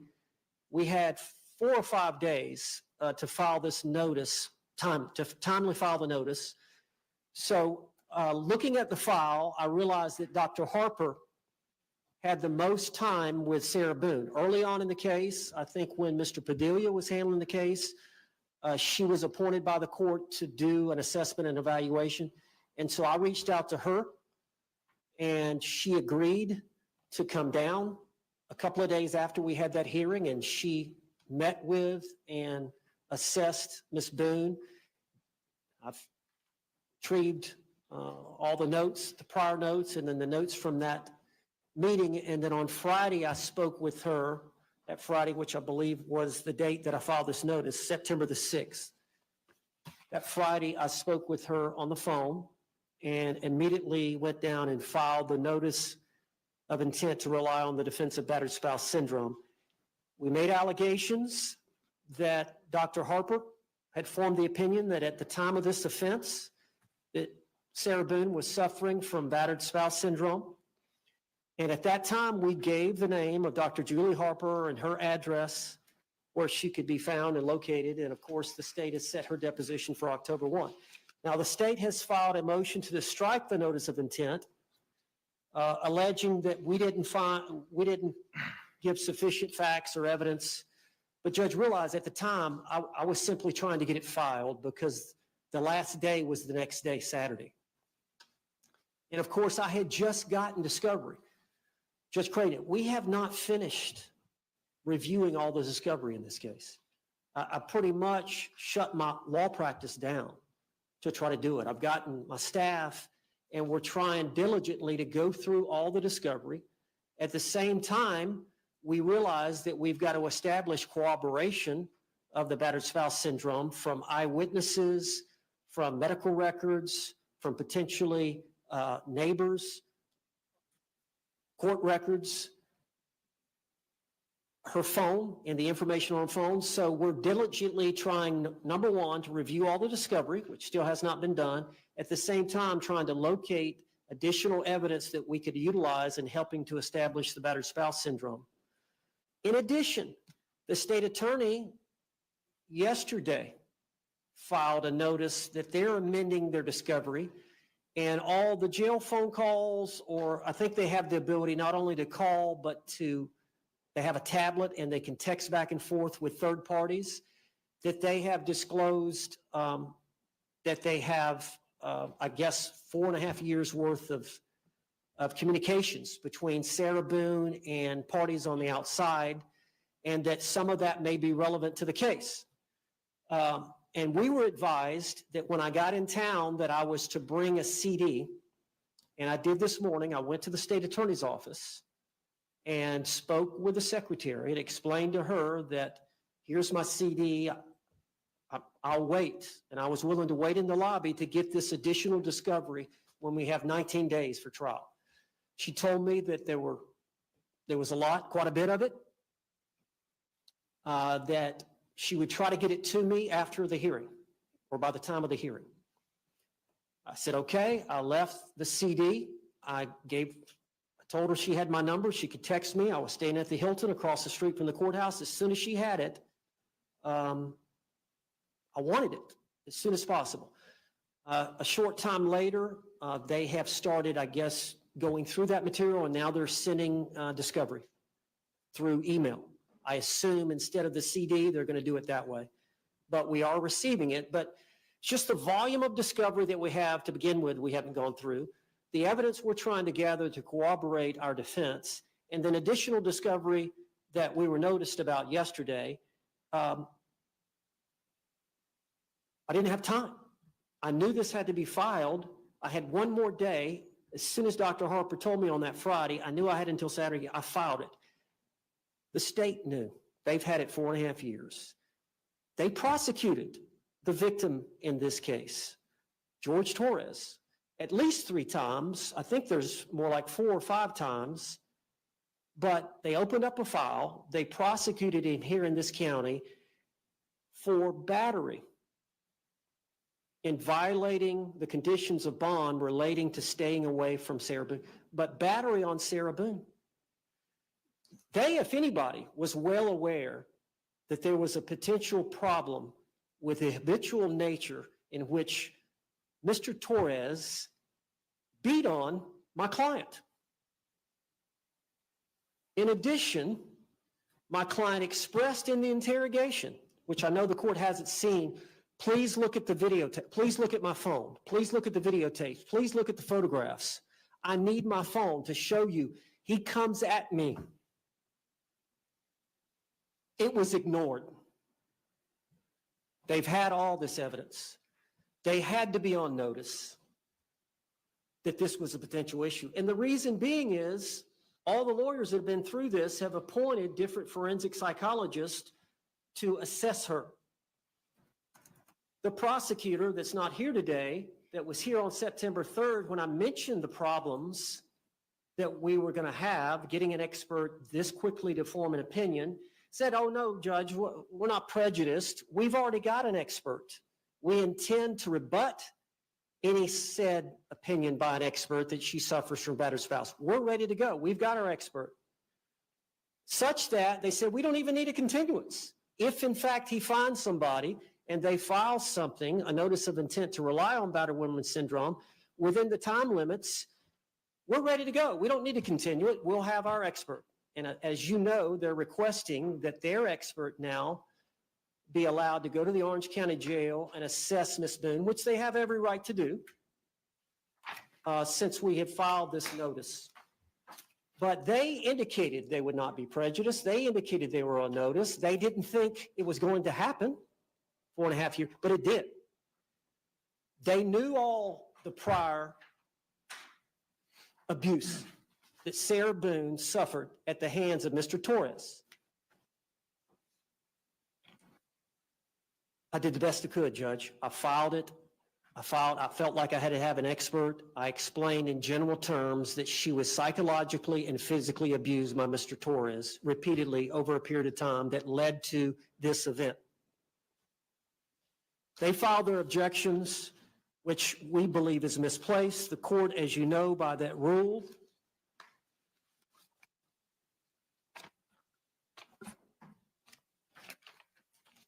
let me find it.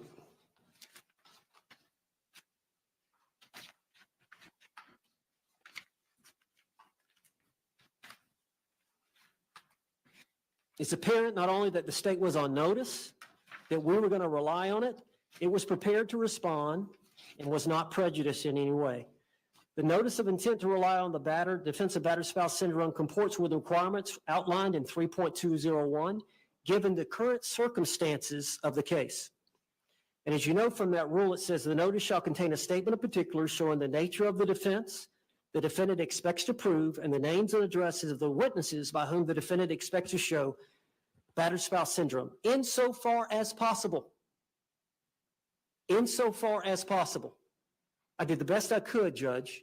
In addition, as soon as we started going through the discovery and gathering information about the prior events, the prior arrest of Mr. Torres, the prior prosecutions of Mr. Torres, we immediately amended the notice on September the 15th of intent to rely on the defense of battered spouse. And again, listed as many witnesses as on the good faith belief that we had that corroborated either by witness testimony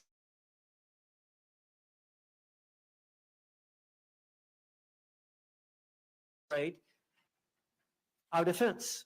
In addition, we've listed the ex-husband, Brian Boone, and the last paragraph, paragraph 14 says the defendant's investigation of evidence to support the defense of battered women syndrome is ongoing. The defense anticipates additional witnesses, photographs, videotape, medical records, court records, and other evidence gathered from the defendant's phone will be forthcoming. This evidence will be disclosed as it is discovered. Thank you. Response, sir. Judge, the state is not surprised by any of the evidence that has been in the discovery for years. I'm not going to belabor the facts in the discovery, but suffice it to say that the decedent and the defendant had a violent relationship, and generally this violence seems to be fueled by alcohol. We're completely aware of all of this domestic violence history, but that does not make a battered spouse syndrome defense any more than being mentally ill without showing more makes for an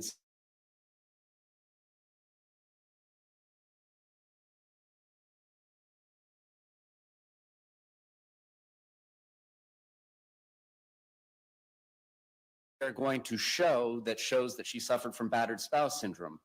Was the decedent isolating her from her family and friends? Was he telling her that if she ever leaves him, he'll kill her? We have these instances of violence between the two of them. And when we get referred to the ex-husband, Brian Boone's deposition and statement, what he reports is that Sarah Boone would attack him, scratch him, punch him, and that she was a habitual alcoholic. And he would have to lay hands on her to restrain her. So we are going to potentially dive into all of this information in trial, but there are still the rules of evidence. And the cornerstone for the battered spouse syndrome defense, which is a misnomer under the case law, because self-defense is defense and battered spouse syndrome evidence is relevant to help a jury understand why it's objectively reasonable for a battered spouse to stay in a situation that puts them in fear of continued violence. The state and wherein our confusion lies is nowhere in any of the witnesses or any of the discovery that they have listed, exhibits that they don't even have been listed, medical records and so on and so forth. Nowhere does it set forth this cornerstone that is absolutely necessary before we get into any of this battered spouse syndrome evidence, before we get into any potential reputation for violence evidence of the victim, before we get into any potential specific acts of violence by the victim, before we get into the rebuttal evidence that is going to be offered against her for her violent nature and her drinking. The cornerstone is self-defense. Her statement to the police is not one of self-defense, it is one of accident. She repeatedly says there was no violence that day. So that is where the state's position is, that their notice is deficient. It only sets forth that there has been violence between the two of them, and it's apparently exclusively alcohol related. But it doesn't go on to say this violence has caused her to suffer from the syndrome. And here's why. She was afraid to go meet with her family. She was afraid to leave. She was any of the things that make up what is actually battered spouse syndrome. And moreover, it doesn't set forth the self-defense claim, which is the cornerstone of this. None of this comes in without a claim of self-defense. And so that's in part why we filed our motion in limine with that response, is the court can and should not allow any mention of battered spouse syndrome come in until self-defense has been established at trial. And as far as I can tell, the only person that can set forth a self-defense claim, since it was just her and the decedent in the apartment that night, is her. So she'll need to testify, and then she'll be impeached unless there's a ruling that the statements that she made to the Orange County Sheriff's Office are not only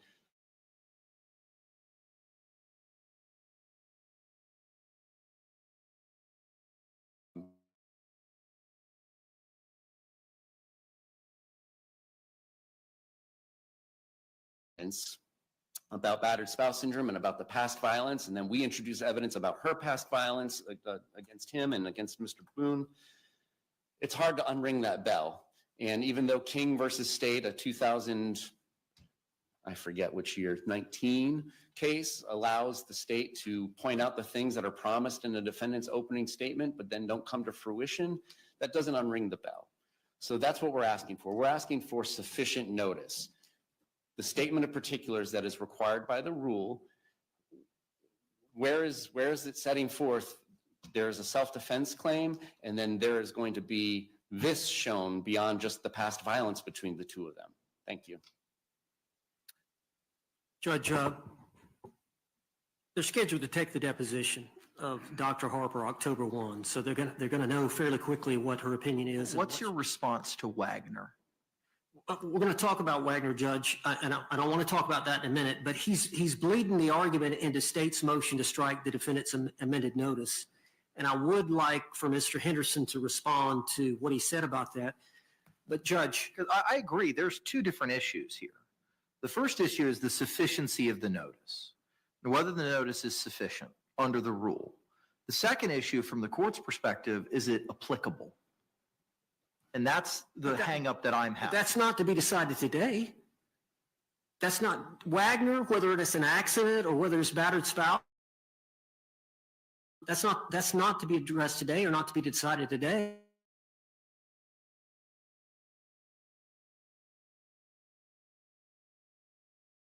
And if you don't, but that's not what Wagner stands for.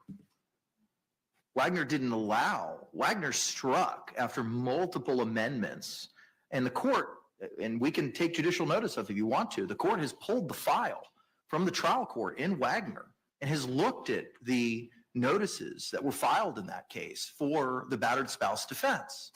Judge, The but issue, ultimately, the female defendant in that case claimed that the firearm discharged accidentally.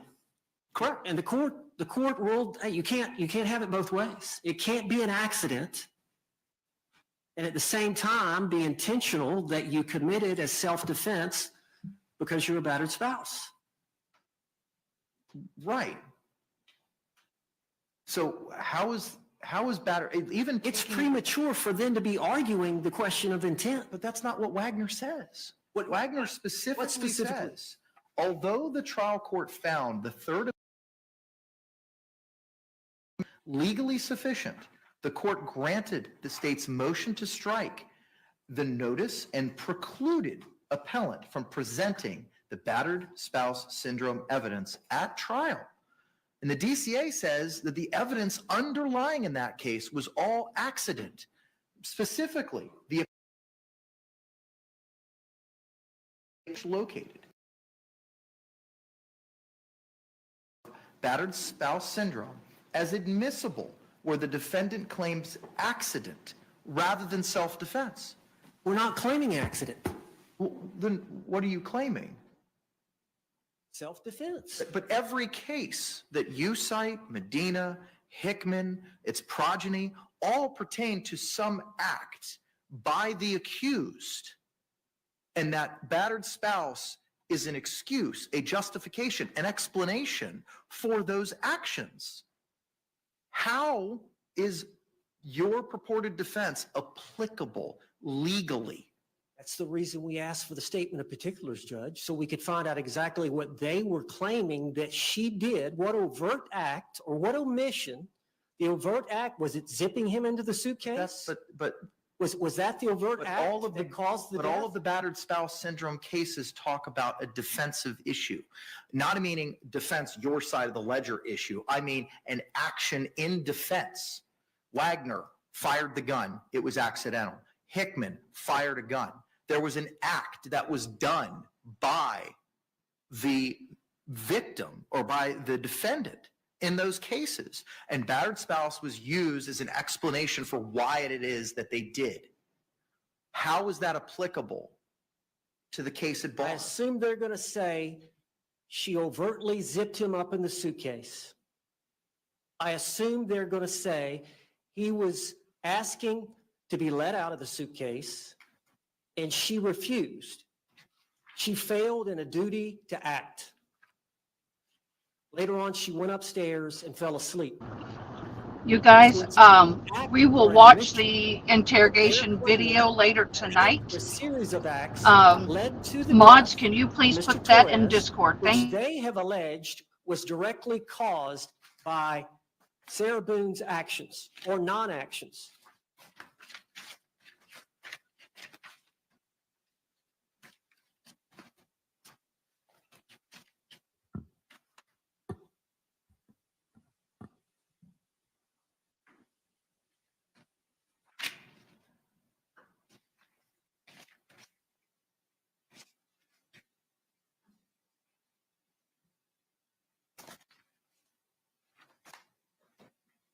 Hickman, the defendant, stabbed the victim to death.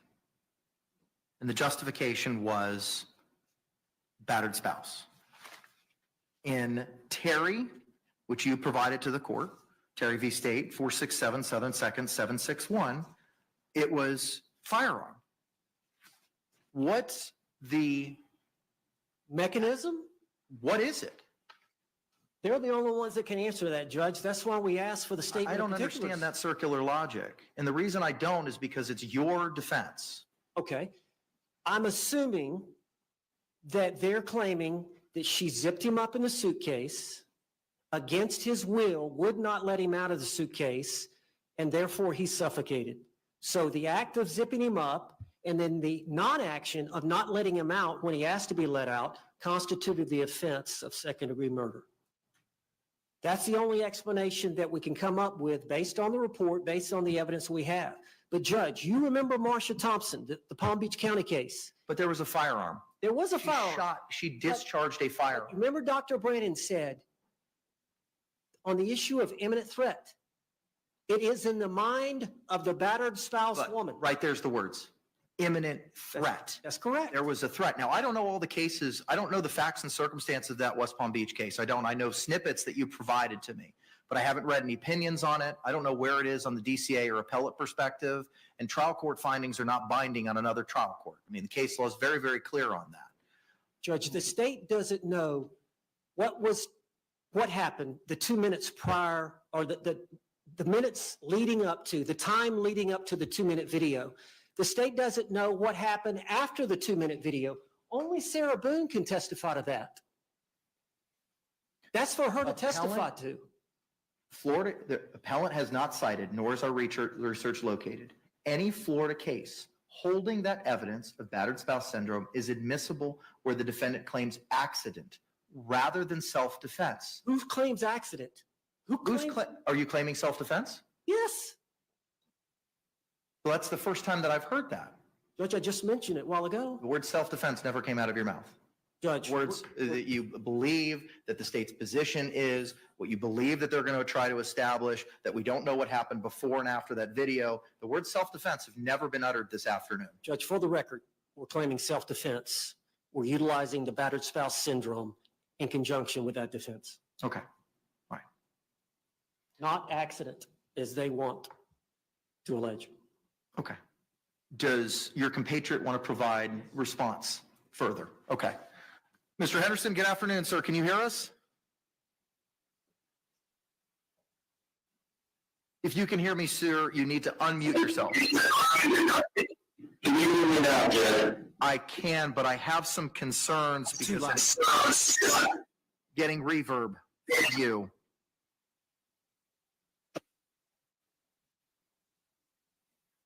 I'm trying to talk you to now. Are you able to hear me better? I am, but it's my that we're hearing back again through your microphone.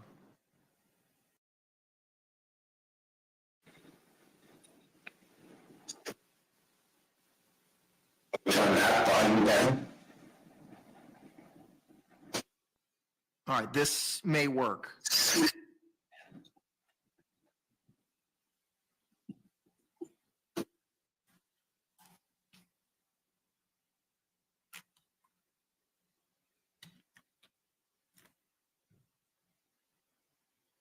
Mr. Henderson, we'll give this a shot, sir.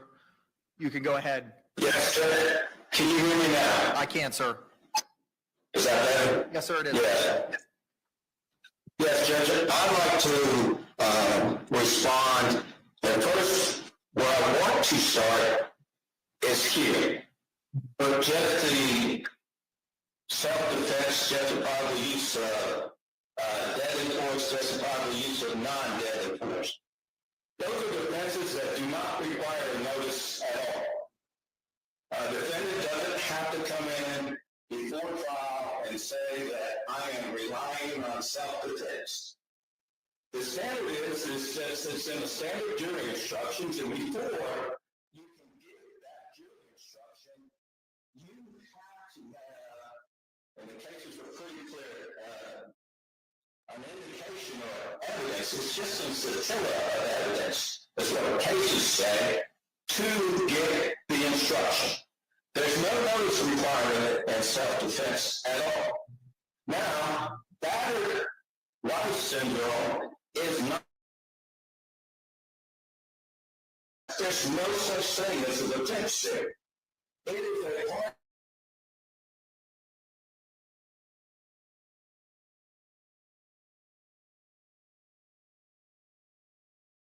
Internet danger.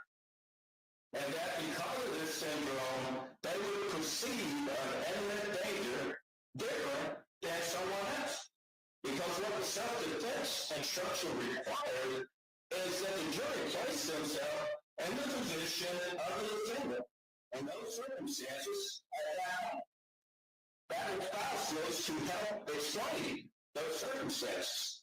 So the first instruction that you have to get before you can even start talking about battered spouse is this. You have to get the self-defense instruction. So, and that will be decided based on the evidence at trial. testimony is self-defense. This is self-defense. There's no rule or circumstance to that extent. But there has to be testimony of self-defense. Now, once there's testimony of the self-defense part of it, then the court can give that instruction if they find it sufficient. The testimony can give that instruction as to self-defense. Where that spouse comes in and it goes into a series, you have to have self-defense or some type of evidence of abuse before you can get into the battered spouse. And this is how it should work. There could be the testimony of Ms. Miller. There could be testimony that's actually in the notice from officers who responded to calls and actually observed physical injuries on Ms. Miller.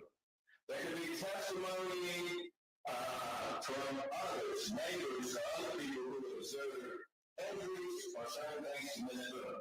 But once you get to the point where you significantly or sufficiently apply that there is a battery or domestic violence situation that is ongoing, then, and not before that point, can the expert come in and testify. So the stopgaps on this that are built into our system. First, there has to be some accountability or some evidence of self-defense. Secondly, there has to be some evidence that will support the expert's testimony to become relevant at that time. Once the expert's testimony becomes relevant, then the expert can testify about these are the symptoms that I observed, this is what I watched, this is where it came from, this was interviews, this was reviewing other type of data and other types of things, and preparing their expert opinion. So after that point, Judge, when you get to that point, then it doesn't become a judicial act at that point in time. What it becomes a jury question. And it is up to the jury to decide. And what it does, and it doesn't say that that spouse is a defense. What it will talk about in the jury instruction is this is something in the back of the room under these circumstances, and you find it credible that you can consider. And that's what it does. So we at the beginning, when we start talking about motions to strike, because I think the case with Wagner, there wasn't any testimony there. Wagner's testimony was accident, and I really did. No one reviewed the ruling of that. That was the testimony. In this case, we do not have testimony. What we have is a say in this case saying the discovery in this case don't get it. But that's not all. These rules have to be known better on the testimony of the preliminary report, either testimony itself, preliminary evidence. Mr. Henderson, we're having a difficult time understanding you, sir. I'm sorry, Judge. Is that better? Maybe. Madam Court Reporter and I were having a little bit of difficulty hearing you at the end. You seem to be projecting away from where your microphone is. Okay.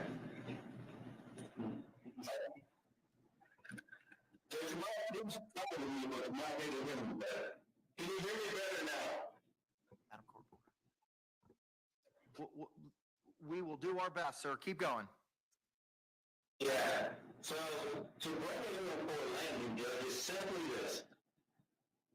And to the court, here's the evidence that permitted at trial. The court cannot make certain decisions. The court can't make a decision if justifiable use of non-deadly or justifiable use of deadly force is appropriate to give and to the evidence at trial.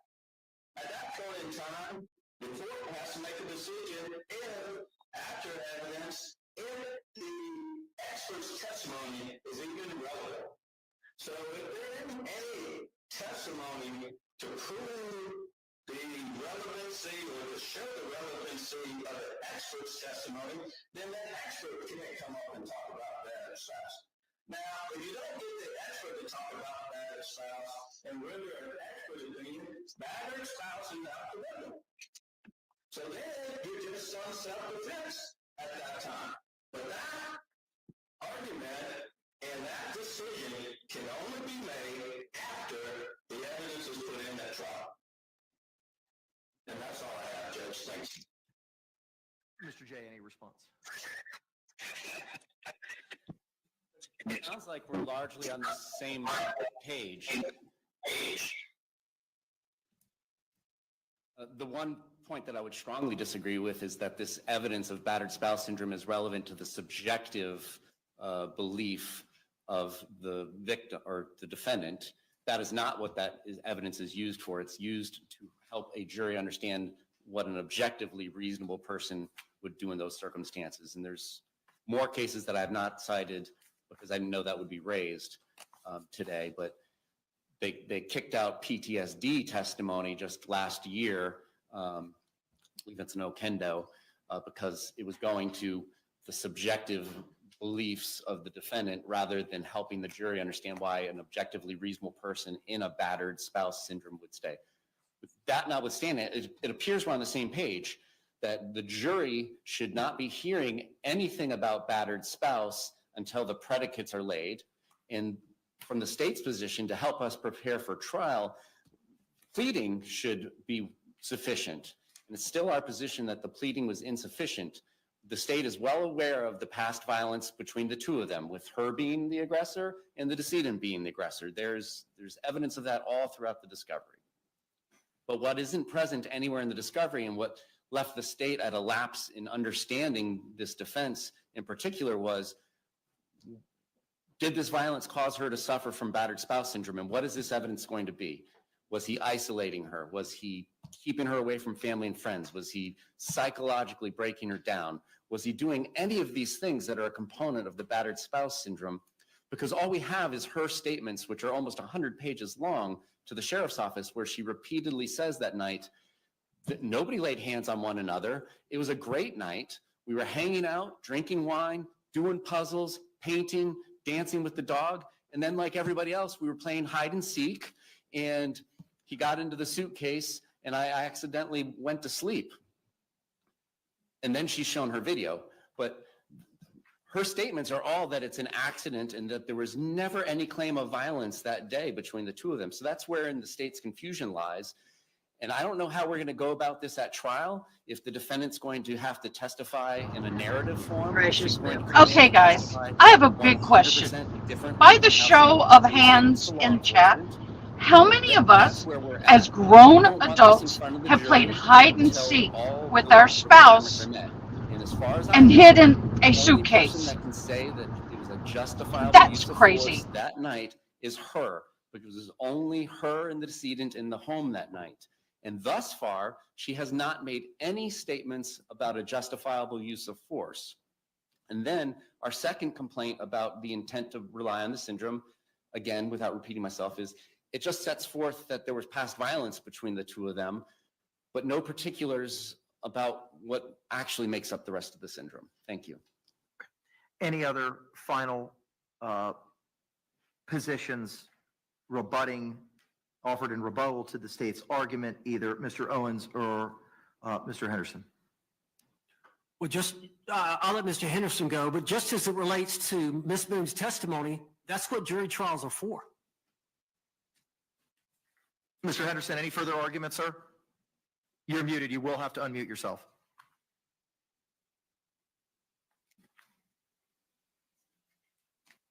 Mr. Henderson, you're still muted, sir.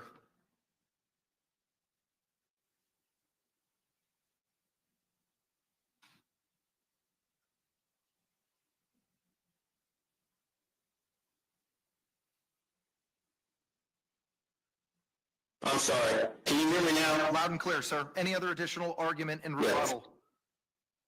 Yes, Judge. The state is going to have the opportunity to depose the expert, Ms. Harper. who can tie those things together. That's why we have experts who know about these things and who have the knowledge, who can tie these things together and tell why she's of the opinion that she was suffering from battered spouse at that time.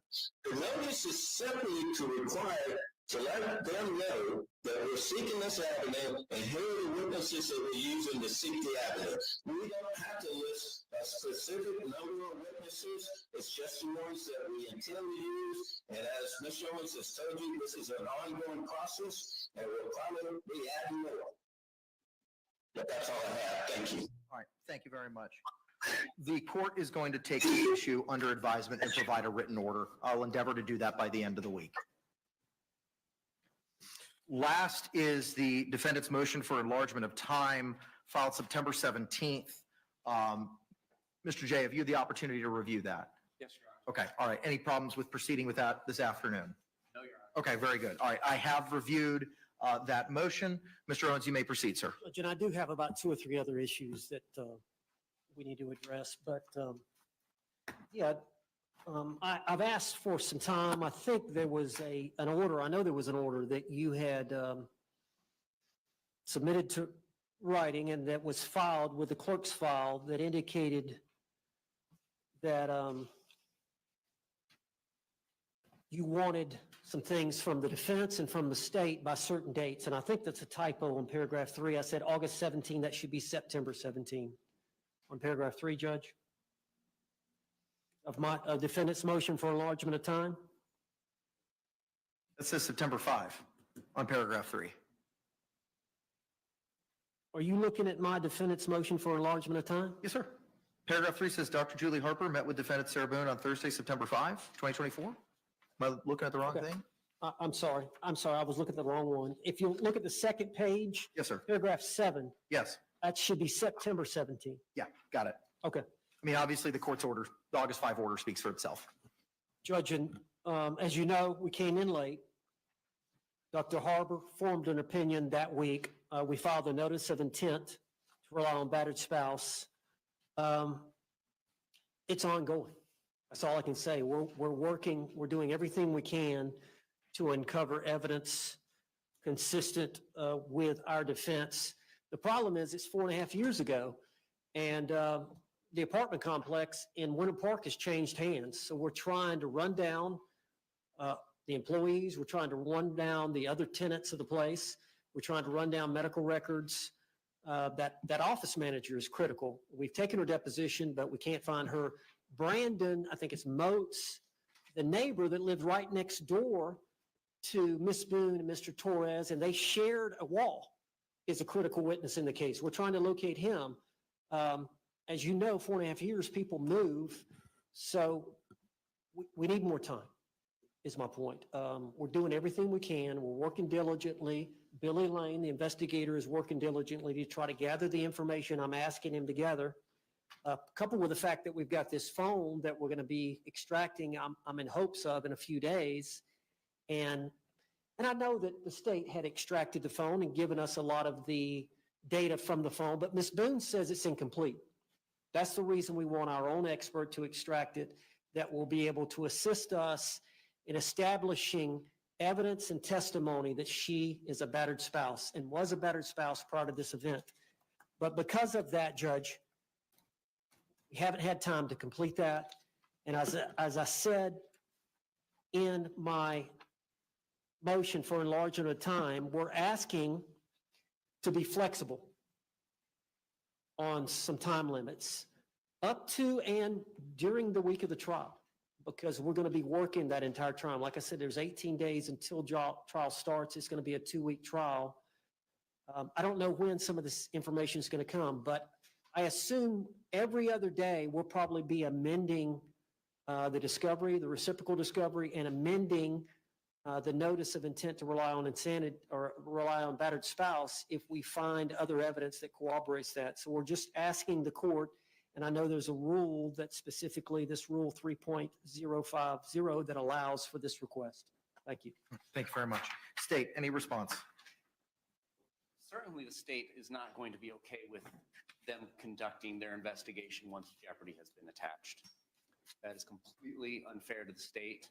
This is the defendant's trial, not Mr. Owen's trial.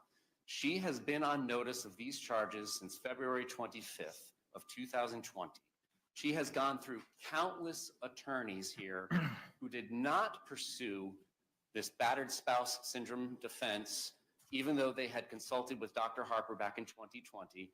And I believe the crux of that issue is going to revolve around her having to testify in the form of a narrative given her prior statements. So the state opposes any enlargement in time. The defendant has been on notice and has had centuries probably of legal expertise at her disposal for the last 4 years. And there may come a point in time where the state has to request a continuance prior to trial, but if this enlargement is granted. But certainly, once jeopardy has attached, that's not the time to be doing discovery. She's had 4 years to do this, 4.5. Thank you. Any other final arguments, Mr. Owens? No, sir. Okay. I'm just rereading the rule. Give me a moment.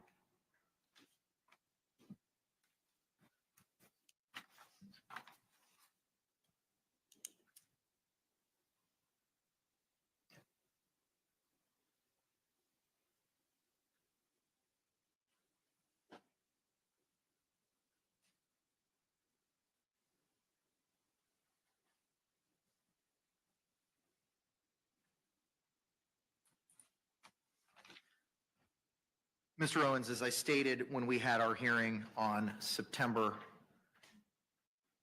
3rd, at that point in time, the court had outlined the history of the case, the court's prior findings, the numerous experts that had been retained throughout this case, and I understand the position that you find yourselves in. But at the same token, based on the same analysis that the court had relied upon in its oral pronouncement in denying your continuance on September the 3rd, I'm going to grant your motion and deny your motion in part.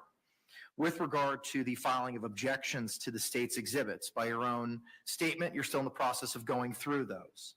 The deadline expired on September 17th. So I believe that we're using the second portion of the rule with regard to that issue because there was a requirement to provide those names, and this motion was filed on the 17th. So I'm going to grant your motion in part with regard to filing objections for the state's exhibits. I will give you up until the time that we're having our trial case management on September 26th to file any additional objections to any of the state's exhibits. With regard, however, to the filing of a witness and exhibit list, I agree with the state. We can't be amending once jeopardy attaches to provide additional experts or any witnesses at that point in time. You're talking about jeopardy when the jury is sworn? Correct. On that Monday, October 7th? If we're lucky enough to get one on Monday. So just so that you understand, I've ordered a couple hundred people for that week because I don't know how long jury selection is going to take. I don't know what people know about this case. So my intention is to run 50 people in the morning. So I'm just letting y'all full disclosure here, what my thoughts are. 50 people in the morning. Get rid of language, get rid of cause. And if those persons who don't know anything about this case, I'm going to ask them to come back either Tuesday or Wednesday. And then we're going to run another 50 at 1:30. Get rid of our cause challenges, those who can't be here for 2 weeks, those who've just recently given birth, all the statutory cause reasons that they can't be here. I'm going to ask them to come back. And if we've got 40 people, 50 people at the end of Monday, we'll start Tuesday and we'll start whittling it down. And I can turn over when I'm done with my colloquy, my voir dire is about an hour and a half, 2 hours. And then I'll turn it over to the state and I'll turn it over to you and we can whittle it down from there. But if it takes us more time to get a sufficient panel because of the amount of time and other causes or preconceived notions about this case that can't be set aside, we may not be picking a final jury until Wednesday in this case. Is this set for 2 or 3 weeks? 2 weeks. 2 weeks. Now, it was originally set for 3 weeks. And then when we talked about it, when you came on board, we had shrunk that to 2. Now, if we think that that may change, I'd rather discuss that now than a week from now. If you think we need 3 weeks, I can try my best to make that happen. But I respectfully need to know that sooner rather than later. Because in all candor, I don't know how long it's going to take us I to get a did not. jury. I did not anticipate. I anticipated we were going to be able to pick a jury in one day. I would love to be that bullish. I hope we can. I'd love to be able to. I'm just telling you what I've been working with jury services, that I've got 50 people teed up for 9 a.m. I got 50 people teed up for 1:30. And that will continue throughout the day, the week. It's easier for me to say, we don't need you, go home. You don't need to show up for jury service, than it is, I need bodies and we don't have them. Now, if we're able to get a jury in one day, fabulous. But if we can't, I have that backup. I believe if we pick the jury in one day, we could try the case in 2 weeks. But if it's going to take a little bit longer, and again, we don't know from now until October 7th what other evidence or what other witnesses we're going to uncover. So in the abundance of caution, I'm going to ask the court, if possible, to set 3 weeks. I don't think it's going to take 3 weeks, but I don't know how long jury selection is going to be. I don't know what additional evidence we're going to uncover, additional witnesses from now until October 7th. So to be on the safe side, I would ask for 3. Okay, all right. I'll see what I can do there, and I'll have Anita report back to both of you. Judge, and the main reason, I think all these other lawyers, they didn't have an expert that had tendered that opinion about her spouse. So we started on this path on that Friday when Dr. Harper called me and I filed the notice of intent to seek corroborative evidence, corroborative witnesses that she was battered. So that didn't really start until that day, which was September 6th. And that's why, and again, this was an event that occurred 4.5 years ago, trying to locate witnesses. It's just taking time. I understand about the jury being sworn and we shouldn't be allowed to ask additional witnesses to come in. So I agree with the state on that. I agree with the court. But I would ask up until the time we pick the jury that we be allowed to amend reciprocal discovery and amend our notice of intent to add additional witnesses and additional evidence. Mr. J, any other further positions, sir? There just may come a point in time, Judge, if you don't set a deadline, that the state has to ask for continuance. The deadline is going to be for objections to the state's evidence, providing of a witness and exhibit list for the defense at trial case management next week, September 26th at 9 a.m., in addition to all the reasons that the court placed on the record on September 3rd during the motion to continue. My JA has advised that Mr. Lake has appeared virtually with regard to the motion to appoint clinical psychologist. Mr. Lake, can you hear me? Yes, I can, Your Honor. Can I get your appearance for the record, please? Yes, Christian Lake on behalf of the Justice Administrative Commission. All right, thank you, sir. Earlier today, before your participation, I know that Mr. Owens had provided you certain cost motions regarding the forensic psychologist, Dr. Harper, and the crime scene investigator, Dr. Birkland. You had advised as the JACS's positions on those motions. Your email has been filed in the court file. Subsequent to that, a motion to appoint clinical psychologist regarding Dr. Michael Brannon was filed. That was just filed yesterday. I know my judicial assistant sent you a copy of it. Have you had the opportunity to review that motion? And if so, what is JACS's position? Your Honor, just briefly, we did review the motion. We were not contesting it beyond objecting. We do object to any rating in excess of the rates established by law, but we acknowledge for this type of expert that it would not be uncommon to approve a rate of $200 an hour. It's if that does exceed the rates established for this circuit. Mr. Lake, I hate to interrupt you, sir. Madam Court Reporter's having a difficult time hearing you. If you could start over and slow down just a smidge for us, we would greatly appreciate it. Not a problem, Your Honor. We did review the motion to appoint the expert. Just to give the court some background, because I went back and looked through our files. So far, the defense has incurred, this is prior to Mr. Owens' involvement, but so far the defense had previously incurred $7,500 for one mental health expert, and that's the same mental health expert as being, not this expert, but was the other expert being requested, was requested by the defense in the other two motions. Defense also incurred $1,800 for a mental health expert that was hired by Ms. Cashman. That was, let me just get the right name. I don't want to say the wrong name, but she was paid $1,800. She was retained in relation to the issue that was before the court today, the battered spouse syndrome. And now the defense is requesting a third mental health expert also at the rate of $200 an hour. Based on the nature of the case, Your Honor, we have no real, other than objecting to the rate because it does exceed for the circuit, we don't have any other concerns about the appointment of the expert. It would be the third mental health expert appointed to assist the defense, but that really, I mean, ultimately that's your call whether to allow the defense to incur costs for a third mental health expert.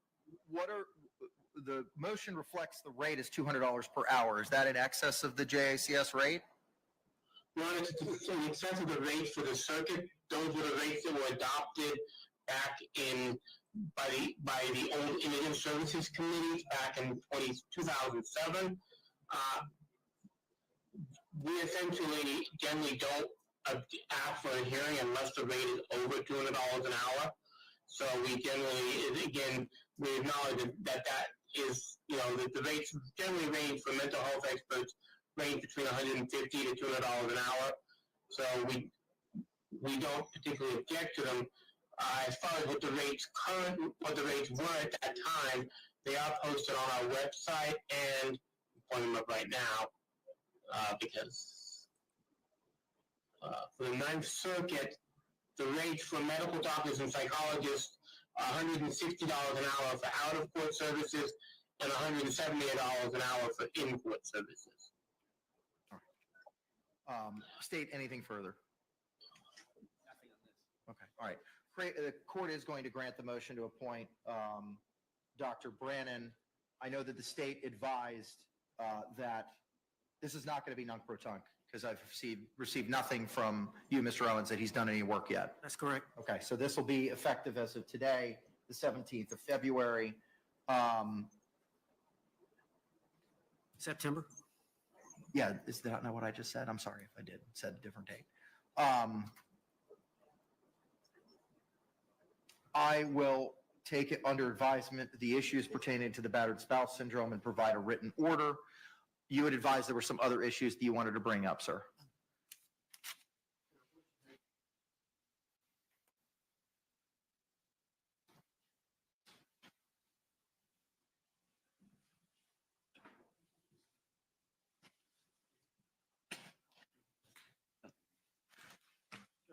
This relates to the investigator, Billy Lane, who's working with the defense and his potential costs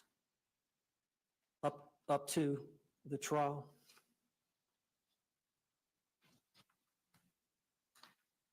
Are these being hand filed now? Mr. Lane handed them to me right before we came in, so I'm going to have to scan these in and file them. Okay. I wanted the court to be aware. If you want to address it at the September 26th case management conference, we can do it then. Let's do that. Just do me a favor if you could, sir. Once they're filed, just forward them to Ms. Barrios. Okay. So that I've got hard copies of them. All right, I'll give these back to you, sir. Judge, the other thing was, of course, we've got trial coming up quickly, and generally, when in a courtroom, I do opening statement, I maybe have some demonstrative aids, but I walk around, and I understand here that we've got to be in front of a microphone. Is there any way we can set up, maybe the defense can set up a system where we can wear a mic so that we can walk to some degree? I will have to check with court admin. All right. And then the other thing is, we would like Sarah to wear street clothes. So do I need to file something? Get in touch with the public defender's office. When Ms. Boone was representing herself, I had coordinated and communicated with the public defender's office multiple times in an attempt to obtain clothing. Before you came on board, Mr. Owens, Barry Click, BARRIECLICK, had provided the total amount of clothing that they had that would fit Miss Boone, including shirts, pants, slacks, skirts. And that was the time where she would be allowed free reign and was going to have the shock device on her lower leg. I would ask that you can email Miss Click. You can find her information on the Florida Bar webpage and ask her if the public defender would assist you in provided clothing. They were going to while Ms. Boone was representing herself, and I imagine that offer would still be extended. Judge, and I anticipate 2 more pretrial hearings. One is the case management conference, and 2, if I file the motion to suppress the statement made during the interrogation, we would probably have to set a separate date. Can she wear street clothes at those 2 hearings? If you can get it to her. So that's something you have to work with corrections. I don't know that they're going to let you do that. Now, when it comes time to trial, we would like, she would like for us to have some makeup for her and somebody to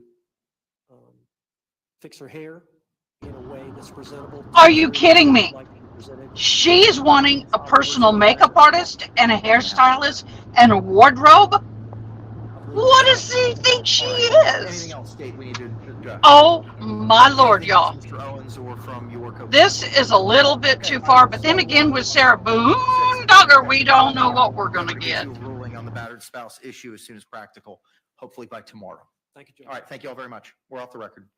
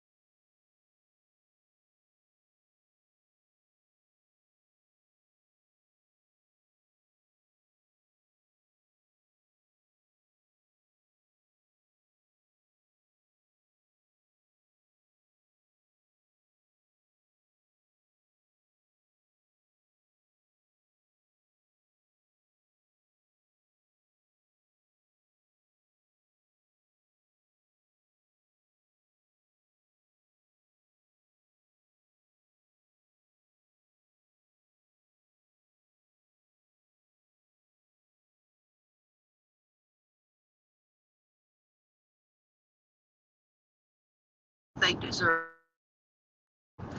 So, anybody have any clue, by the way, what she would do with her hair other than what's being done? It's a bowl cut, for goodness sake.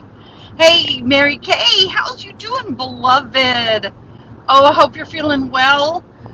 Miss Kristen, thank you so much for continuing to mod. Mary Kay says, I put lipstick and fancy clothes on doesn't make her innocent.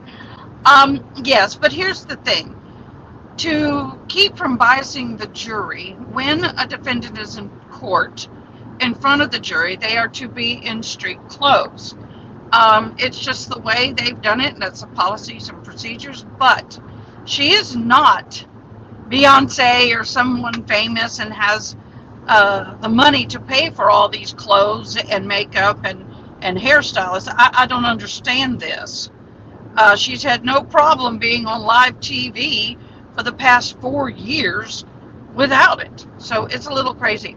So mods, Miss Kevin, are we able to get back to the Carly Gregg trial by any chance? And we will try and get the video of the interview where they gave her her Miranda rights on the Sarah Boone probably tomorrow. So I will wait for Miss Kevin to switch it. We will take what's called a comfort break. And when Miss Kevin can get it up, we will get caught up with that trial. In the meantime, I'm going to keep visiting with mom and friend, and I will see y'all in a minute.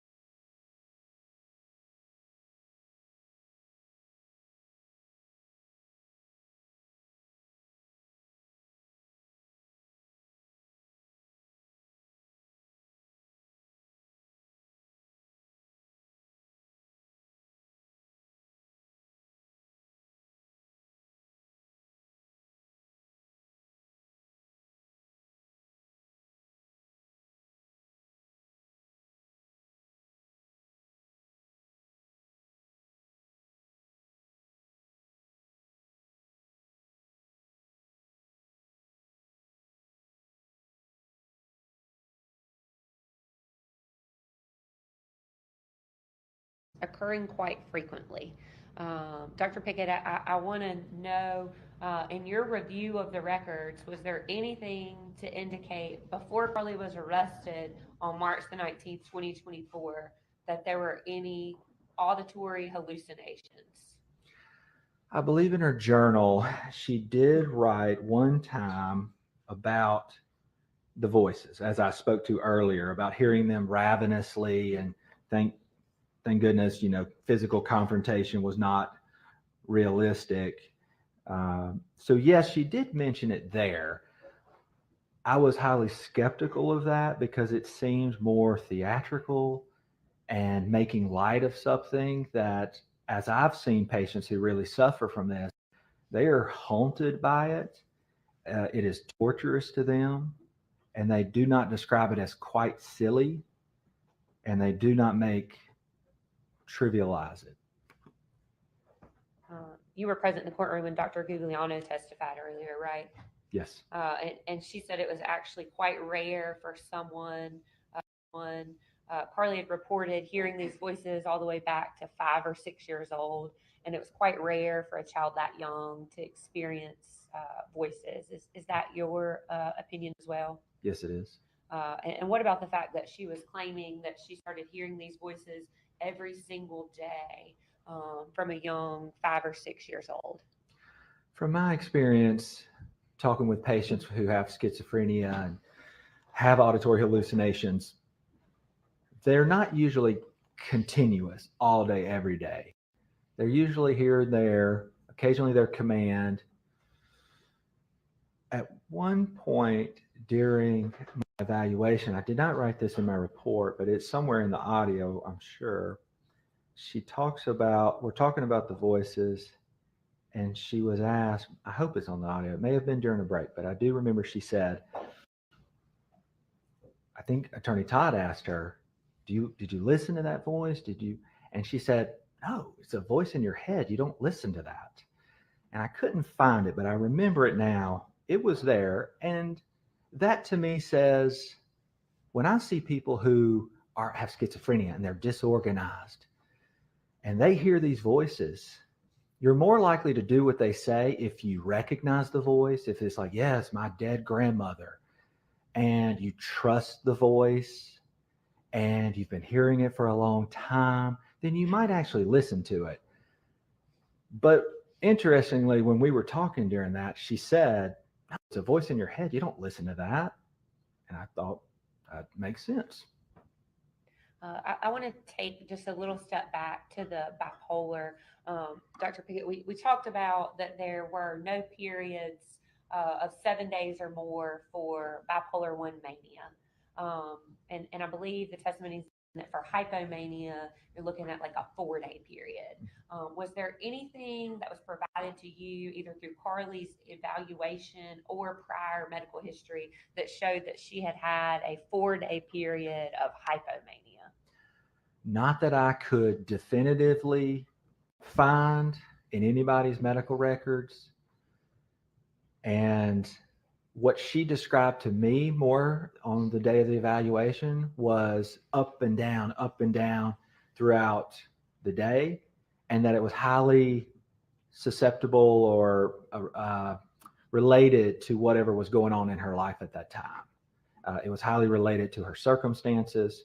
At one point, I think when I'm asking her this, I'm kind of pushing her, I'm kind of probing, like, all right, now tell me more about that. And I can find it in my report if I can, but I asked her that, and she kind of gave me all the answers. At one point, she said, like, it could be days, it could be hours, it could be days, it could be weeks, which sometimes people will do if they don't know the right answer. If I'm asking them, or they're not legitimately having them, they will give me all the answers as if they're hedging. And so I'm skeptical of that.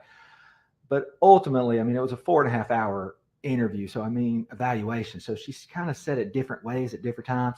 The main theme that I picked up from her was that it was up and down within one day, like a roller coaster, and highly susceptible to what was going on around her, which is not consistent with bipolar disorder. And I believe we heard testimony earlier that she had been diagnosed with more something into like situational responses, and that's why she was given a depression diagnosis. Yeah. My understanding from reviewing their records is even Annette Bryant, the first therapist that saw her, mentioned anxiety and adjustment disorder. So she was acknowledged that she's anxious and she's having trouble adjusting to something, her life circumstances. And then I think LPC Kirk also said adjustment disorder with mixed anxiety and depressed mood. And then I think nurse practitioner Lieber said adjustment disorder, and she said single episode of a major depressive episode. Indicating that this was not a manic or hypermanic situation. No, if anything, it would have been the opposite. She would have been depressed and down on that spectrum, not up. Dr. Clark also diagnosed Carly with a other specified feeding or eating disorder. I don't know that that would have much relevance in insanity, but have you ever seen where an eating disorder calls someone to commit murder? No, I have not. And without diving into it too far, I mean, there were notes in the records where Carly had either binged or restricted her eating at some point. Yeah. I think even we talked about, I believe that I know Ashley, certainly Carly told me that Ashley had issues with food and would purge. I believe that I've heard that Carly may have at some point purged. I can't remember who told me that or whether that's true or not, but I think like her mother, there were some issues with food and restriction of that. I didn't think particularly pertinent to sanity. I didn't necessarily dive into that in depth. And my thoughts were, if she's taking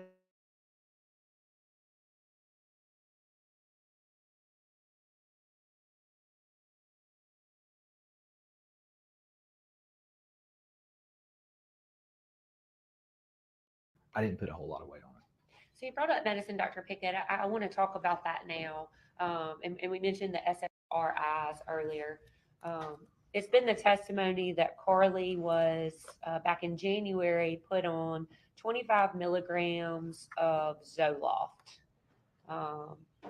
And that she didn't feel like it was doing anything, and then was up to 50 milligrams of Zoloft. Is that what you found to be true in the medical records you reviewed? Yes. And then we heard from nurse practitioner Olivia Lieber this morning that she told Carly, I want you to kind of taper off the Zoloft while also taking the Lexapro. Based off your evaluation with Carly and Dr. Clark's evaluation, is that what Carly did with the medication? No, according to what she told me, no. I think I was told that she stopped the Zoloft cold turkey, or not cold turkey, on the 12th, the same day she was prescribed the Lexapro, and she started the Lexapro, 5 milligrams.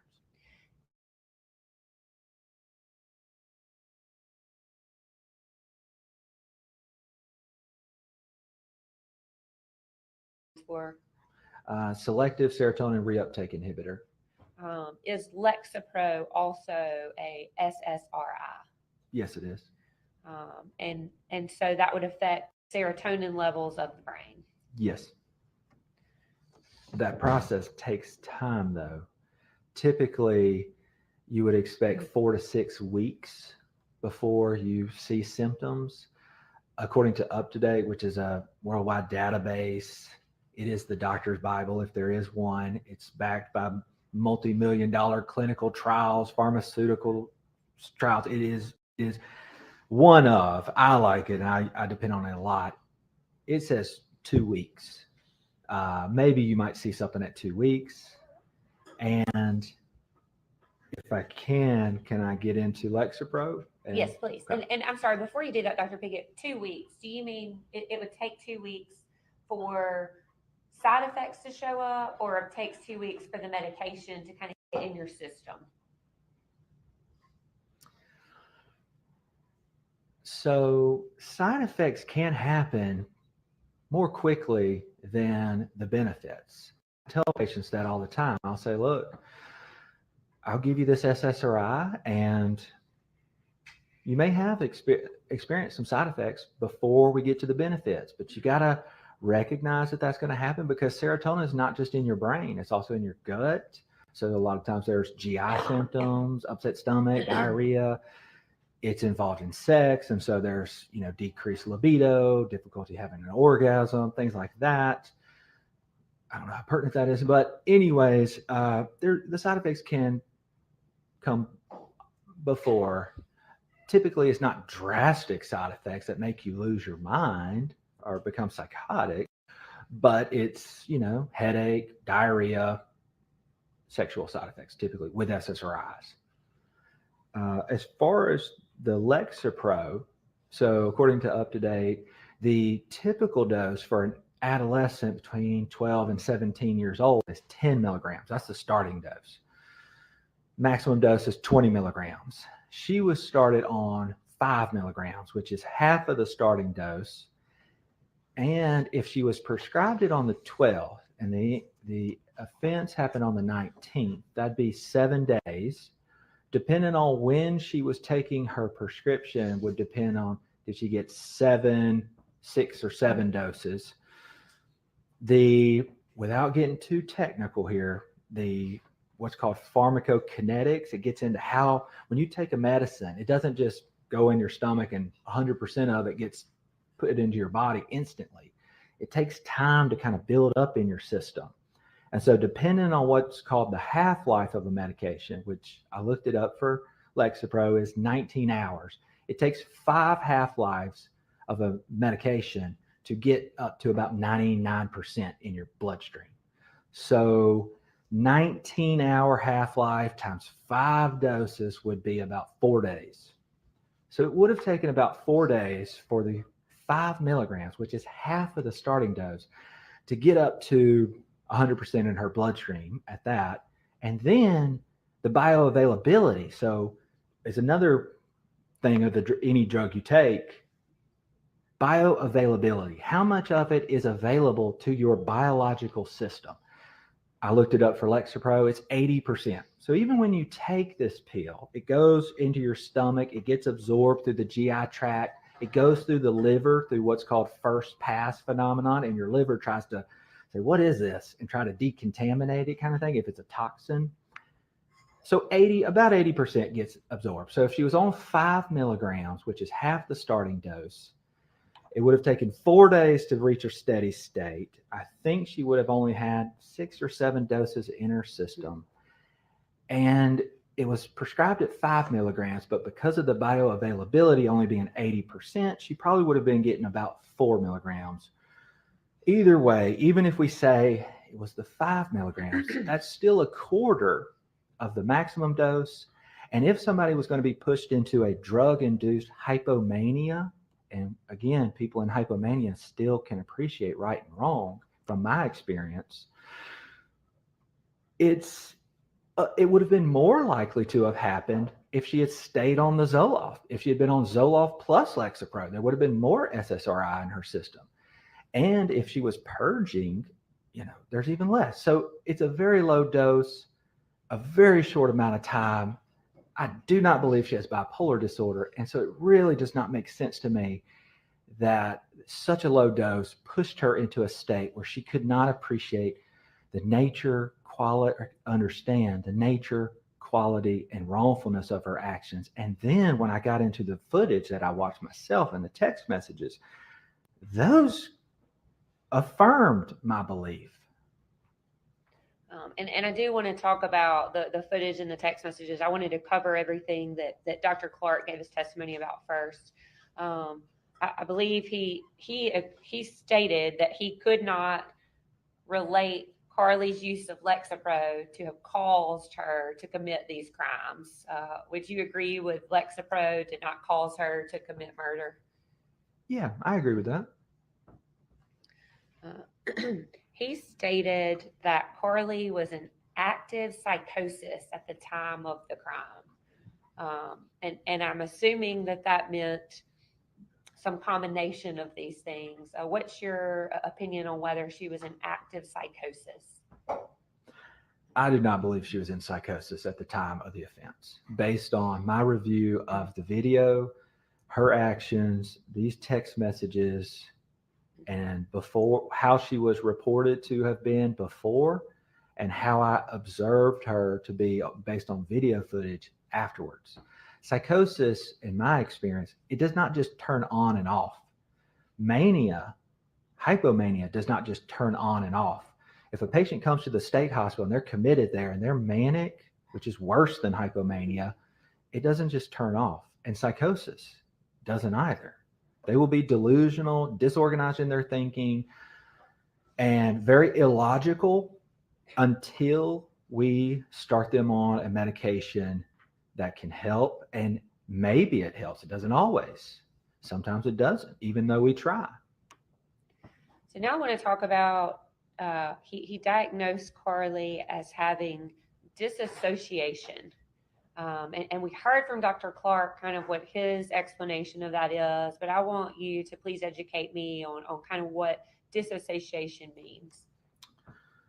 So disassociation, and I'm not the nation's leading expert on dissociation. I am a board certified psychiatrist and we get trained in it. I do not see it a whole lot in my practice. It is relatively rare from my understanding. I think the literature is relatively sparse on it. I think we're realizing that it's more common than we thought, and there's more growing literature on it, but it's still not a widely accepted common explanation for violence, especially it can be associated with violence. And I read one of the articles that Dr. Clark had mentioned, and in that report, it talks about that.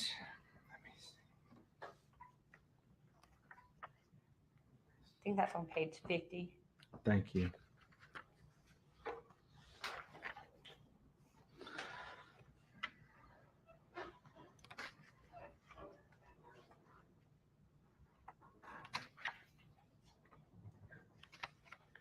Oh, sorry, that's on the SSRI.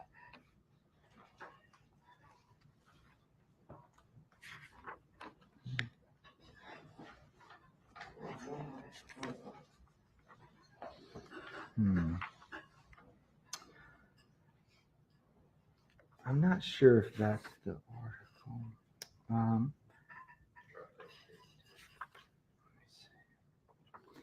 It would take me a minute to find it. You'll look back. I apologize, actually, because that one was about the SSRIs. Yeah, that one's SSRIs and violence, if I can. Your diagnosis regarding the possibility of disassociation starts on page 52 of your report.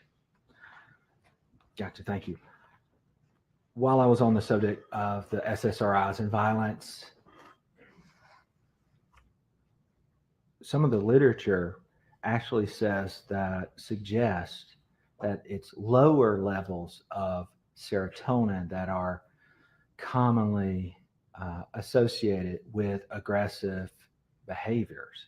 And they go into animal studies with monkeys and how it's the lower levels of serotonin that are more associated with violence. And then as far as the dissociation, I believe the literature talks about, yes, there can be violence, but my understanding is it's not a specific violence.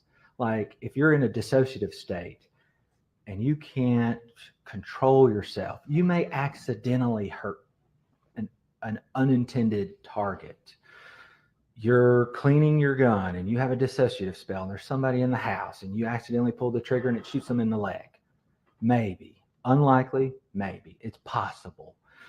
But having a dissociative spell and then doing a lot of specific things, going and retrieving a gun or an item, an object from a specific location that requires memory, hand-eye coordination, going to get that's, in my opinion, inconsistent with a dissociative spell.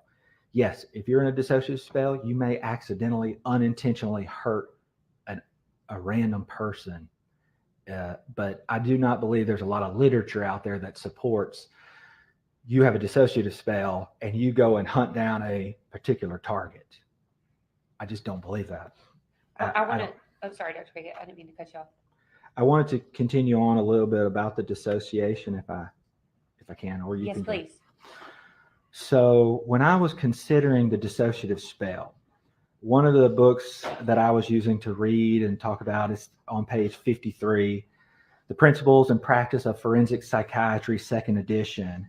It says, quote, on page 643, it says, quote, malingered amnesia is also seen frequently in forensic settings, as well as being the arguably most common manifestation of malingering in specific clinical situations such as homicide. And the literature goes on to talk about how we as providers have an obligation to consider malingering when there's a huge secondary gain of having decreased culpability by being able to blame it on that. And so I took all of that into consideration. Continuing on, as when I was considering the dissociative stuff, Carly never mentioned these spells to any of her providers over decades. You know, her trauma that she experienced. So the DSM talks about this, the DSM-5-TR talks about this. The chapters related to trauma, PTSD, stuff like that, and dissociative disorders are put right next to each other intentionally to show their relationship. In my understanding, at a basic level, there are some dissociative disorders that you dissociate uncontrollably, with no prompt, with no stimuli. Dissociative identity disorder, which used to be called multiple personality disorder, the dissociative fugue that Dr. Clark talked about, where these patients will just randomly and in a very general, unintentional way get up and travel somewhere. But it's random. It's disorganized. They don't know where they're going. They're not in control of their faculties. They just end up in Dallas, Texas, and who am I? Where am I? Where's my credit cards? You know, it's an unintentional thing. And so as I was looking through this, Carly never mentioned it to any of her previous providers.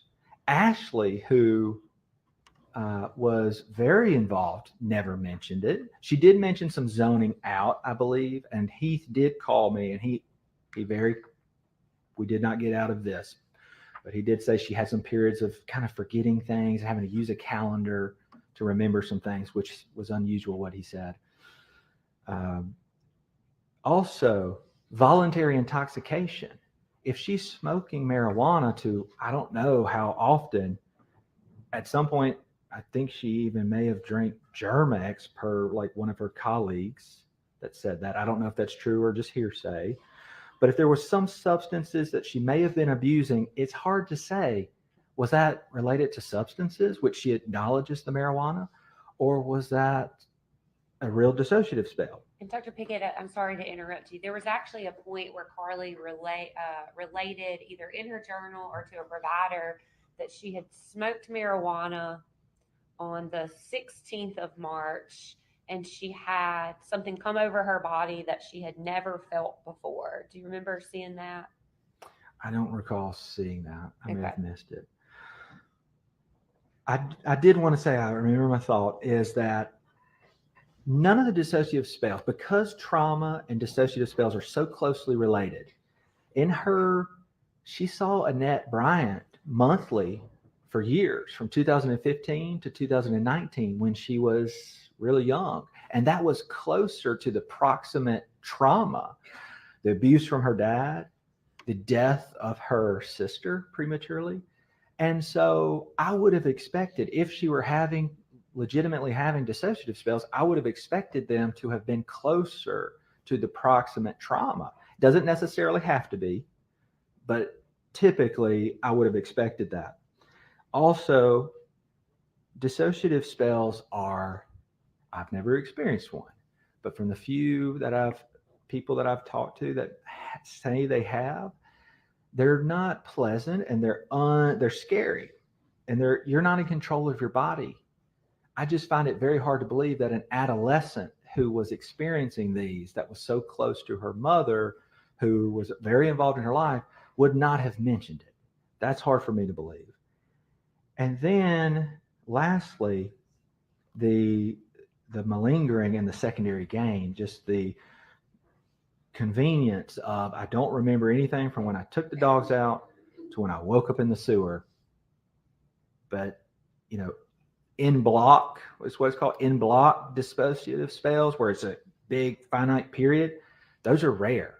As Dr. Clark said, the patchy dissociation is more common. And so to say that you don't remember anything from these periods, given all of this, is just really hard for me to believe.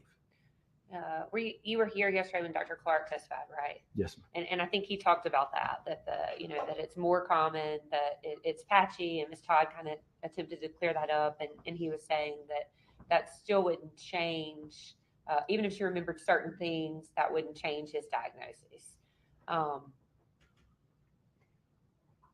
But Carly had reported to him in his evaluation that she was having, and I don't think flashbacks is the right word, but that she was hearing gunshots in her dreams, that she was having, she told Dr. Giuliano that she was queasy thinking about the incident.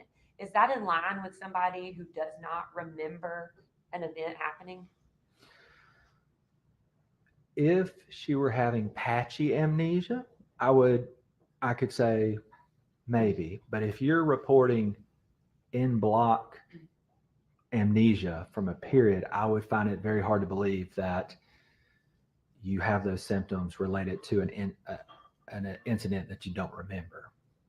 I want to ask this too. This may seem like a silly question. You've used the word malingering a couple times. For somebody that's not a psychiatrist or even in the medical field, is malingering just kind of faking? In very basic terms, they're similar. It's deceptive. It's lying for a secondary gain. You have a reason. Maybe, you have a reason to lie, and you do, or you exaggerate your symptoms for a secondary gain. That's what malingering is. And in this case, you considered that Carly, now talking about these dissociative spells, is in fact her malingering because she has a secondary gain. In my opinion, that's a very high probability, yes. And Dr. Clark actually testified yesterday that there are times, quite frequently, that people that commit the crime of murder claim that they were in a dissociative state because they have huge secondary gains. Yeah. According to some of the literature I quoted, yes, that's very common. It's one of the most common. I want to talk a little bit more about this dissociation. We know from all the testimony of her providers and the medical records that there was no history of this noted in any of her records prior to March 19. Did Carly report to you that she had had any additional spells of disassociation after March 19? Yes, while we were talking, I cited in my report the time. I asked her, I said, have any of these spells, I'm paraphrasing, have any of these spells where you do not remember things, or dissociative spells, have any of those happened since the incident? And she said, yes, actually, I'm having one right now as we were doing the evaluation. And that was a 4.5 hour evaluation in which I did many tests that tested her intelligence and ability to complete tasks and recall and spatial awareness and language and all these things. And she said that she was having one then. And she also said, well, back Tuesday in court, I had one, and Attorney Todd agreed with her and said, yes, I could see it on your face. And so when I asked Carly about these spells, she said they happened every time her mother yelled at her. But she did say that she seemed to remember those incidents, was my impression. And yet this one, she said she did not remember it. That's my understanding from talking with her. And so it was very inconsistent. And there's one thing I do think is important. think we need to distinguish between zoning out and inattention, which happens to all of us, and dissociative spells. As I was saying earlier, there's some disorders that you legitimately have where you don't have control over and you dissociate. And what you do during that period, we can talk about and discuss. But there's disorders that it happens sporadically, and then there's kind of peri-traumatic dissociative spells. And what Carly seemed to be describing to me were peri-traumatic dissociative spells. When her mother would yell at her, she would dissociate because that triggered her. That's a trauma in her eyes. The DSM-5-TR talks about, gives examples of a prisoner of war who's being tortured, and their body cannot take it anymore. And so their brain essentially hits, for lack of a better word, the ejection button. And the brain says, I cannot take this anymore. I'm under so much stress. I'm out here. And it dissociates. Or another example that the DSM-5-TR gives is human sex trafficking. Somebody who's being repeatedly raped over and over. Their bodies cannot take the trauma that they are experiencing anymore, and their brain hits the ejection button, which, to my knowledge, the brain does not do this half-heartedly. It leaves the body in a very vulnerable state, being dissociated. You are vulnerable to everything around you. If you cannot control your body, you're vulnerable to predators, attack, anything. The brain, it doesn't make sense that the brain would do this half-heartedly.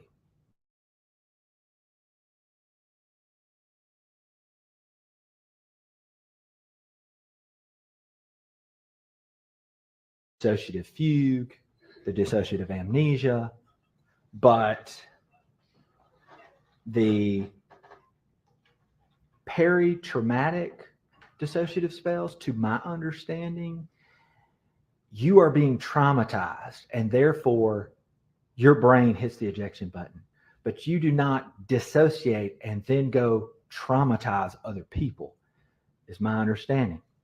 And that's from my training, my research, things that I've read about this, preparing, and the articles, and my training and knowledge and experience and seeing patients.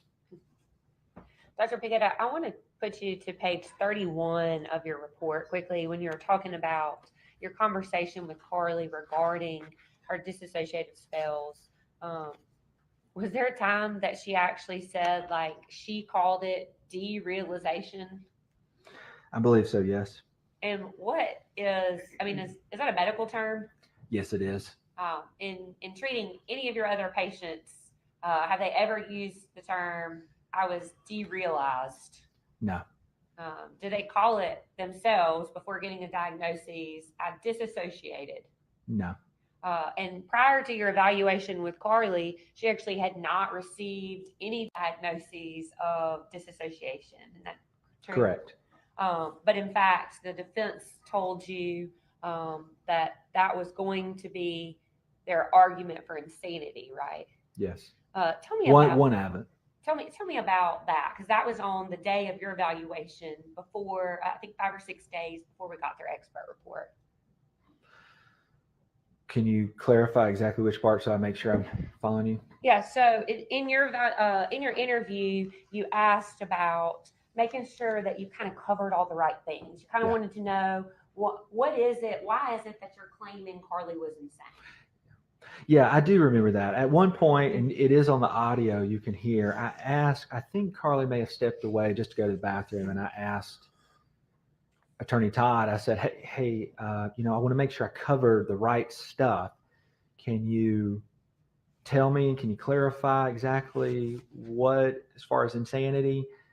And she said that, I think she said the medications worsened an underlying unrecognized diagnosis. And I said, okay, all right, I'm just making sure I'm following. And that was, I think Dr. Clark had done his evaluation the day before. And do you recall what Carly said as she walked back into the room for the evaluation? I cannot remember. Would it refresh your memory? She said something about like, what mental condition do I have? I'd have to listen to the audio. I can't remember. But to that point, she had not been diagnosed by any physician or psychiatrist with disassociation. Not that I was able to find in reviewing the medical records, psychiatric records. When you asked Carly to describe the events of March the 19th, how did she describe her mom's demeanor when she found out about the vape pens and the burner phones? I think, if my memory serves me correctly, she described her as frustrated, and they didn't talk on the ride home. She was upset, and her mom searched her backpack, and they didn't talk on the ride home. And so Carly acknowledged that mom was very upset about finding out these things.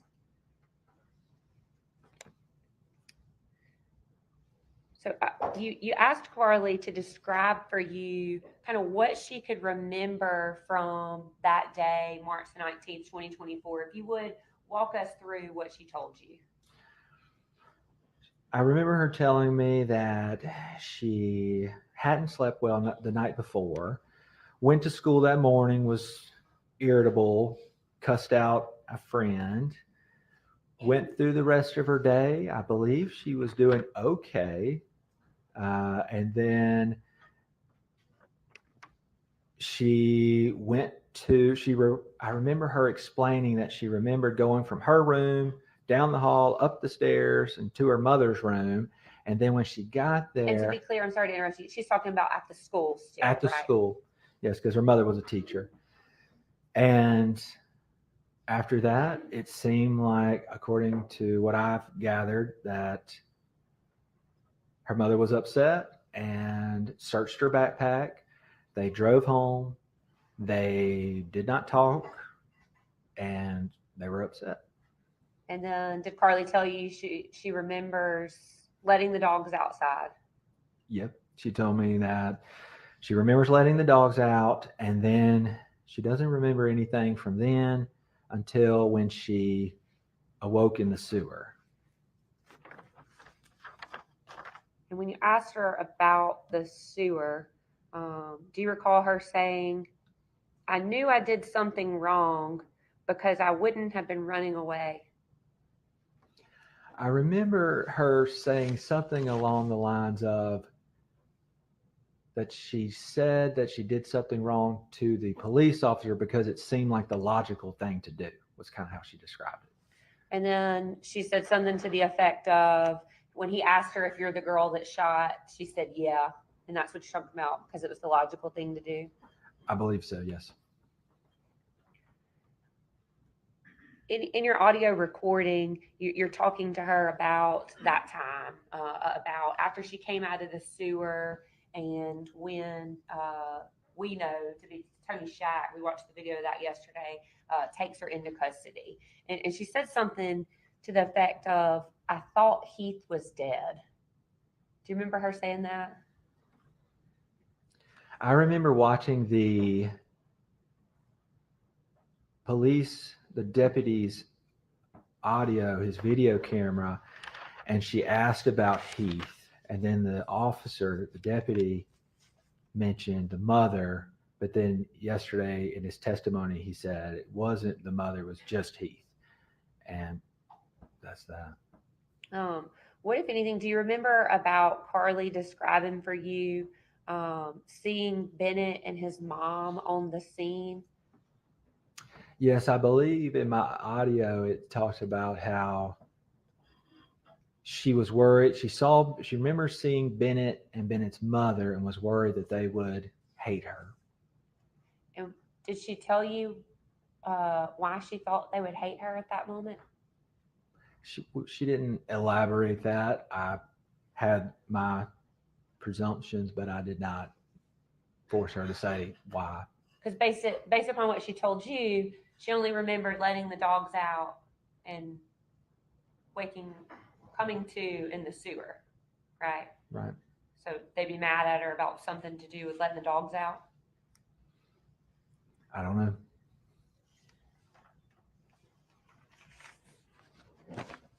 Dr. Pickett, I want to talk to you a little more about your opinion regarding the McNaughton standard in this case, right? So we, unfortunately, people had to see these videos where Carly goes into a room, we hear 3 gunshots, and then she comes out. I want you to walk me through the reasons that you believe that she had specific intent to commit these crimes and that she knew right from wrong at the time. Okay. Well, backing up a little bit, just knowing the context from what I was told, or from what I gathered from reviewing discovery, was that Bennett and a friend were really concerned about her substance abuse. That's what I saw in text messages with discovery, reading that. So they approached her mom, and Carly went there after school. They rode home, but did not talk. This is per Carly. She was frustrated. Ashley was frustrated, per Carly. And then when they get home, I start in the garage video footage. I see Carly, what looks like she kind of jerks the door open, looks frustrated. Then they go inside, and they're at the kitchen. They put everything down, and they make eye contact. And Carly looks her in the eyes and kind of rolls her neck like this, which is kind of, to me, seems like a tense situation. They're not talking. And then Ashley goes straight to Carly's side of the house, presumably Carly's room.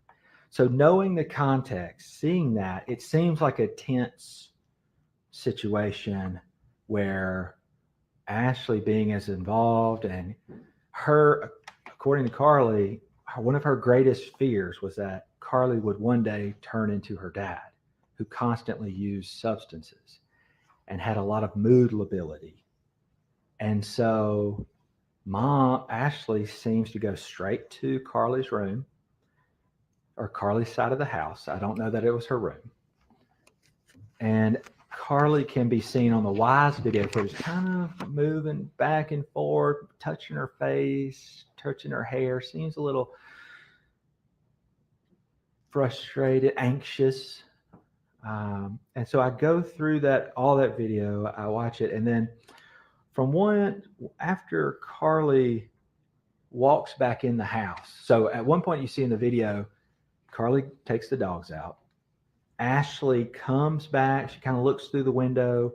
At one point she has what looks like a little black cylinder shaped small object in her hand. I don't know what it is. I presume, based on the context and knowing what about it, that it is maybe a vape pen. I don't know for sure. And so then Ashley goes back towards, I think, her room, and then Carly's room or area, side of the house. Carly comes in the house, and at this time Ashley is on Carly's side of the house. Carly kind of comes up to the entryway, leaning forward, both of her hands, not in fists, I don't want to say fist, but down by her side. She's leaning forward. She pauses as if she's thinking something, and then slowly turns towards her room. And then she quickly, briskly walks directly across the screen from Carly's side of the house to Ashley's side of the house. So given the context and seeing her walk so briskly, seemingly purposefully, directly to where the object is that could kill her mother or kill somebody, to me shows an intact memory. It shows an intact motor function. It shows coordination. And I'm sorry, y'all. I went in. We went in and got us she a did Starbucks. not walk to the kitchen and I'm grab a still here. banana. She did not walk in a disorganized state of mind. She did not walk to the living room and grab a remote control in a confused, dissociative spell. She walked directly to where the sole object that could kill her mother was, and she retrieved it. To me, that says that this person shows a very specific intent on what they plan to do. And that suggests that she understands the nature and the quality of what she's about to do. That's why she went specifically to where the gun was, not to the kitchen or to anywhere else. Continuing on, and it gets even more convincing to me as I watch the video, at 16, 14, 15 on that video, she peeks around the corner and she's hiding something, concealing something behind her back. To me, this shows a spatial awareness. So Ashley could have moved. Ashley could have moved to the kitchen. You've got to look around and see, because if that person has moved, your intended target has moved, you don't want to just walk straight across to your room with this object. They could intervene. They could see you. They could stop you. Instead, in a very methodical manner, she peeks around the corner with the object behind her back. To me, that shows spatial awareness. And these are high functioning executive skills that your brain has to, different areas, the frontal lobe, the parietal lobe, the occipital lobe, all of these different areas of the brain have to do this for you to do such intricate things. This was done, in my opinion, as a forensic psychiatrist reviewing this video, to locate the intended victim, to ensure Ashley had not moved so that she could not intervene, and so that she could, and she did it in a very, just her head around the corner, hiding the object. That suggests, that's almost predatory in my opinion. That is looking, that is intentional, that's not accidental, that's not dissociative, that's not psychotic. Then when after she does that, she clears the kitchen, she sidesteps with the object still behind her back, and this object is still directly where the WISE camera cannot see it. And it's an awkward sidestep, and I wouldn't expect somebody to do that unless they were intentionally trying to conceal or avoid detection from the surveillance camera. And that to me suggests strongly that she appreciated the nature, quality, and wrongfulness of what she was doing at that time.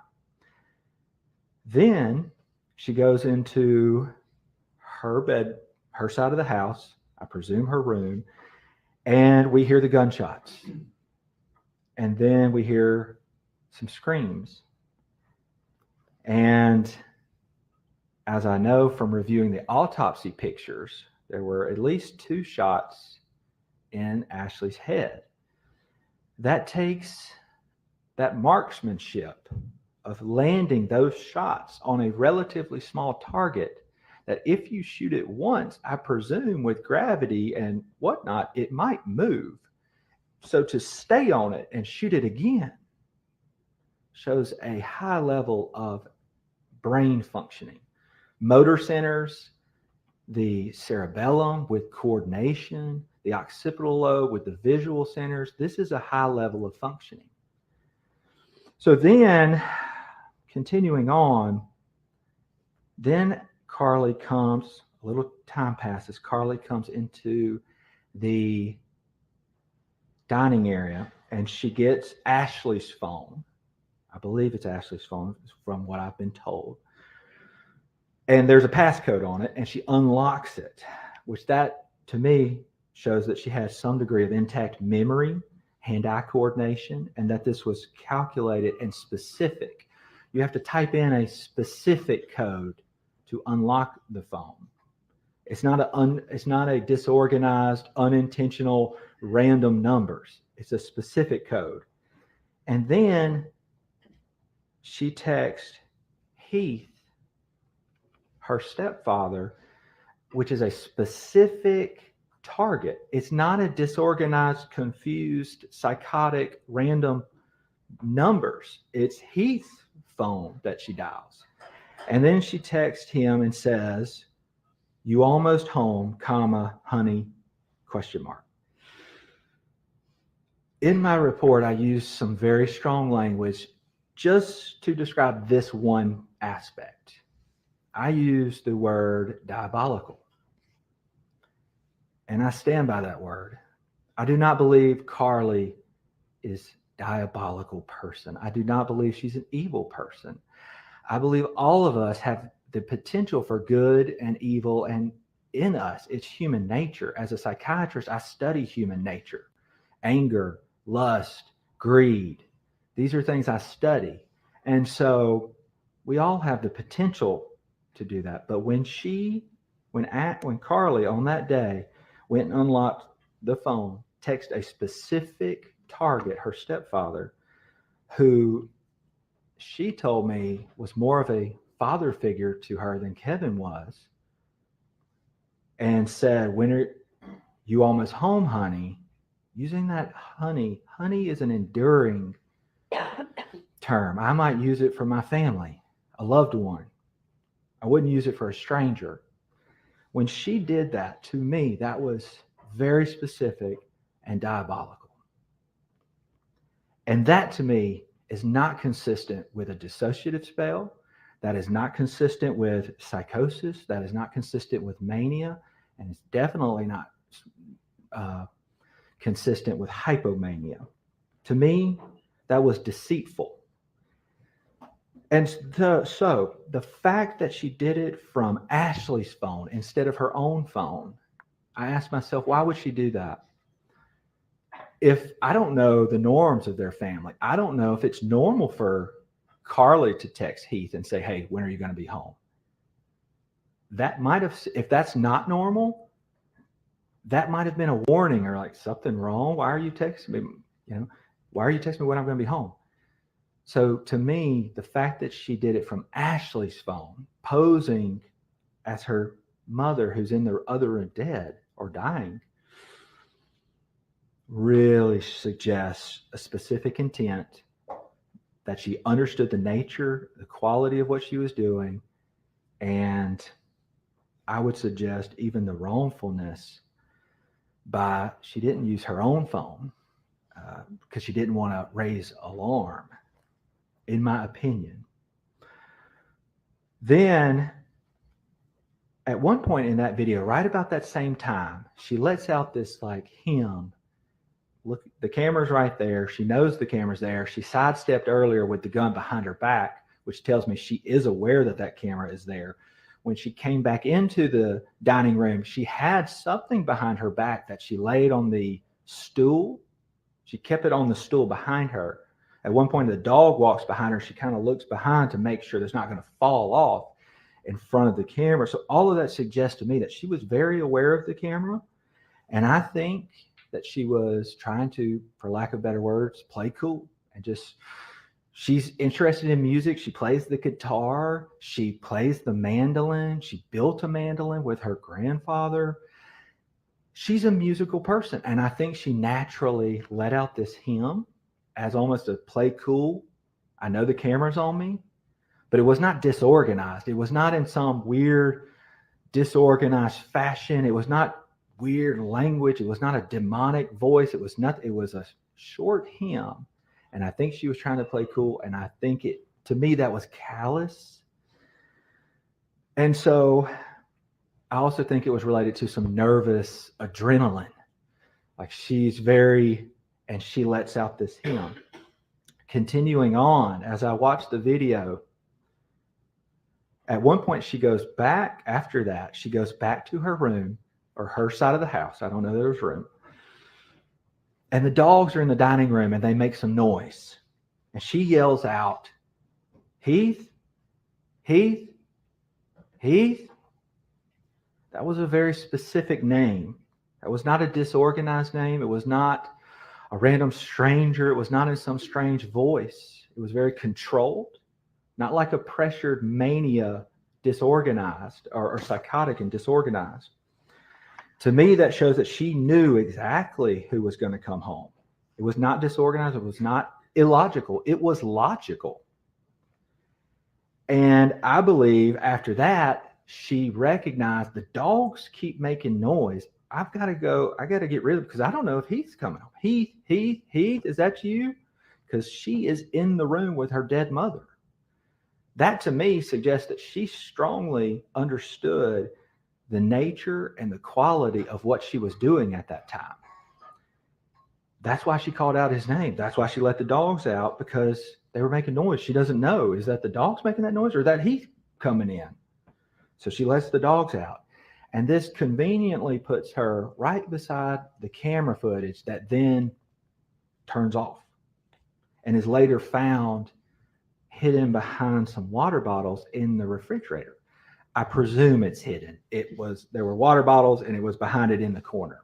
To me, that strongly suggests somebody who's trying to hide evidence and avoid detection because they appreciated the wrongfulness of what they were doing. A psychotic person who's disorganized and doesn't know who they are or what just happened or where they're at, I do not believe would put the camera, take it down and put it in the refrigerator behind water bottles. This also, when she came back out, gives her a second opportunity in front of the camera to play cool. And she said to the dog, she kind of whistles and she says to the dogs, "It's okay, it's okay." And I have dogs myself, and I thought, why would I tell my dogs it's okay unless it wasn't okay? Unless even seemingly the dogs might have appreciated that it wasn't okay. I'm not a dog psychiatrist, but some things seem to transcend species. And at this point, I saw dogs were down, their ears were down, they were running around, and she lets them out, and she even comforts them and says, "It's okay, it's okay," and whistles. And to me, that was kind of self-incriminating. It's a small thing, but a guilty conscience. If you're aware of what you've done, you might try and comfort the dogs and say, "It's okay, it's okay." Then, so that's from the video footage. Then I get into the text messages. Do you want me to continue on? Yes, please.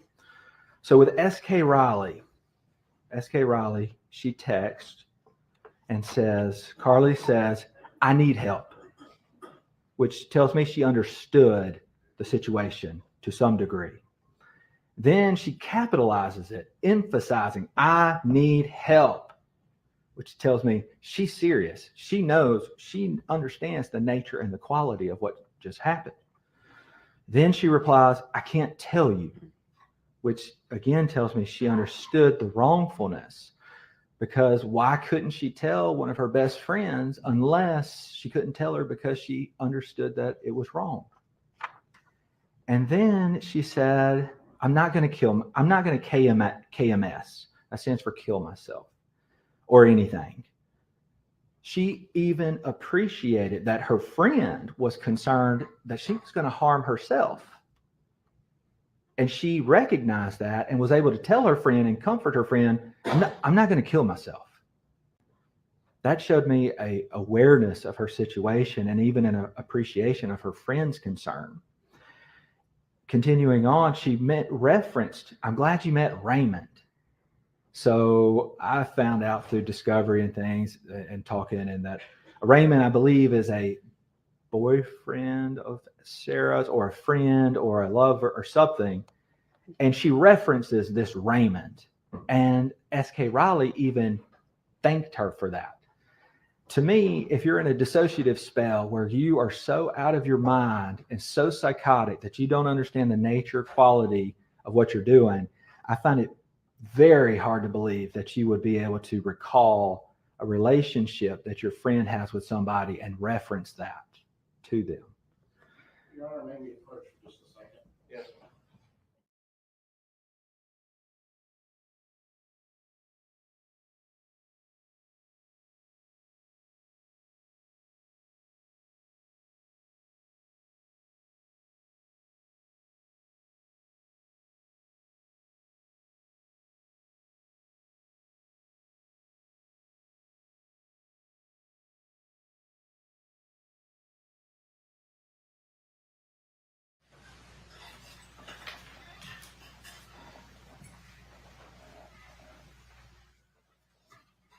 Dr. Pickett, other than the Sarah Kate Rayleigh text messages, were there other messages that indicated to you because the jury has heard some of those messages from Sarah Catherine Rayleigh and Bennett Germany. Were there other messages or other things that you relied upon in determining that she did in fact know right from wrong on that day?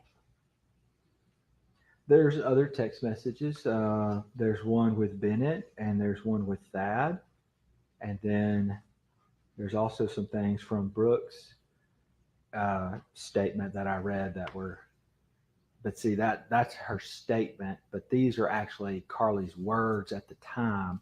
And so I think they're important because to me, they speak volumes about her understanding of the nature and the quality at the time. So I know those witnesses have spoken, but the text messages do speak to her understanding of the nature and the quality of what was going on. And included in some of those messages, I think Sarah Catherine read out something to the effect of, last message was, "I'll tell you tomorrow if I see you." Did you consider that one? Yeah.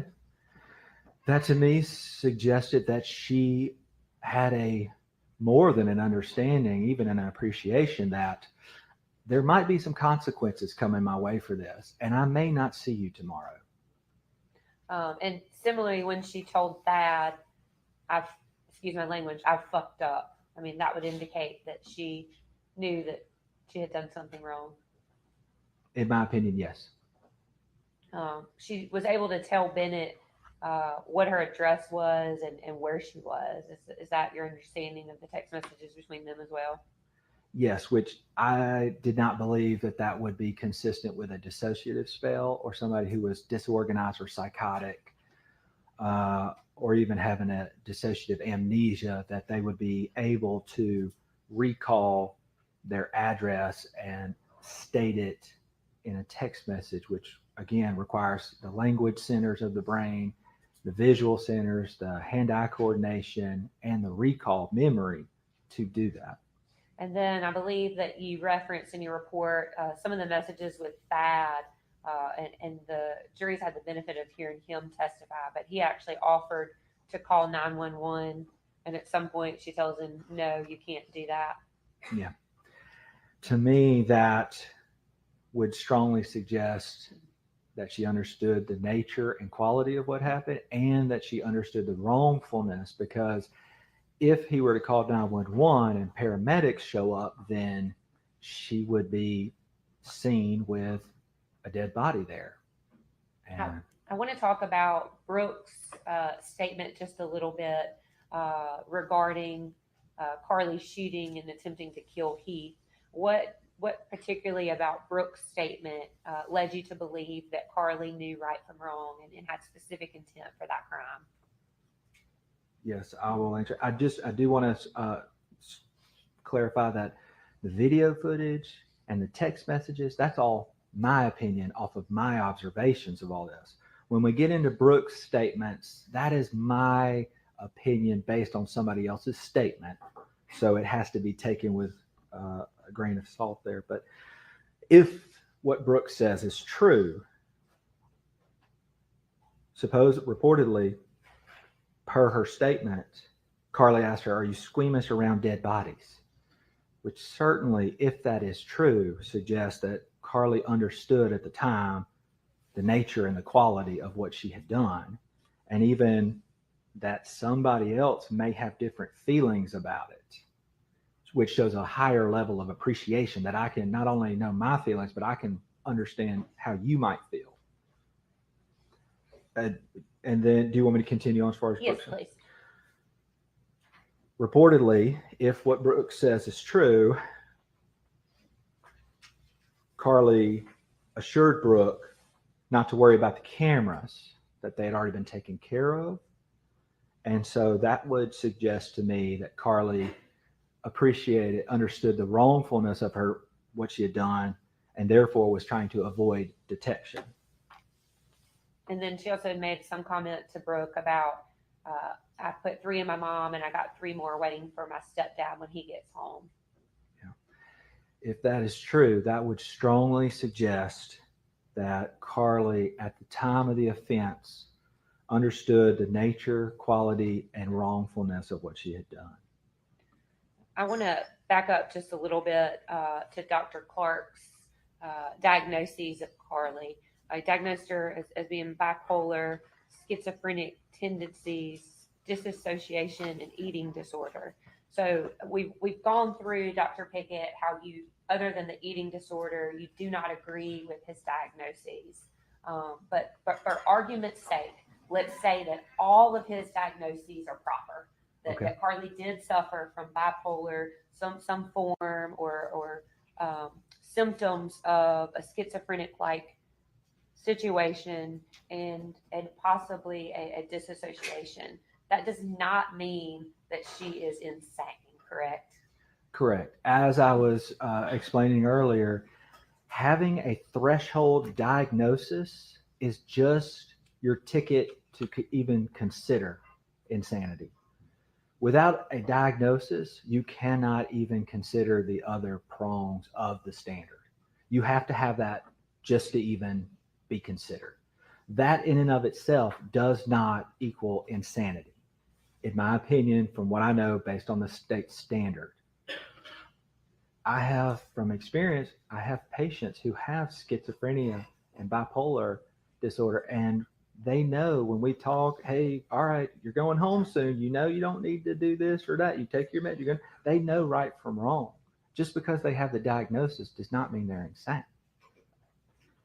I do have my diagnoses. Yes, I was about to ask you if you could tell the ladies and gentlemen kind of what you diagnosed Carly with and then kind of your overall conclusion regarding those diagnoses and how that might have affected her on that day. Yes. So based on record review, she was diagnosed with adjustment disorder with mixed anxiety and depressed mood and a single major depressive episode. I agree with those based on the records and what I've reviewed at the time. I think those were reasonable. I also, in addition, felt like she met criteria for generalized anxiety disorder, which includes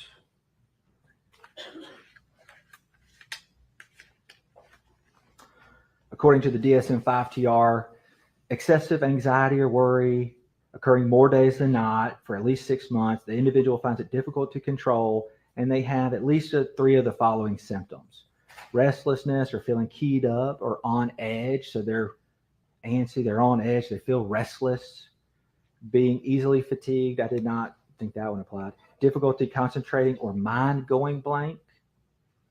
I feel like that could apply to her zoning out. Her irritability, says, muscle tension and sleep disturbances. And then it says, these cannot be better attributed to a substance or another mental disorder. So for generalized anxiety disorder, she seemed on edge. That's one of the reasons she explained to me that she smoked marijuana was if she was going to have if she couldn't sleep at night, or if she was going to have a bad day that day, she didn't want to have a nervous breakdown at school, she might smoke marijuana to help with her anxiety and nervousness.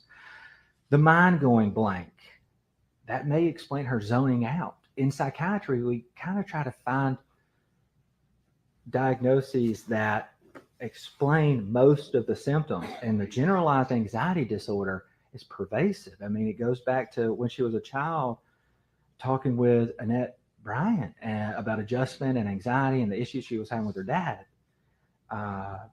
So on edge, hence she used marijuana, mind going blank, the zoning out spells, irritability, and the sleep disturbances. All of those are included in generalized anxiety disorder. So I felt like, based on the DSM-5-TR, she met criteria for that, and it would explain a lot of her symptoms. Also, cluster B traits. So people are typically hesitant to diagnose a personality disorder in an adolescent because the brain is still developing. There's hormones involved, and it can be stigmatizing, and it takes time to really get to know that person. They have to have a pervasive pattern. I looked through years and years and years of records, decade of record, back to 2011. So 2011 to 2024. So yeah, over a decade. I felt like that gave me the ability to look at things over a long period of time. Again, I'm not going to diagnose her with a personality disorder, but she does show some emerging cluster B traits. In personality disorders, which are common, there's different clusters that get grouped together based on different things. She shows some what's called cluster B, which includes borderline personality, antisocial personality, narcissistic personality, and histrionic personality. I think her narcissistic personality shows, especially when she talks to her therapist about, I get tired of these students who don't, they just, they sleep through this good teaching, and it's in a derogatory tone. When she talked about this voice that's condescending towards other people, it did not come across to me as a legitimate auditory hallucination, but more so maybe some narcissistic traits and condescension towards others. In her journal, she talks about, well, when you read this one day, maybe I'll, make the nuclear bomb. Not that I plan to, but she saw herself as this child genius that she described in her, based on her school records, which I agree with. She might be. You'd need intellectual testing to formally prove that, but her grades certainly suggest that she's very talented and gifted. But the cluster B traits, the most important one is the borderline. So borderline personality and bipolar disorder commonly get confused. Commonly. This, because both of them have the mood lability, the ups, the downs, the ups, the downs. Both of them have that, but they have a different cadence. And bipolar disorder, like I said earlier, bipolar 1, 7 days, bipolar 2, 4 days, and then depressed for 2 weeks. Importantly, in borderline personality, your mood lability can be minute to minute, hour to hour, and it's often related to the circumstances around you. And it's often seen in people who've, some of these personality disorders are often seen in people who have experienced childhood trauma. Borderline personality disorder also traits shows cutting or self-harm. Relationships are also usually very intense with your friends. I love them. I can't live without them. And in her journal, she does talk about, couldn't go a day without them. Some of her friends. I'm so lucky to have them. There's also some devaluation. There's idolization and devaluation in your relationship. So one person you idolize, one person you can't stand. As a clinician, a provider, I often see this where they'll say, Dr. Pickett, you're the best doctor that I've ever seen. You're the only doctor who ever listens to me. But then they'll go see another doctor, or they'll come see me and I'll say, Dr. Pickett, you're the worst doctor. I hate you. I can't stand you. But this other doctor, he's the only doctor. So there's idolization. And with her, with Carly, I believe there may have been some idolization of Ashley and devaluation of Kevin. Then borderline personality also deals with abandonment. Now, when I asked Carly about abandonment, whether that was an issue, she did not make it a big deal. But the way she describes her friendships, I would be skeptical if one of her friends were to abandon her, how she would take that. Would she start cutting more? A lot of patients will trade emotional pain for physical pain. So they'll cut. It's not an attempt to kill themselves, but it's an exchange. And so borderline traits, again, even though she has, and rage, anger, difficulty controlling your anger is another characteristic of a borderline personality. And so their relationships are often up and down, hot and cold, rocky. They can have trouble with their rage. And that was the last theme when I reviewed Dr. LPC Kirk's notes, was they had talked about anger as a secondary emotion, how to appropriately manage that. That was the day before. And so generalized anxiety disorder, which can explain a lot of her nervousness, the restlessness, the zoning out, the sleep disturbances, and anxiety is a overwhelming theme throughout all of her, most of her psychiatric records. The borderline personality disorder is much more consistent with poor traits. I'm not going to label an adolescent with a disorder. And the DSM-5 says, the DSM-5 TR says,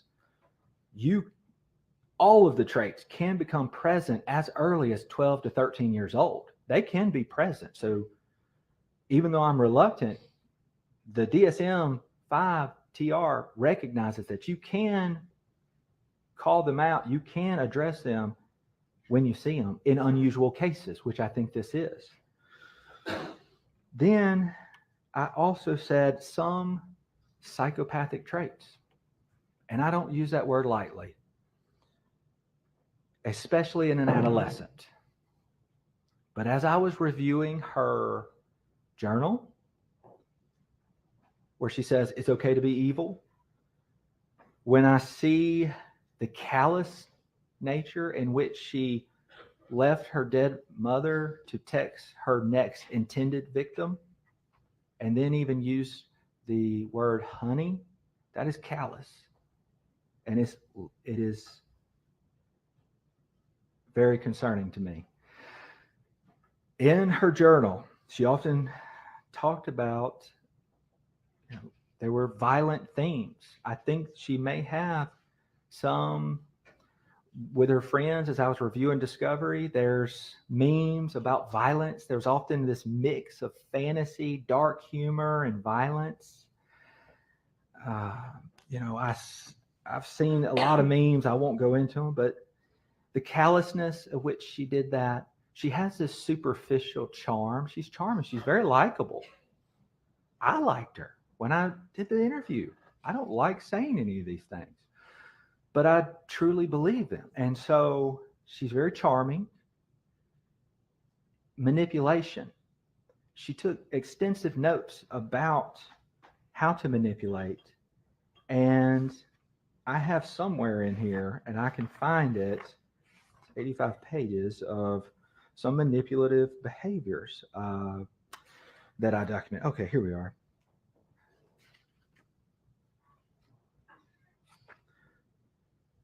I can find that if we really need to. I'm happy That's to right, find it. Dr. Pickett. I mean, based off of the evidence that you reviewed and her journals and sketchbooks, and the interviews with the other children, family, and friends, you determined that she exhibited some manipulative behavior. I did. Real quickly, and I'll move on, I thought there was a lack of remorse. I think she has shown some remorse now. Your Honor, Yes. Tell you what, ladies and gentlemen of the jury, we've been going for a little while. I'm going to let y'all go ahead and take your afternoon rest break. Okay?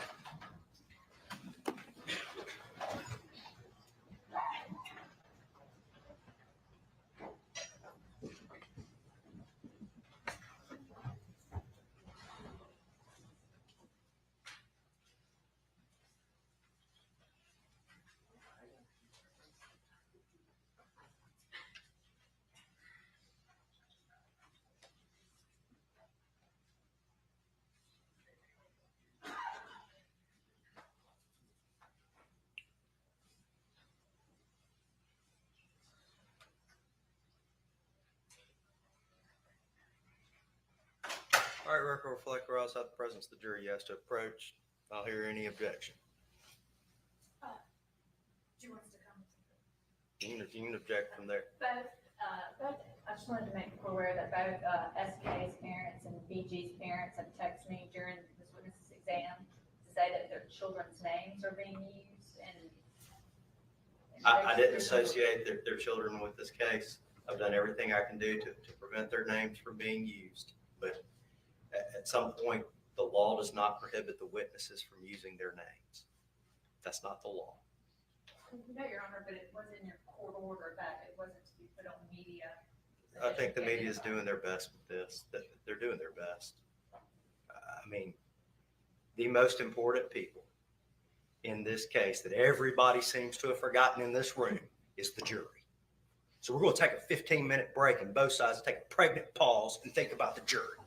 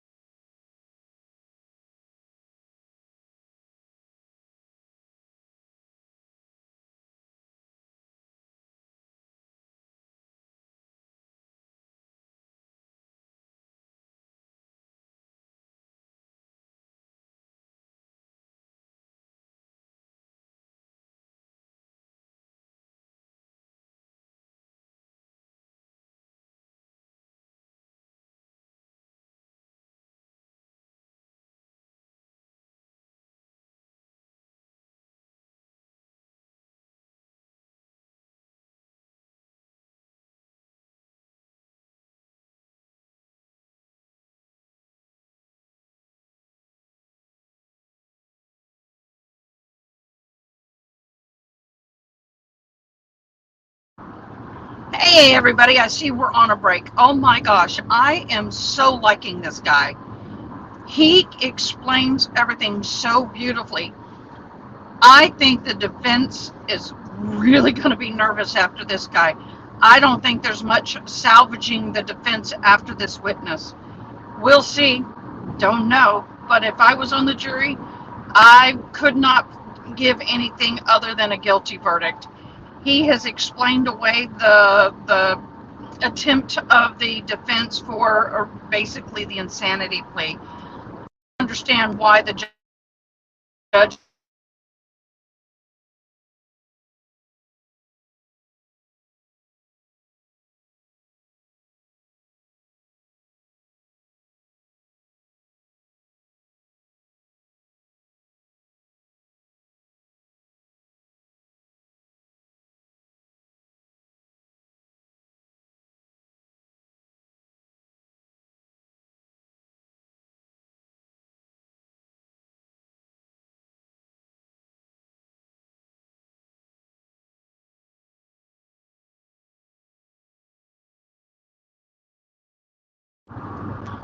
sorry, my daughter's been trying to call in. But anyway, thank you so much for watching. Go take a comfort break and we'll be right back.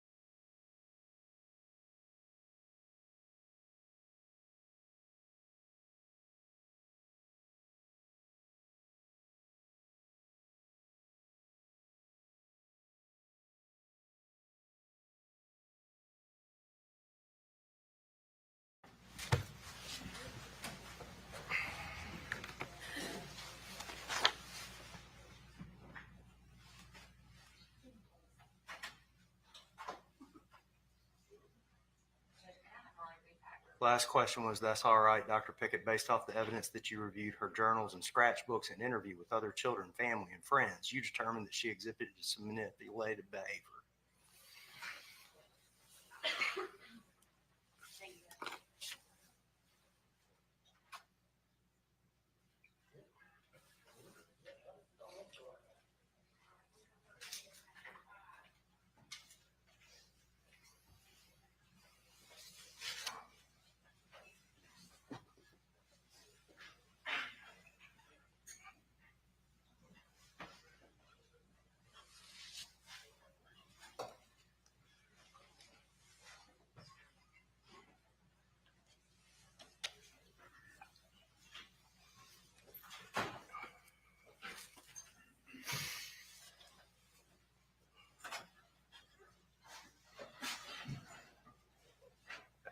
Next question.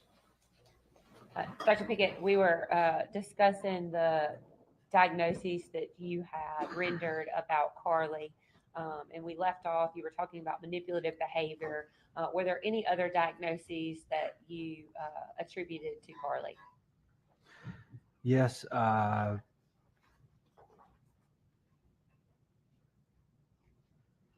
didn't finish my thoughts on the psychopathic traits. There's a few other characters I'd like to just say real quickly. Sure. About the manipulative behavior. I found one example. There's others, but I thought, her journal that talked about the emotional manipulation and the happy hurting, I thought that was concerning. She describes herself in the journal as melodramatic, and she asked herself at one point, am I just pretending just so my friends will feel obligated to comfort and care for me? About her emotional state, I thought that was manipulative. I thought about the fact that she didn't tell some of her, like LPC Kirk, about some of her marijuana use and such. I thought that was hiding and manipulative. And then when we were talking, sometimes she kind of de-emphasized certain things, and I kind of felt like I was being, pushed, not pushed towards a certain diagnosis, or I thought it was manipulative. So that's where I got that.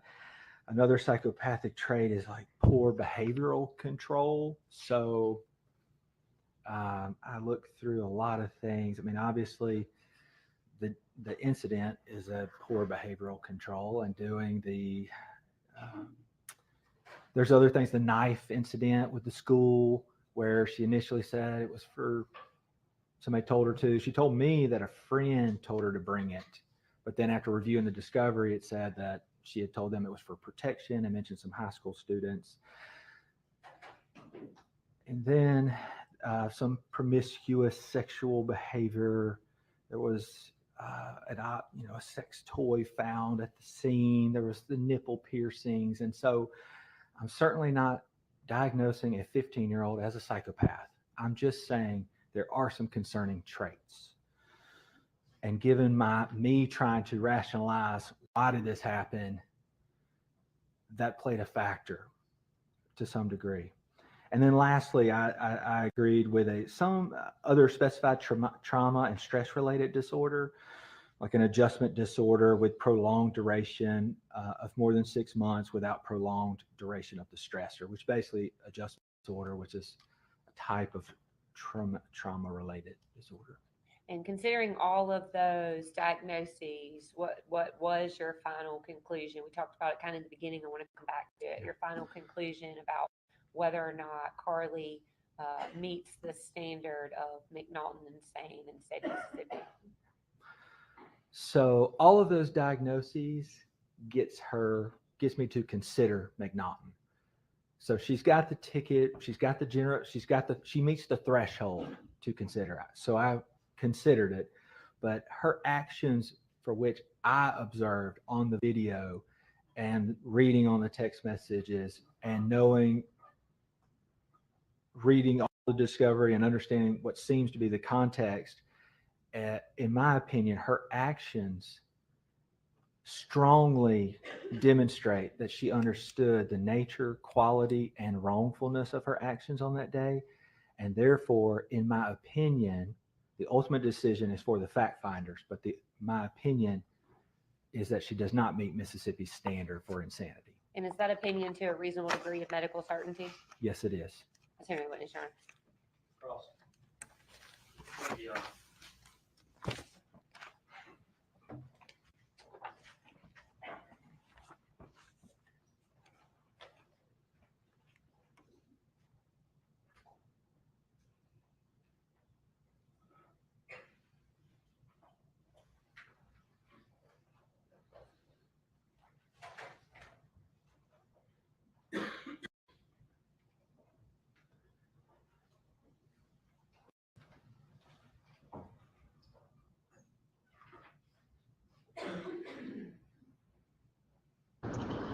Okay, guys, let's see what the defense throws at this guy and see what he throws back. This is going to be interesting.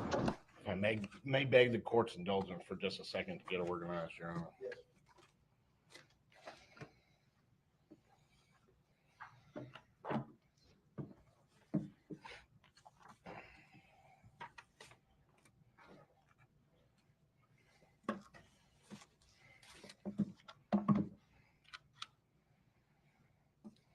Good afternoon, Dr. Pickett, or may it please court. Yes. Good afternoon. Good afternoon. I have a few questions for you, I guess, regarding your report and everything that you've just testified. Yes, sir. First of all, I know you're a forensic psychiatrist, and I know you're, I think you're qualified in emergency room technique or as an emergency room doctor, as a psychiatrist and as a forensic psychiatrist. Yes, sir. My understanding is, when did you become a psychiatrist? I guess when you become a forensic, or when I say psychiatrist, a forensic psychiatrist, that's when you become board certified. Is that sort of, or do you just take the classes and then you get board certified? So you complete your psychiatry residency first. You graduate from that. You get a degree that you're a psychiatrist, but at that time you're just a general psychiatrist. You still have to take whatever state boards to be licensed. Then you apply for a fellowship. It's a very competitive process. You get selected, and then you are a fellow. You're not on your own, but you are seeing forensic related cases under the supervision of your supervisor. And when did you become, become an official board certified forensic psychologist or psychiatrist? So I graduated from my fellowship in forensic psychiatry in June of 2023. And then I believe I took my boards around September. No, what was that? That would have been September 2023 when I got my board certification. But you're doing forensic cases, that would have started in July of 2022. Okay, so you've been doing forensic cases since July of 22, which is approximately 2 years. Approximately, yes, sir. Okay. And you actually became board certified in, I guess you said October? I'm estimating September of 2023. Okay. So it'd be about a year from now, right around about a year. Okay. Approximately, since I was board certified, yes, sir. Okay. And you don't have a specialty in child or adolescent psychiatry, correct? No, sir. Okay. And wouldn't you agree that anytime you're dealing with kids, adolescents, there's little nuances and differences in those situations, correct? I think there's certainly subtle, as you said, little nuances. But as a general psychiatrist, we do have experience with pediatric and adolescents. We do at least a year in our residency of exclusively child and adolescent. So we do get trained on it in residency. And as a general psychiatrist, you commonly can see whatever age you feel comfortable with. You don't have to be board certified to see it, is what I'm trying to say. Not saying you don't. I guess my question is, I'm sort of getting into, there's an actual, I guess, board certification, which is for children and adolescents. Yes, sir. And so how many more years of school would you have to go to get to that point? That's 2 years, I believe. Okay. And that sort of, you get all the specialties and everything, so you know the nuances and how everything works. Is that correct? I think they could have more training in it.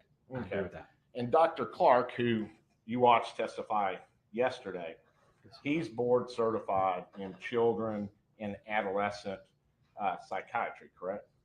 According to what he said, yes, sir. Yes. And you haven't, are you doubting what Dr. Clark said about his qualifications? No. Okay. So he would have more, I guess, training and stuff in as far as, I guess, in with children and adolescents, correct? Yes, sir. Okay. And he's also, I think, been practicing for, I think it was 25 or 30 years, correct? I think that's what he said. Yes, sir. And so he would have a lot more experience than you do because you're, I guess, where you're at for forensic psychiatry just started about a year ago. Would that be correct? What part of that are you asking is correct? That my training was just a year ago, or that he has a lot more experience than me? He has a lot more experience than you. Yeah. Yes, Okay. sir. And in fact, he's even taught psychiatry, correct? That's what he said. Okay. Now, Les, I want to go through this. It seems like, have you ever heard of the term confirmational bias? To some degree, yeah. Okay. And isn't it true that what confirmational bias is you get something in your head and then you go out and you start trying to prove it, as opposed to figuring out what the big picture is, you sort of narrow it down and you try to get a specific result. Would that be correct? Yeah, I think that would be the definition of confirmation bias. Now, do we have a little bit of confirmational bias in this situation? Honestly, I do not believe so. I told the prosecutors that I'm going to be as objective as I can, but once I start reviewing discovery and learning about this case, depending on what those point me to, will determine my opinion. And once my opinion falls on the side, then I'm going to, advocate my opinion. Well, there's some things that I guess where I'm not going to go through everything as far as your report and everything, because I'm not a psychiatrist and you know a whole lot more about psychiatry than I can ever ask you questions about. But you would agree with me, Dr. Clark testified that he had diagnoses that were very different from the ones that you had today. Yes, sir. And you would also agree that Dr. Clark has a lot more experience, correct? Yes, sir. Okay.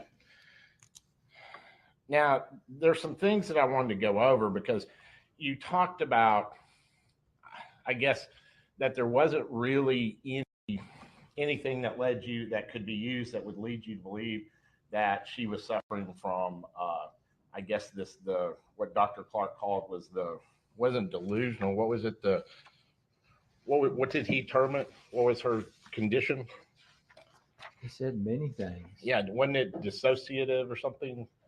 What was it? What was he saying that she was suffering from? I don't want to speak for Dr. Clark, but I believe he was saying something along the lines. Disassociation, maybe?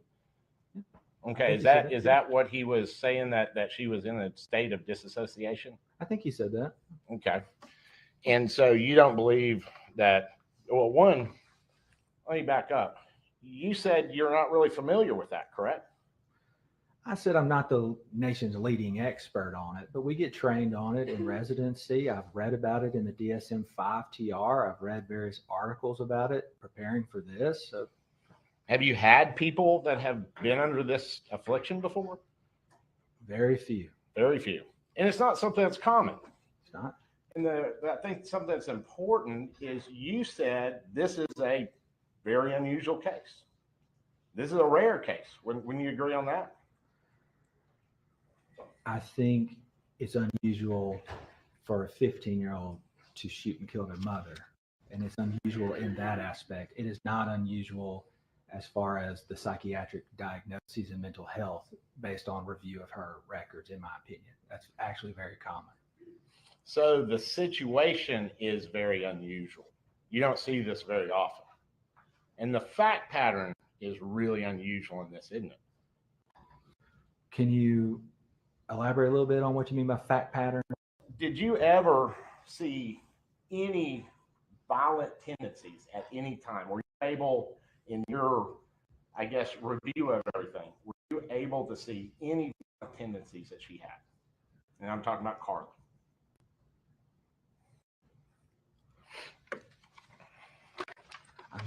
I'm simply trying to recall some of the journal entries. Some of them had negative themes, that I would say, and they idolized characters who were violent. And so did she have some predilection towards that, or based on her personal journal? Yes. But did I see any from her? No, I did not. And the journal was what that you saw, that she talked about movies? That's what that led you to believe that she has violent tendencies?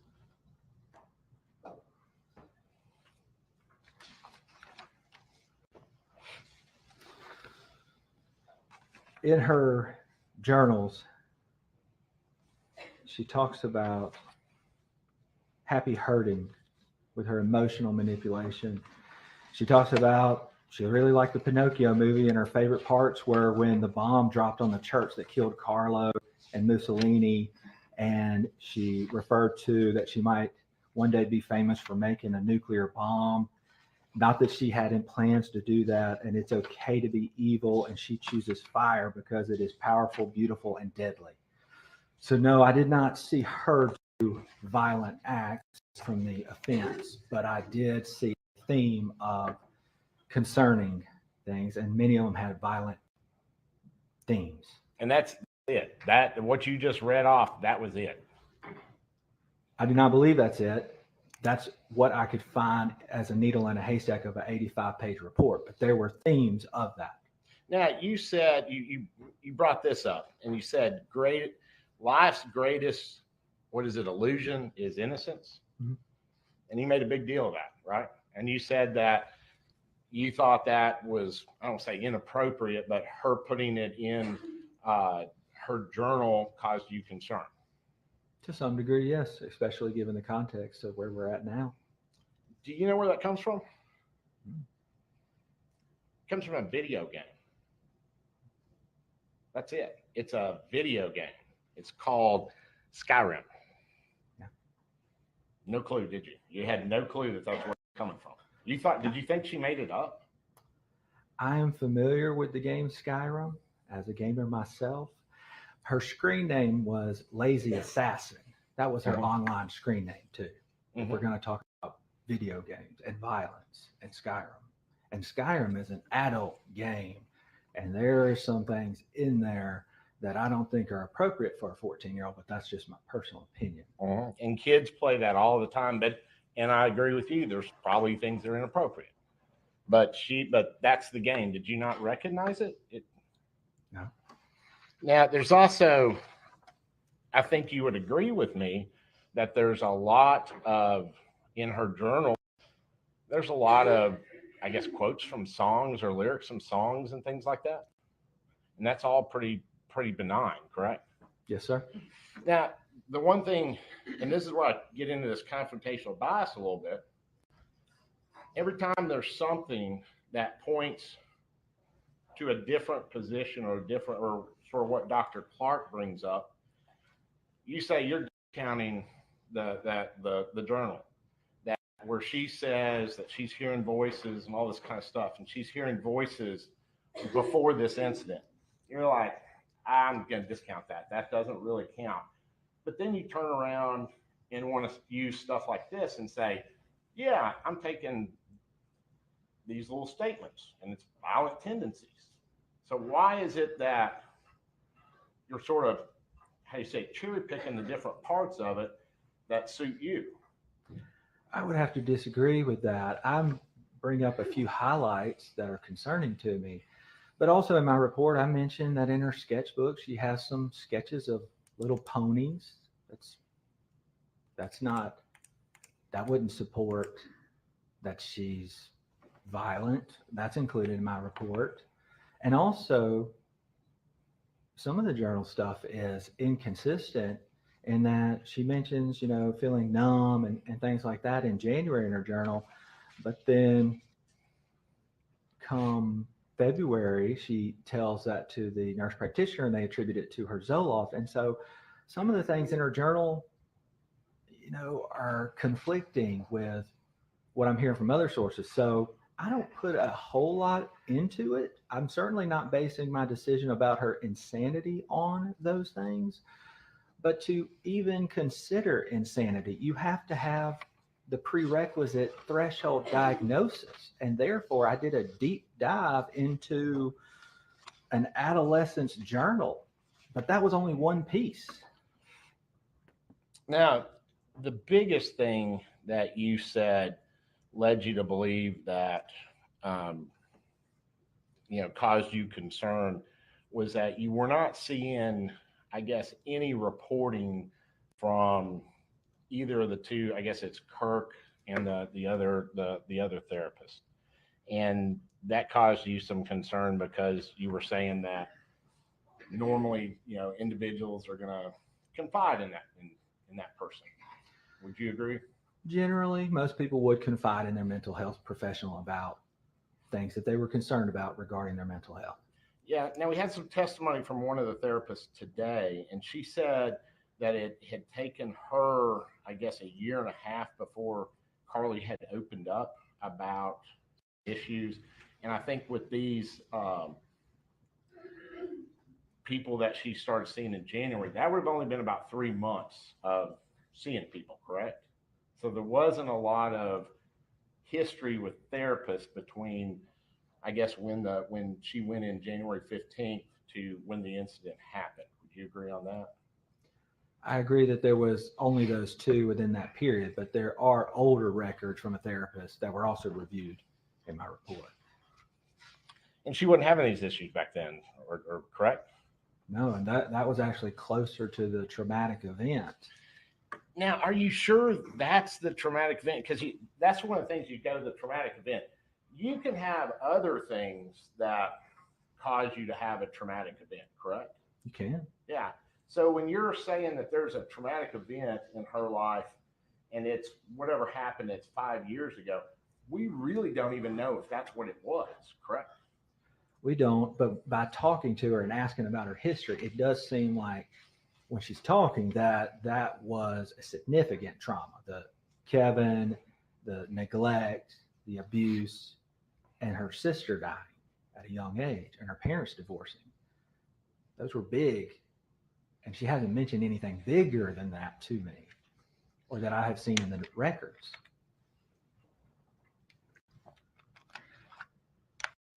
Now, she was diagnosed with that. I guess it would be a major, I guess, psychological issue in January. Was that correct?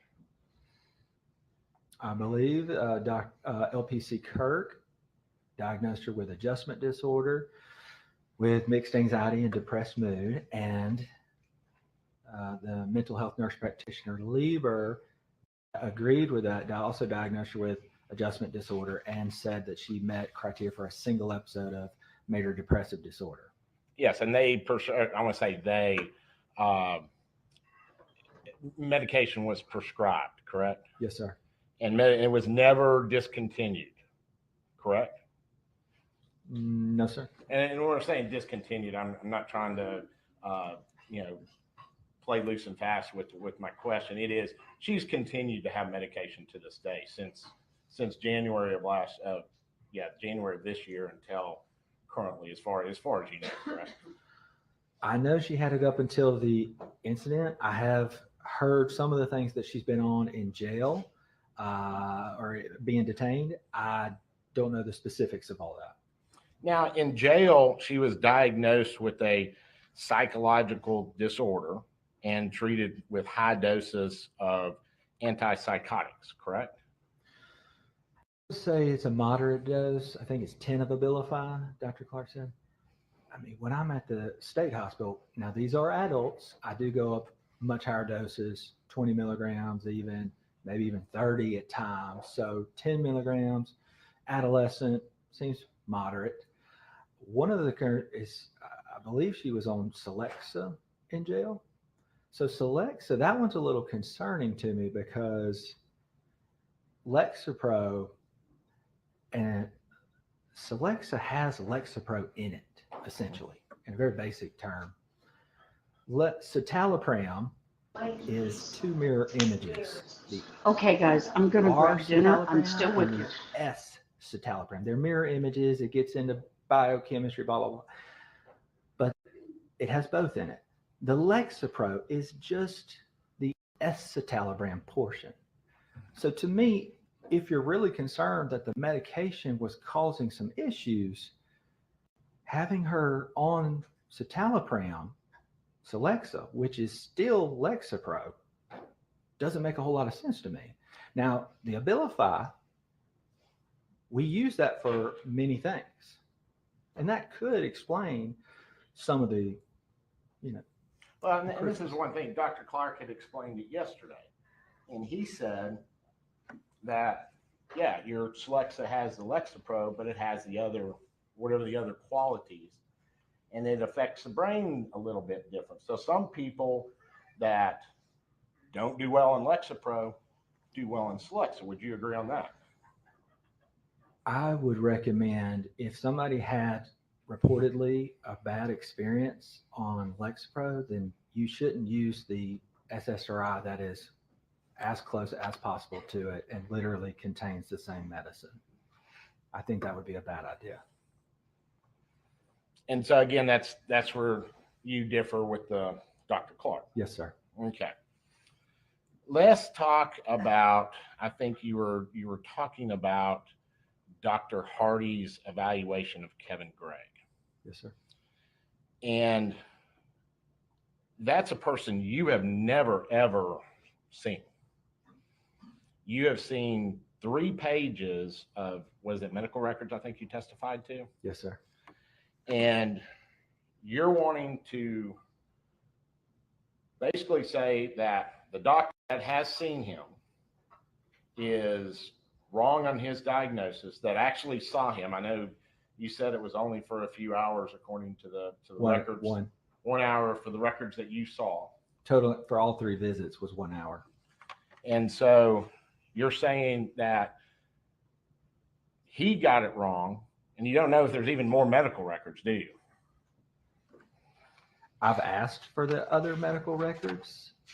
I wanted the other medical records because I really wanted to confirm or deny whether Mr. Kevin Gregg actually legitimately has one of these mental disorders or whether it's just substance abuse.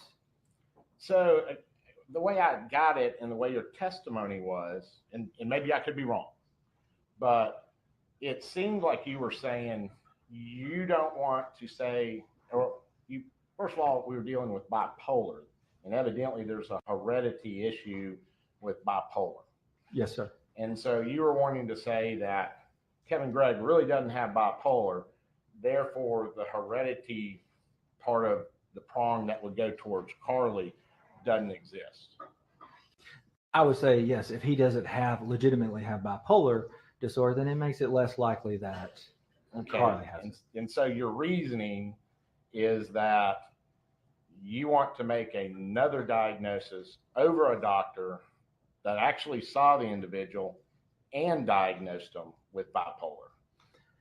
I don't want to, but as my job entails, I have to look at the details.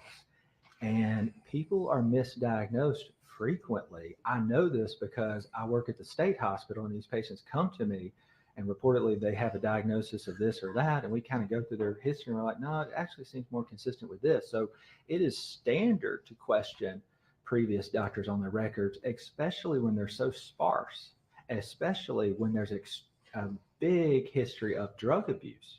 that can make you look manic, that can make you look psychotic. I wouldn't be doing my job if I just accepted any piece of paper that says somebody has a diagnosis. So even though there is a diagnosis, a valid diagnosis from a doctor, and you don't have anything to overturn it, you're like, I'm not accepting it. It's basically my understanding. I disagree with the diagnosis based on extensive review of Mr. Kevin Gregg per all the records, Ashley's description of him, Carly's description of him, grandparents' description of him to the deputy as I was watching the video. Anybody that knew him knew he was addicted to many substances, and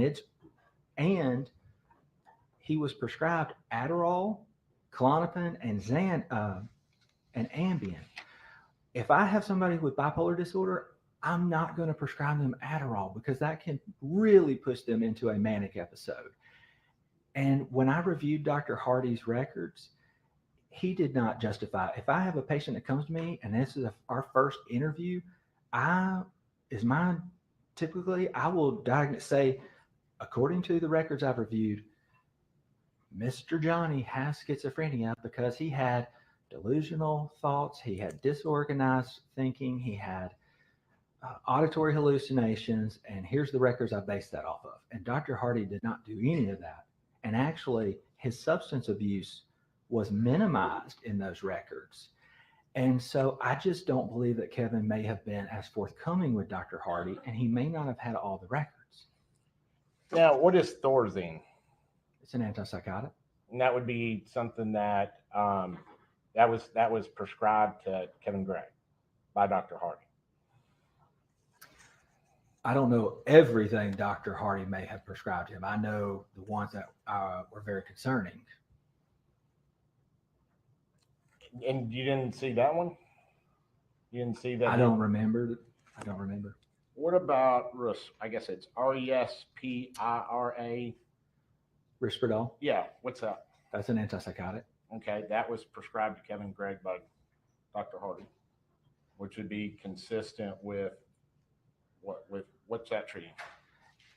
We use antipsychotics for behavior. So if somebody comes in and they are acting erratic, violent, aggressive, yelling, screaming, throwing fits, hurting people, we often use mood stabilizers and antipsychotics. So just because somebody's on an antipsychotic does not mean they have psychotic illness or bipolar disorder. Now, did you never looked at the medical records from the jail, correct? I looked at the ones that were sent to me from Region 8, and I glanced over them. I didn't necessarily put a lot of weight on them, only because I am evaluating her sanity at the time of the offense. And what she says to people now that cannot be objectively confirmed, I can't see it and do it in myself and really see that I see this without such giant secondary gain. I'm real skeptical of those things, and so I didn't put a lot of weight into them. Because the way I understand it is, she gets diagnosed in January with with a major situation, however you want to call it. It was a one-time kind of deal. Yes, sir. And then you were in here when one of the witnesses disclosed that Carly and her talked about Carly hearing voices. Remember that? I do. Okay. And so that happened before the situation happened on the 19th. And then you had in the journal, it talked about hearing voices. And I think that was on the 12th of March, which was right before the situation, correct? Well, a few things I'm skeptical about is the friend. I believe they're still friends, is what was said yesterday, and that they still communicate to some degree. And sometimes ideas can be implanted after the fact and people don't know. So I'm real skeptical of that because of the large secondary gain and the things that have been consistent with malingering.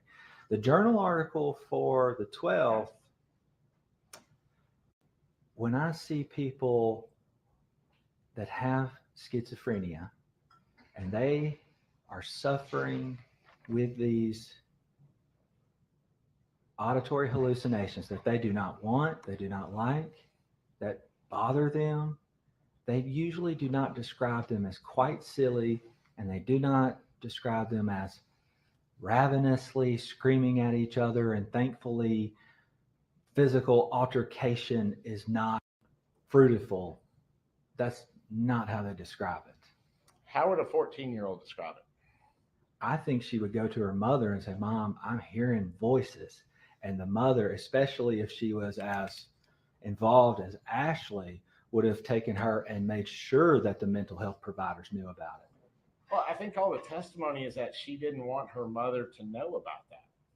Correct? Isn't that what all the testimony is? I have heard all of the testimony. I've heard the last 2 days. I mean, you've been for the last 2 days. I think the testimony has been, especially you heard everything that Dr. Clark said.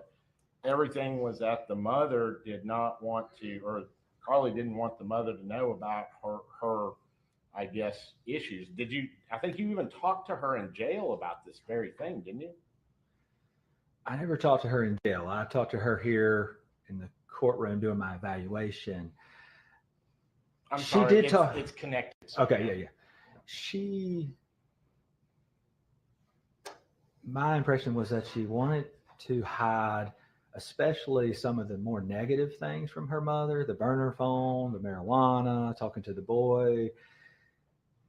It's not my impression that she was trying to hide her mental health from her mom. I think her mother, from everything I could gather, was very aware of her mental health, and therefore her mother insisted on taking her to seek help. Now, you did bring up a good point, and you brought it up a couple times, the individual, like clients, patients, however you want to characterize it, a lot of times they're not forthcoming with everything to people like psychiatrists, psychologists, individuals that are therapists, people like that, correct? Yes, sir. And I think you heard from one of her therapists today that she was having to drag stuff out, that she was almost about to, say, hey, we need to switch to another person because I'm not getting a lot of, I'm not pulling stuff out of you. I'm not helping a whole bunch. Do you remember that? My impression was that Dr. Kirk felt that she was doing fairly well and was considering discharging her, or referring her elsewhere if necessary. But at that last visit, pried her, kind of pushed to talk about the stuff with her mother. And that's when the rage and the anger came up.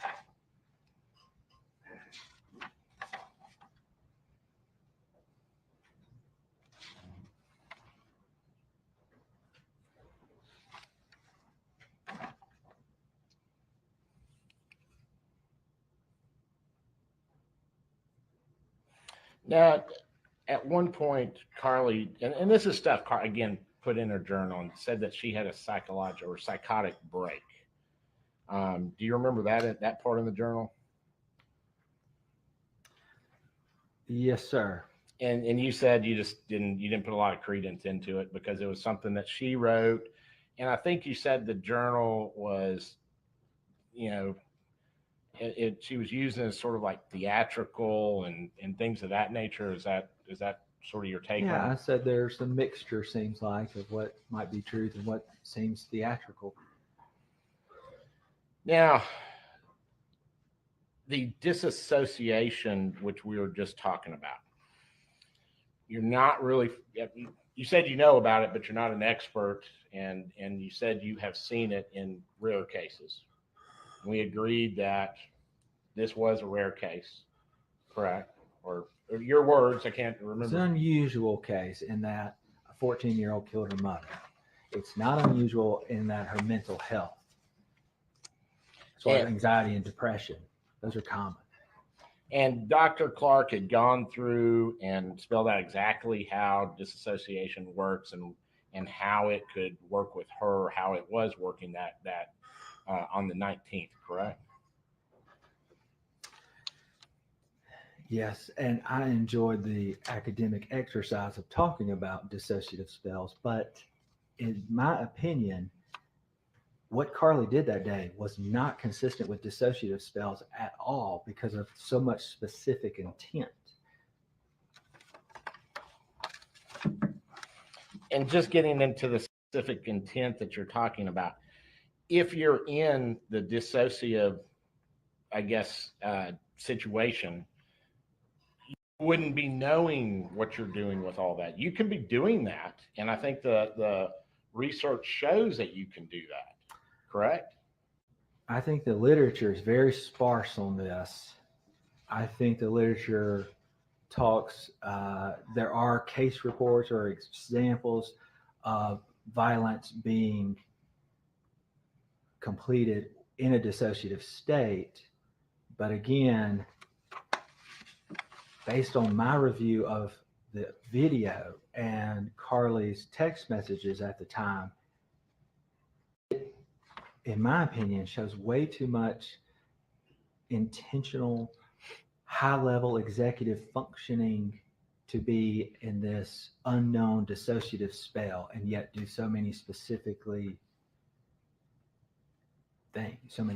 Right, and it sort of goes back. You're talking about, I think what the literature says is that happens. It's rare. This is a rare case to begin with, and then you have more, I guess, rarity in a lot of the facts. So, I mean, it's possible that happened, correct? It's in the realm of possibility. Yes. But I have to say that what's a lot more common and the literature supports is arguably the most commonly malingered thing is malingering amnesia, particularly after homicide. And that's much more common than what you might be possibly do in a rare dissociative state. Right, and that's where you go back in and you start looking at sort of different things that had happened as far as you're looking in the journals, you're talking to the friends, you're seeing things like that. One thing that on the jail records that was very important was it showed that she had said that she was having hallucinations. I think more than, I think she did that in at least a couple months, and they gave her Abilify. I think you remember that. Were they visual or auditory hallucinations? Auditory hallucinations, I believe. Yeah, auditory hallucinations. That she reports. She reports to the medical staff at the jail. They give her Abilify, and then after a few months, it gets better. That's all per Carly. Yeah, but that would also be consistent that because you can have a I guess a episode, a psychiatric episode, and it doesn't all start at one time. It builds, correct? Cases vary. Some people, it shows subtly and then progresses. Other people may do a substance and then it causes a break or something like that. So it can vary. It can vary, and you can, in this situation, there was stuff that was out there before this happened. And then we have the 19th of March, and that's when this situation happens. And then right on the back end is where you have, I guess, she's telling the person in jail, this is what's going on, and they prescribe her this medication, and then it gets better. Did you talk to her about that, about the hallucinations no longer being present? I don't remember us getting into that too much. Sometimes I try not to interject or implant. I don't want to say, hey, are you having this? Are you having that? I want them to voluntarily tell me, because I don't want to implant ideas in people's heads. And so most of the time, if they're really experiencing these things, when I see my patients with schizophrenia at the hospital, they gladly tell me and eagerly tell me and beg for me to help them. Well, you keep saying when you see your clients at the hospital who have schizophrenia, you didn't diagnose her with schizophrenia, correct? No, sir. I'm just using schizophrenia as a standard psychotic illness. Well, when you saw her, I guess it was on the 30th of August, not too long ago. Yes, sir. She's competent. She answered all your questions, all that kind of stuff. There wasn't any problems, correct? Correct. She's lucid. I mean, she was on the 30th. She was 100% fine. Yes, sir. The big question is how she was back on the 19th of March, correct? That's what you're here for. Yes, sir. And so right after that, there's records at the jail where she's saying she's having these hallucinations. They're giving her medications. And then it seems that works because she no longer, I think there's some notes that she's no longer having them. So wouldn't that be something that you would want to look at? It's not necessarily pertinent to how her mind frame was at the time that she killed her mother, especially when I have video footage of her at that time, and I have text messages of her conversations at that time. I know I have all the statements of everybody who knows her way better than me. I have medical records from years, hearing exactly what she says afterwards when there's a big secondary gain. Well, what about the victim in the case, her stepfather? Her stepfather describes her as, that's not Carly. That's what his testimony was. And he's the person that actually saw her. And I know you haven't said anything about that. And that would seem that would be something that's very, very important when he's saying she was not in her right mind. And that's when it's happening. I tried to call him and interview him, and he didn't want to talk to me. But later he called me for about 6 minutes on the phone at the request of Attorney Todd, and we talked, but it was very limited to Carly's been forgetting things and zoning out. I wanted to talk to him and hear his side. Did you not hear testimony? I didn't hear his. I was only here for yesterday and today's. Okay. Because he said that would this have any impact is if he's saying that she did not look like she knew who Heath was. Well, she called his name 3 times when she knew he was coming home, and she texted him and said, "Hey, when are you coming home?" So I find it hard to believe that she didn't know who he was.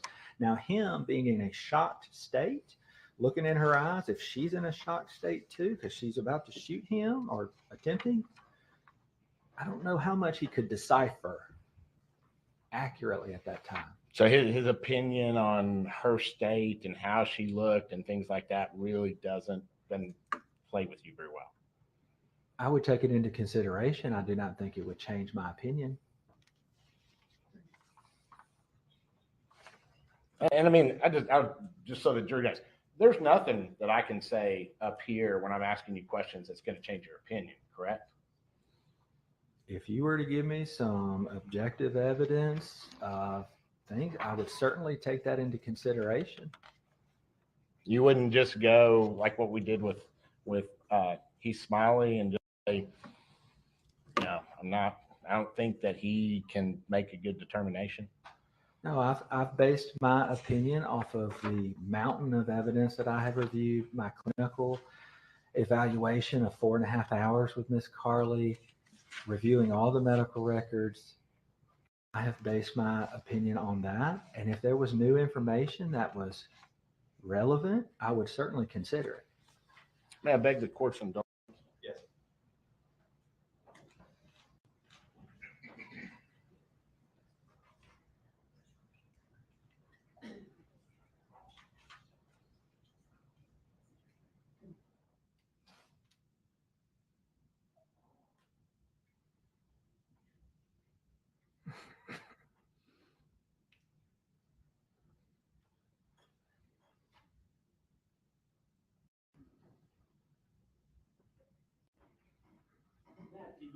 I know you're a psychiatrist, forensic psychiatrist.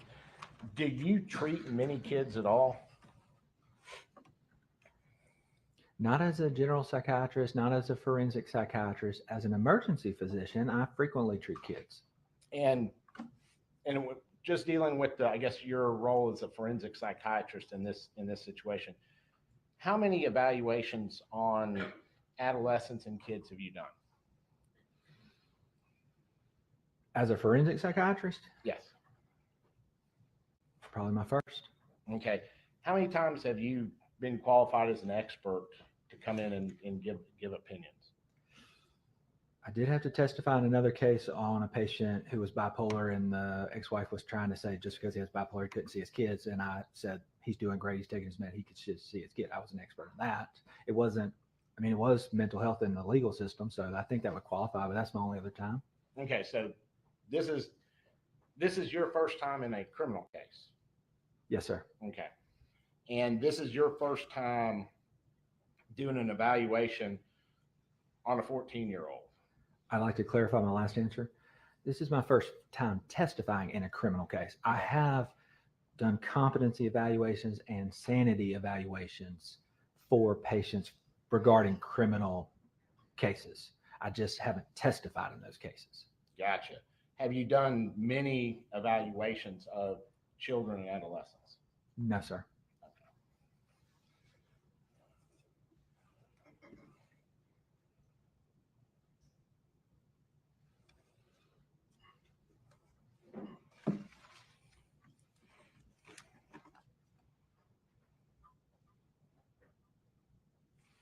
May I beg the court's indulgence for a moment again?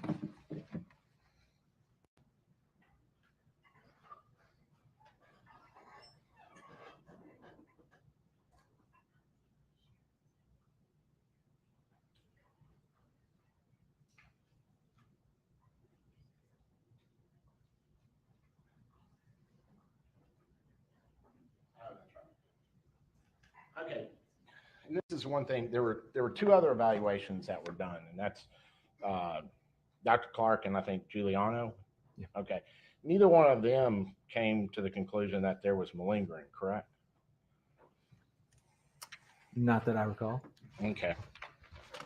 We would tender, Your Honor.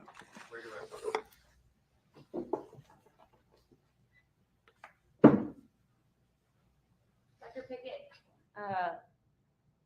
you've done more than or close to over 100 evaluations regarding competency and insanity. Isn't that right? Yes, ma'am. Mr. Camp asked you about if Dr. Clark had more experience than you. I guess that means he's been practicing longer. I guess. I submit to you, there's attorneys that are quite older than I am and have practiced a lot longer than I have that have been disbarred. Does more experience always mean that you're a better doctor? Not necessarily. Does more experience mean that you always get the diagnoses right?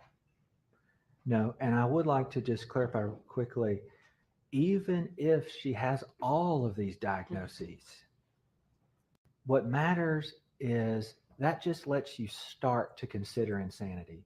Even if she has all of them, and I'm completely wrong about all my diagnoses, and she has all the diagnoses that Dr. Clark says. In my opinion, based on reviewing the video footage, the text messages, the extensive discovery review, her actions at the time strongly suggest that she understood the nature, the quality, and the wrongfulness of what she was doing. And just one more follow-up, Dr. Pickett, to that.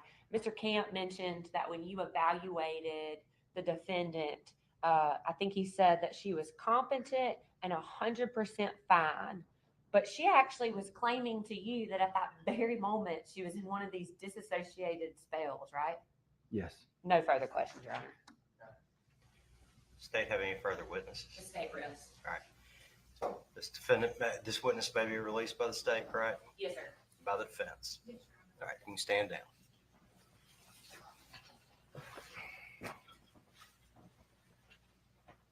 And the state finally rests, correct? That's correct. Right. Ladies and gentlemen, jury, it's 5:05. I'd ask y'all to be back in the jury room 8:45 tomorrow, ready to go, okay? Everyone remain seated while the jury exits.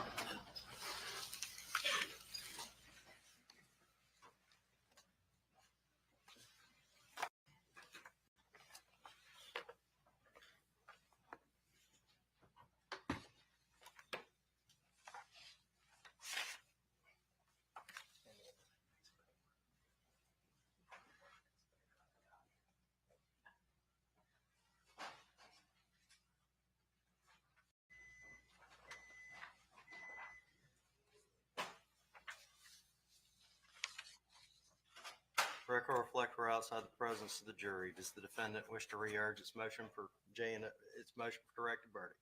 Yes, Your Honor. Any further grounds? State, have any further arguments?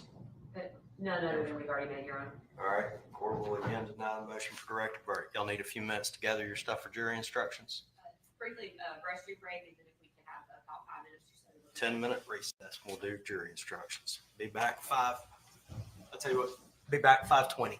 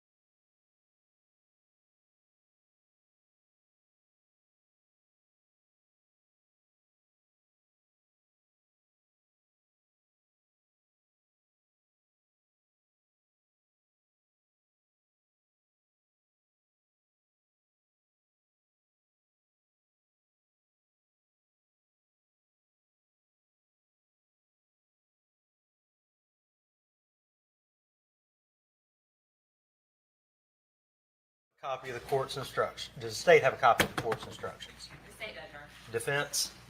We do, Your Honor. All right. Does the defense have a copy of the state's instructions?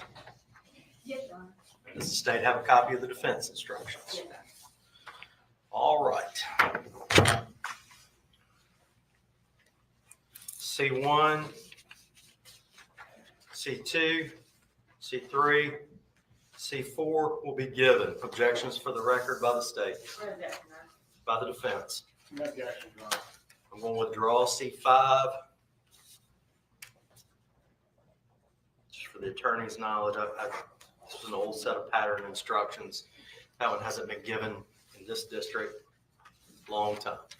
All right, C6 will be given. Objections for the record by the state. No objection. Objections for the record by the defense. I'm sorry, Your Honor. C6, defendant's right not to testify. Yeah. No objection. All right. Let's move to S1. Any objection by the defense? No objection, Your Honor. S1 given without objection. S2, any objections by the defense? No objection, Your Honor. S2 will be given. S3, any objection by the defense? No objection, Your Honor. S3 will be given. S4, any objection by the defense? No objection, Your Honor. S5, any objection by the defense? No objection, Your Honor. S5 will be given. S6.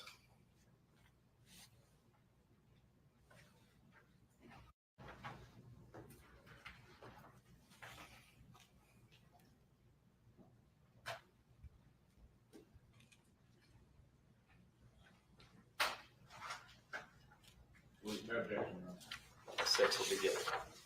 S7. Your Honor, I don't think this was an issue in this case. It wasn't about being certified. Response.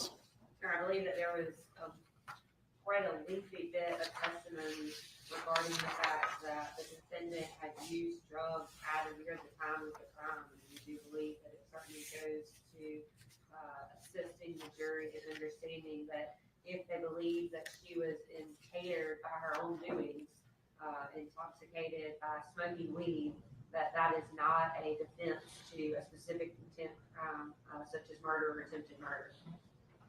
All right, any reply? Yes, Your Honor. The testimony in this case was very, how do I say it? It was very straightforward. She wasn't intoxicated at the time that it happened. This is not an issue in this case by any witness.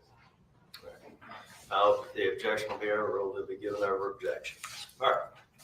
Now, D1 is a peremptory instruction. The court's going to refuse that without argument, so to preserve the appeal.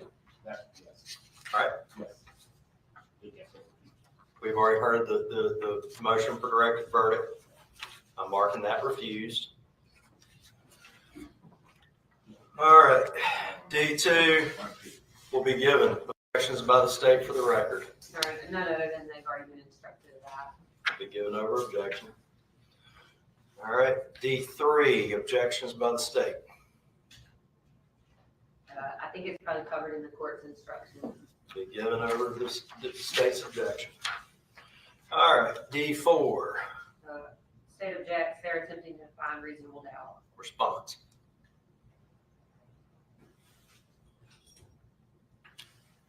And Your Honor, I think we've had this given multiple times in just about every case. This is not an attempt to find reasonable doubt. Any reply? All right, very clearly is attempting to define reasonable doubt when it says there's always a reasonable doubt, and then it goes on to give examples and then talks further about that. D4 will be refused based on Simmons versus State, August 6, 2024 Court of Appeals case deals with this exact instruction, citing Fulgen versus State 46 Southern 3rd 315 as an attempt to find reasonable doubt. All right, D5, objections by the state. Same argument, Your Honor. I think that the first part of that is a correct statement of the law and was already included in our instruction, and the rest of that is an attempt to define reasonable doubt. Response.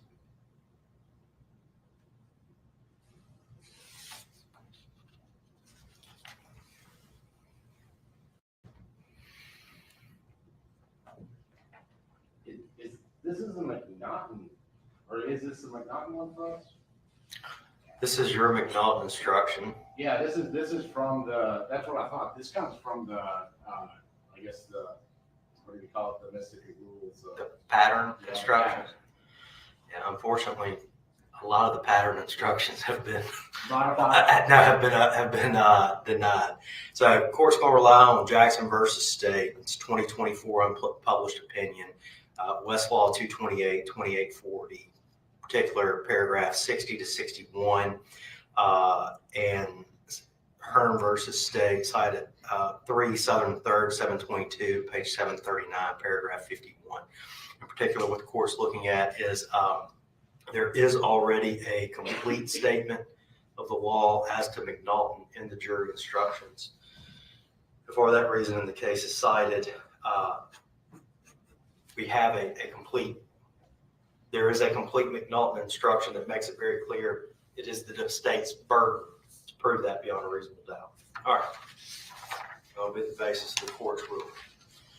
D6, objection by the state. State objects again, attempt to define reasonable doubt. Your Honor, I think we've had this one given. I don't know if there's another 24 case that overturns. No. So this particular instruction, the court's going to deny this instruction. This particular instruction is routinely given in federal court.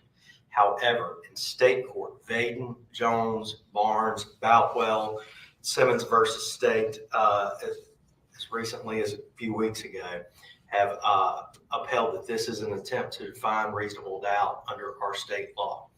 I'm aware that they're, for appellate review, understand that this is given by federal courts. However, this court would urge the state of Mississippi to maintain its almost century-old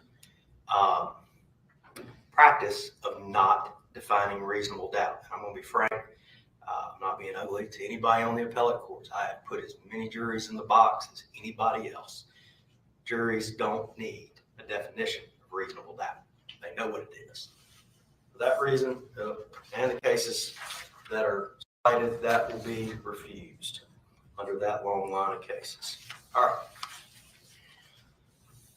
I'm not putting the cart before the horse. However, I want to at least look at the sentencing instructions tonight if they become necessary. The only reason I want to do that tonight, this will be the first case tried since the legislature took a whack at the Miller problem. So we're on new ground here.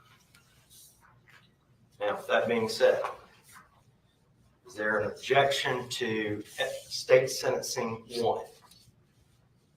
And Your Honor, I saw the states, ours is different, and I think it's this Miller issue. Miller and Thompson, right. Yeah, so my question is, we did one that is a little different because we weren't sure which one is correct. So let's take it one by one. As I'm not sure anybody knows what's correct yet, Mr. Camp. We're in brave new water, okay? So that is no fault of yours. The Supreme Court of the United States handed down Miller versus Alabama. All Miller versus Alabama says is that a juvenile cannot be automatically sentenced to life without the possibility of parole. Automatically sentenced. The Mississippi Supreme Court then said it is a jury question post Miller. I agree that is absolutely the law.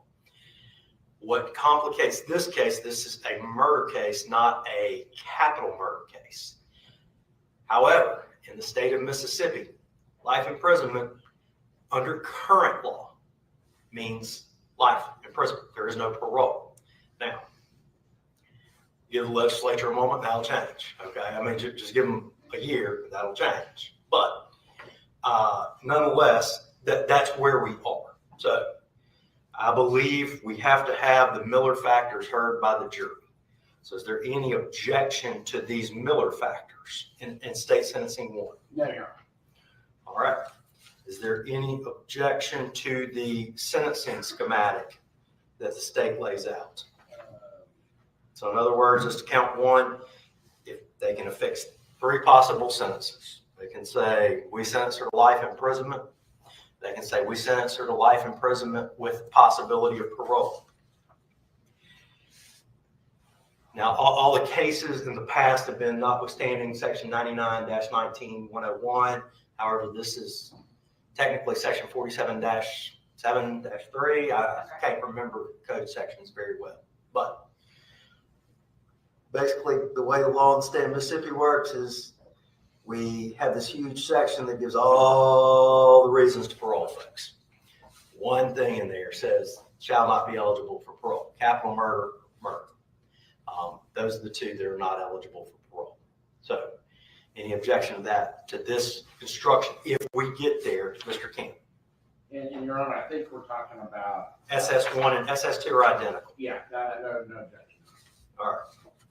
Now let's go to DS1 and DS2. Do you wish to withdraw those? We would withdraw those, Your Honor. We did them because we weren't.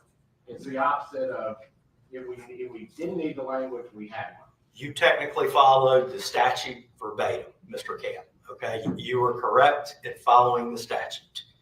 However, I think the state is correct, and there's no need for us to hide the ball from the jury, even though I'm saying this on the record, and I'm sure they'll take a whack at me, and I deserve it. We'll get the question, how long before she's eligible for parole? And the short answer to that is as quick as possible. I can't tell the jury that, though. Right. I can't tell the jury what the parole board will do. And the appellate courts have chastised me already for any comment I've made on the parole board, so we'll shut my mouth there. But the bottom line is, nobody can tell us when she would be eligible for parole. The best guess right now, I think, is 10 years. So, I mean, that's kind of the dartboard guess, right? I don't know. I mean, that's the closest I've come to. So, DS1 and DS2 mark withdrawn, correct? That's correct. All right. Let me put these instructions over. While I'm doing that, I'm going to begin all that were withdrawn or refused. I'm going to hand to Ms. Eaton, have you mark those as courts next for ID.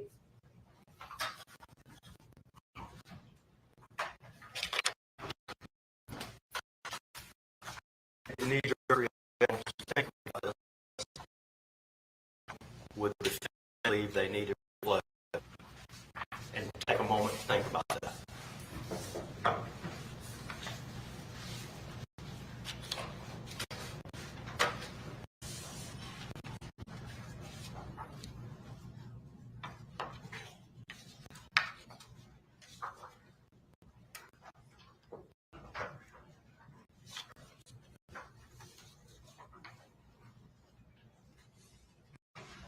Minutes, Your Honor, and we'd like to split that 20 minutes apiece. Okay, what kind of warning would you like? Well, before we do that, is 40 minutes sufficient for the state? Please say yes. We don't need a feature film. Yes, sir. I understand that y'all have heard my speech about this too many times. Can the state do it in 40 minutes? Yes, sir. All right, that's a total of 80 minutes of argument. All right, Vince, how do you want to split your time evenly? Throw something at me.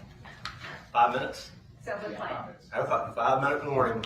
I would like more like a 2-minute warning. Okay, Sorry. y'all are splitting it evenly? We are. All right, y'all get a 2-minute warning. Okay, if you want 2-minute warning We instead. can do a 2-minute warning. All right, everybody gets a 2-minute warning. All right, give me just a moment. Let me get these instructions in order.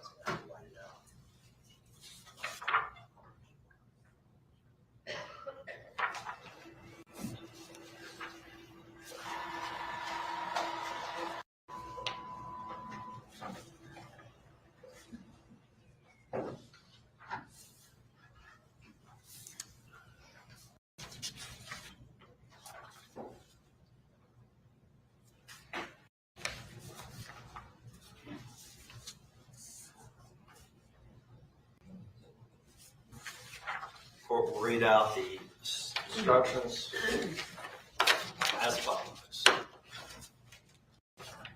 S1 will be jury instruction number 1. Excuse me, C1 will be in jury instruction number 1.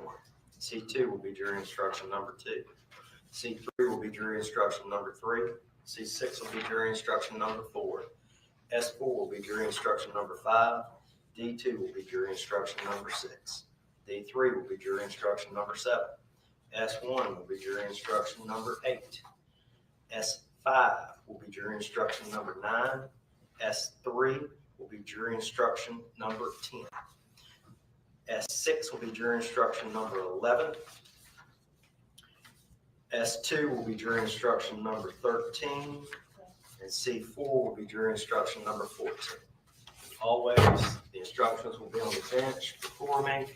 If either side needs to use them, they are free to use them. However, if you take the instructions, you should return them back up here in the same order that I put them in.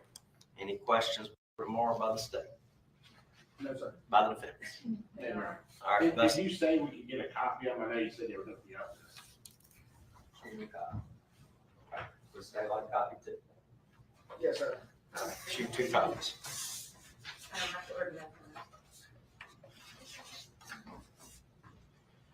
Rex, I think we're going to pens for lunch tomorrow. Okay. If you would, let's get that finished. I think some shells will put together the wood. So if you would, please give her a more. Make sure she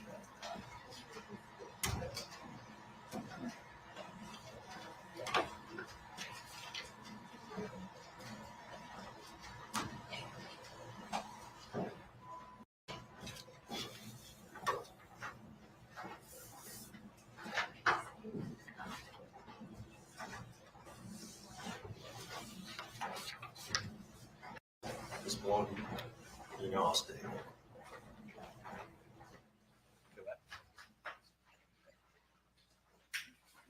All right, John, step up to Miss Burrows over here for the very last time. Burrows. That's right. Miss Burrows is getting married on the courthouse steps tomorrow. Yeah, yeah.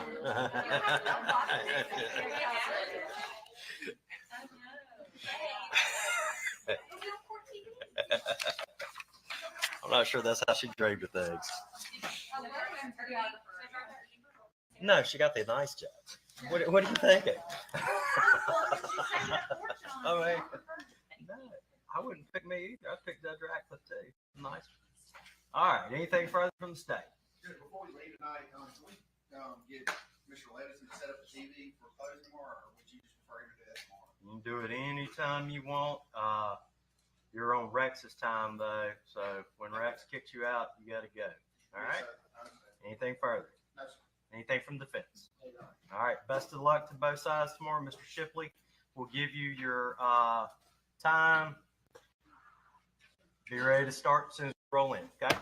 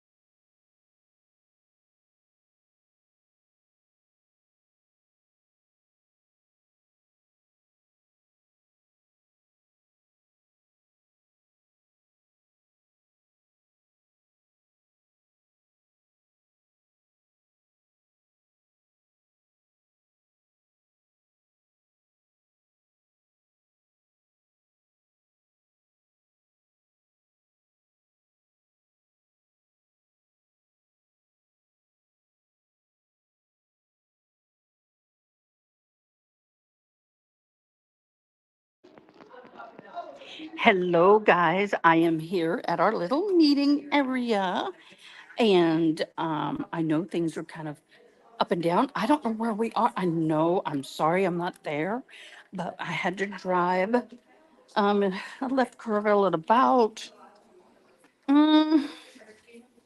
what was it, 12:30, and we're here.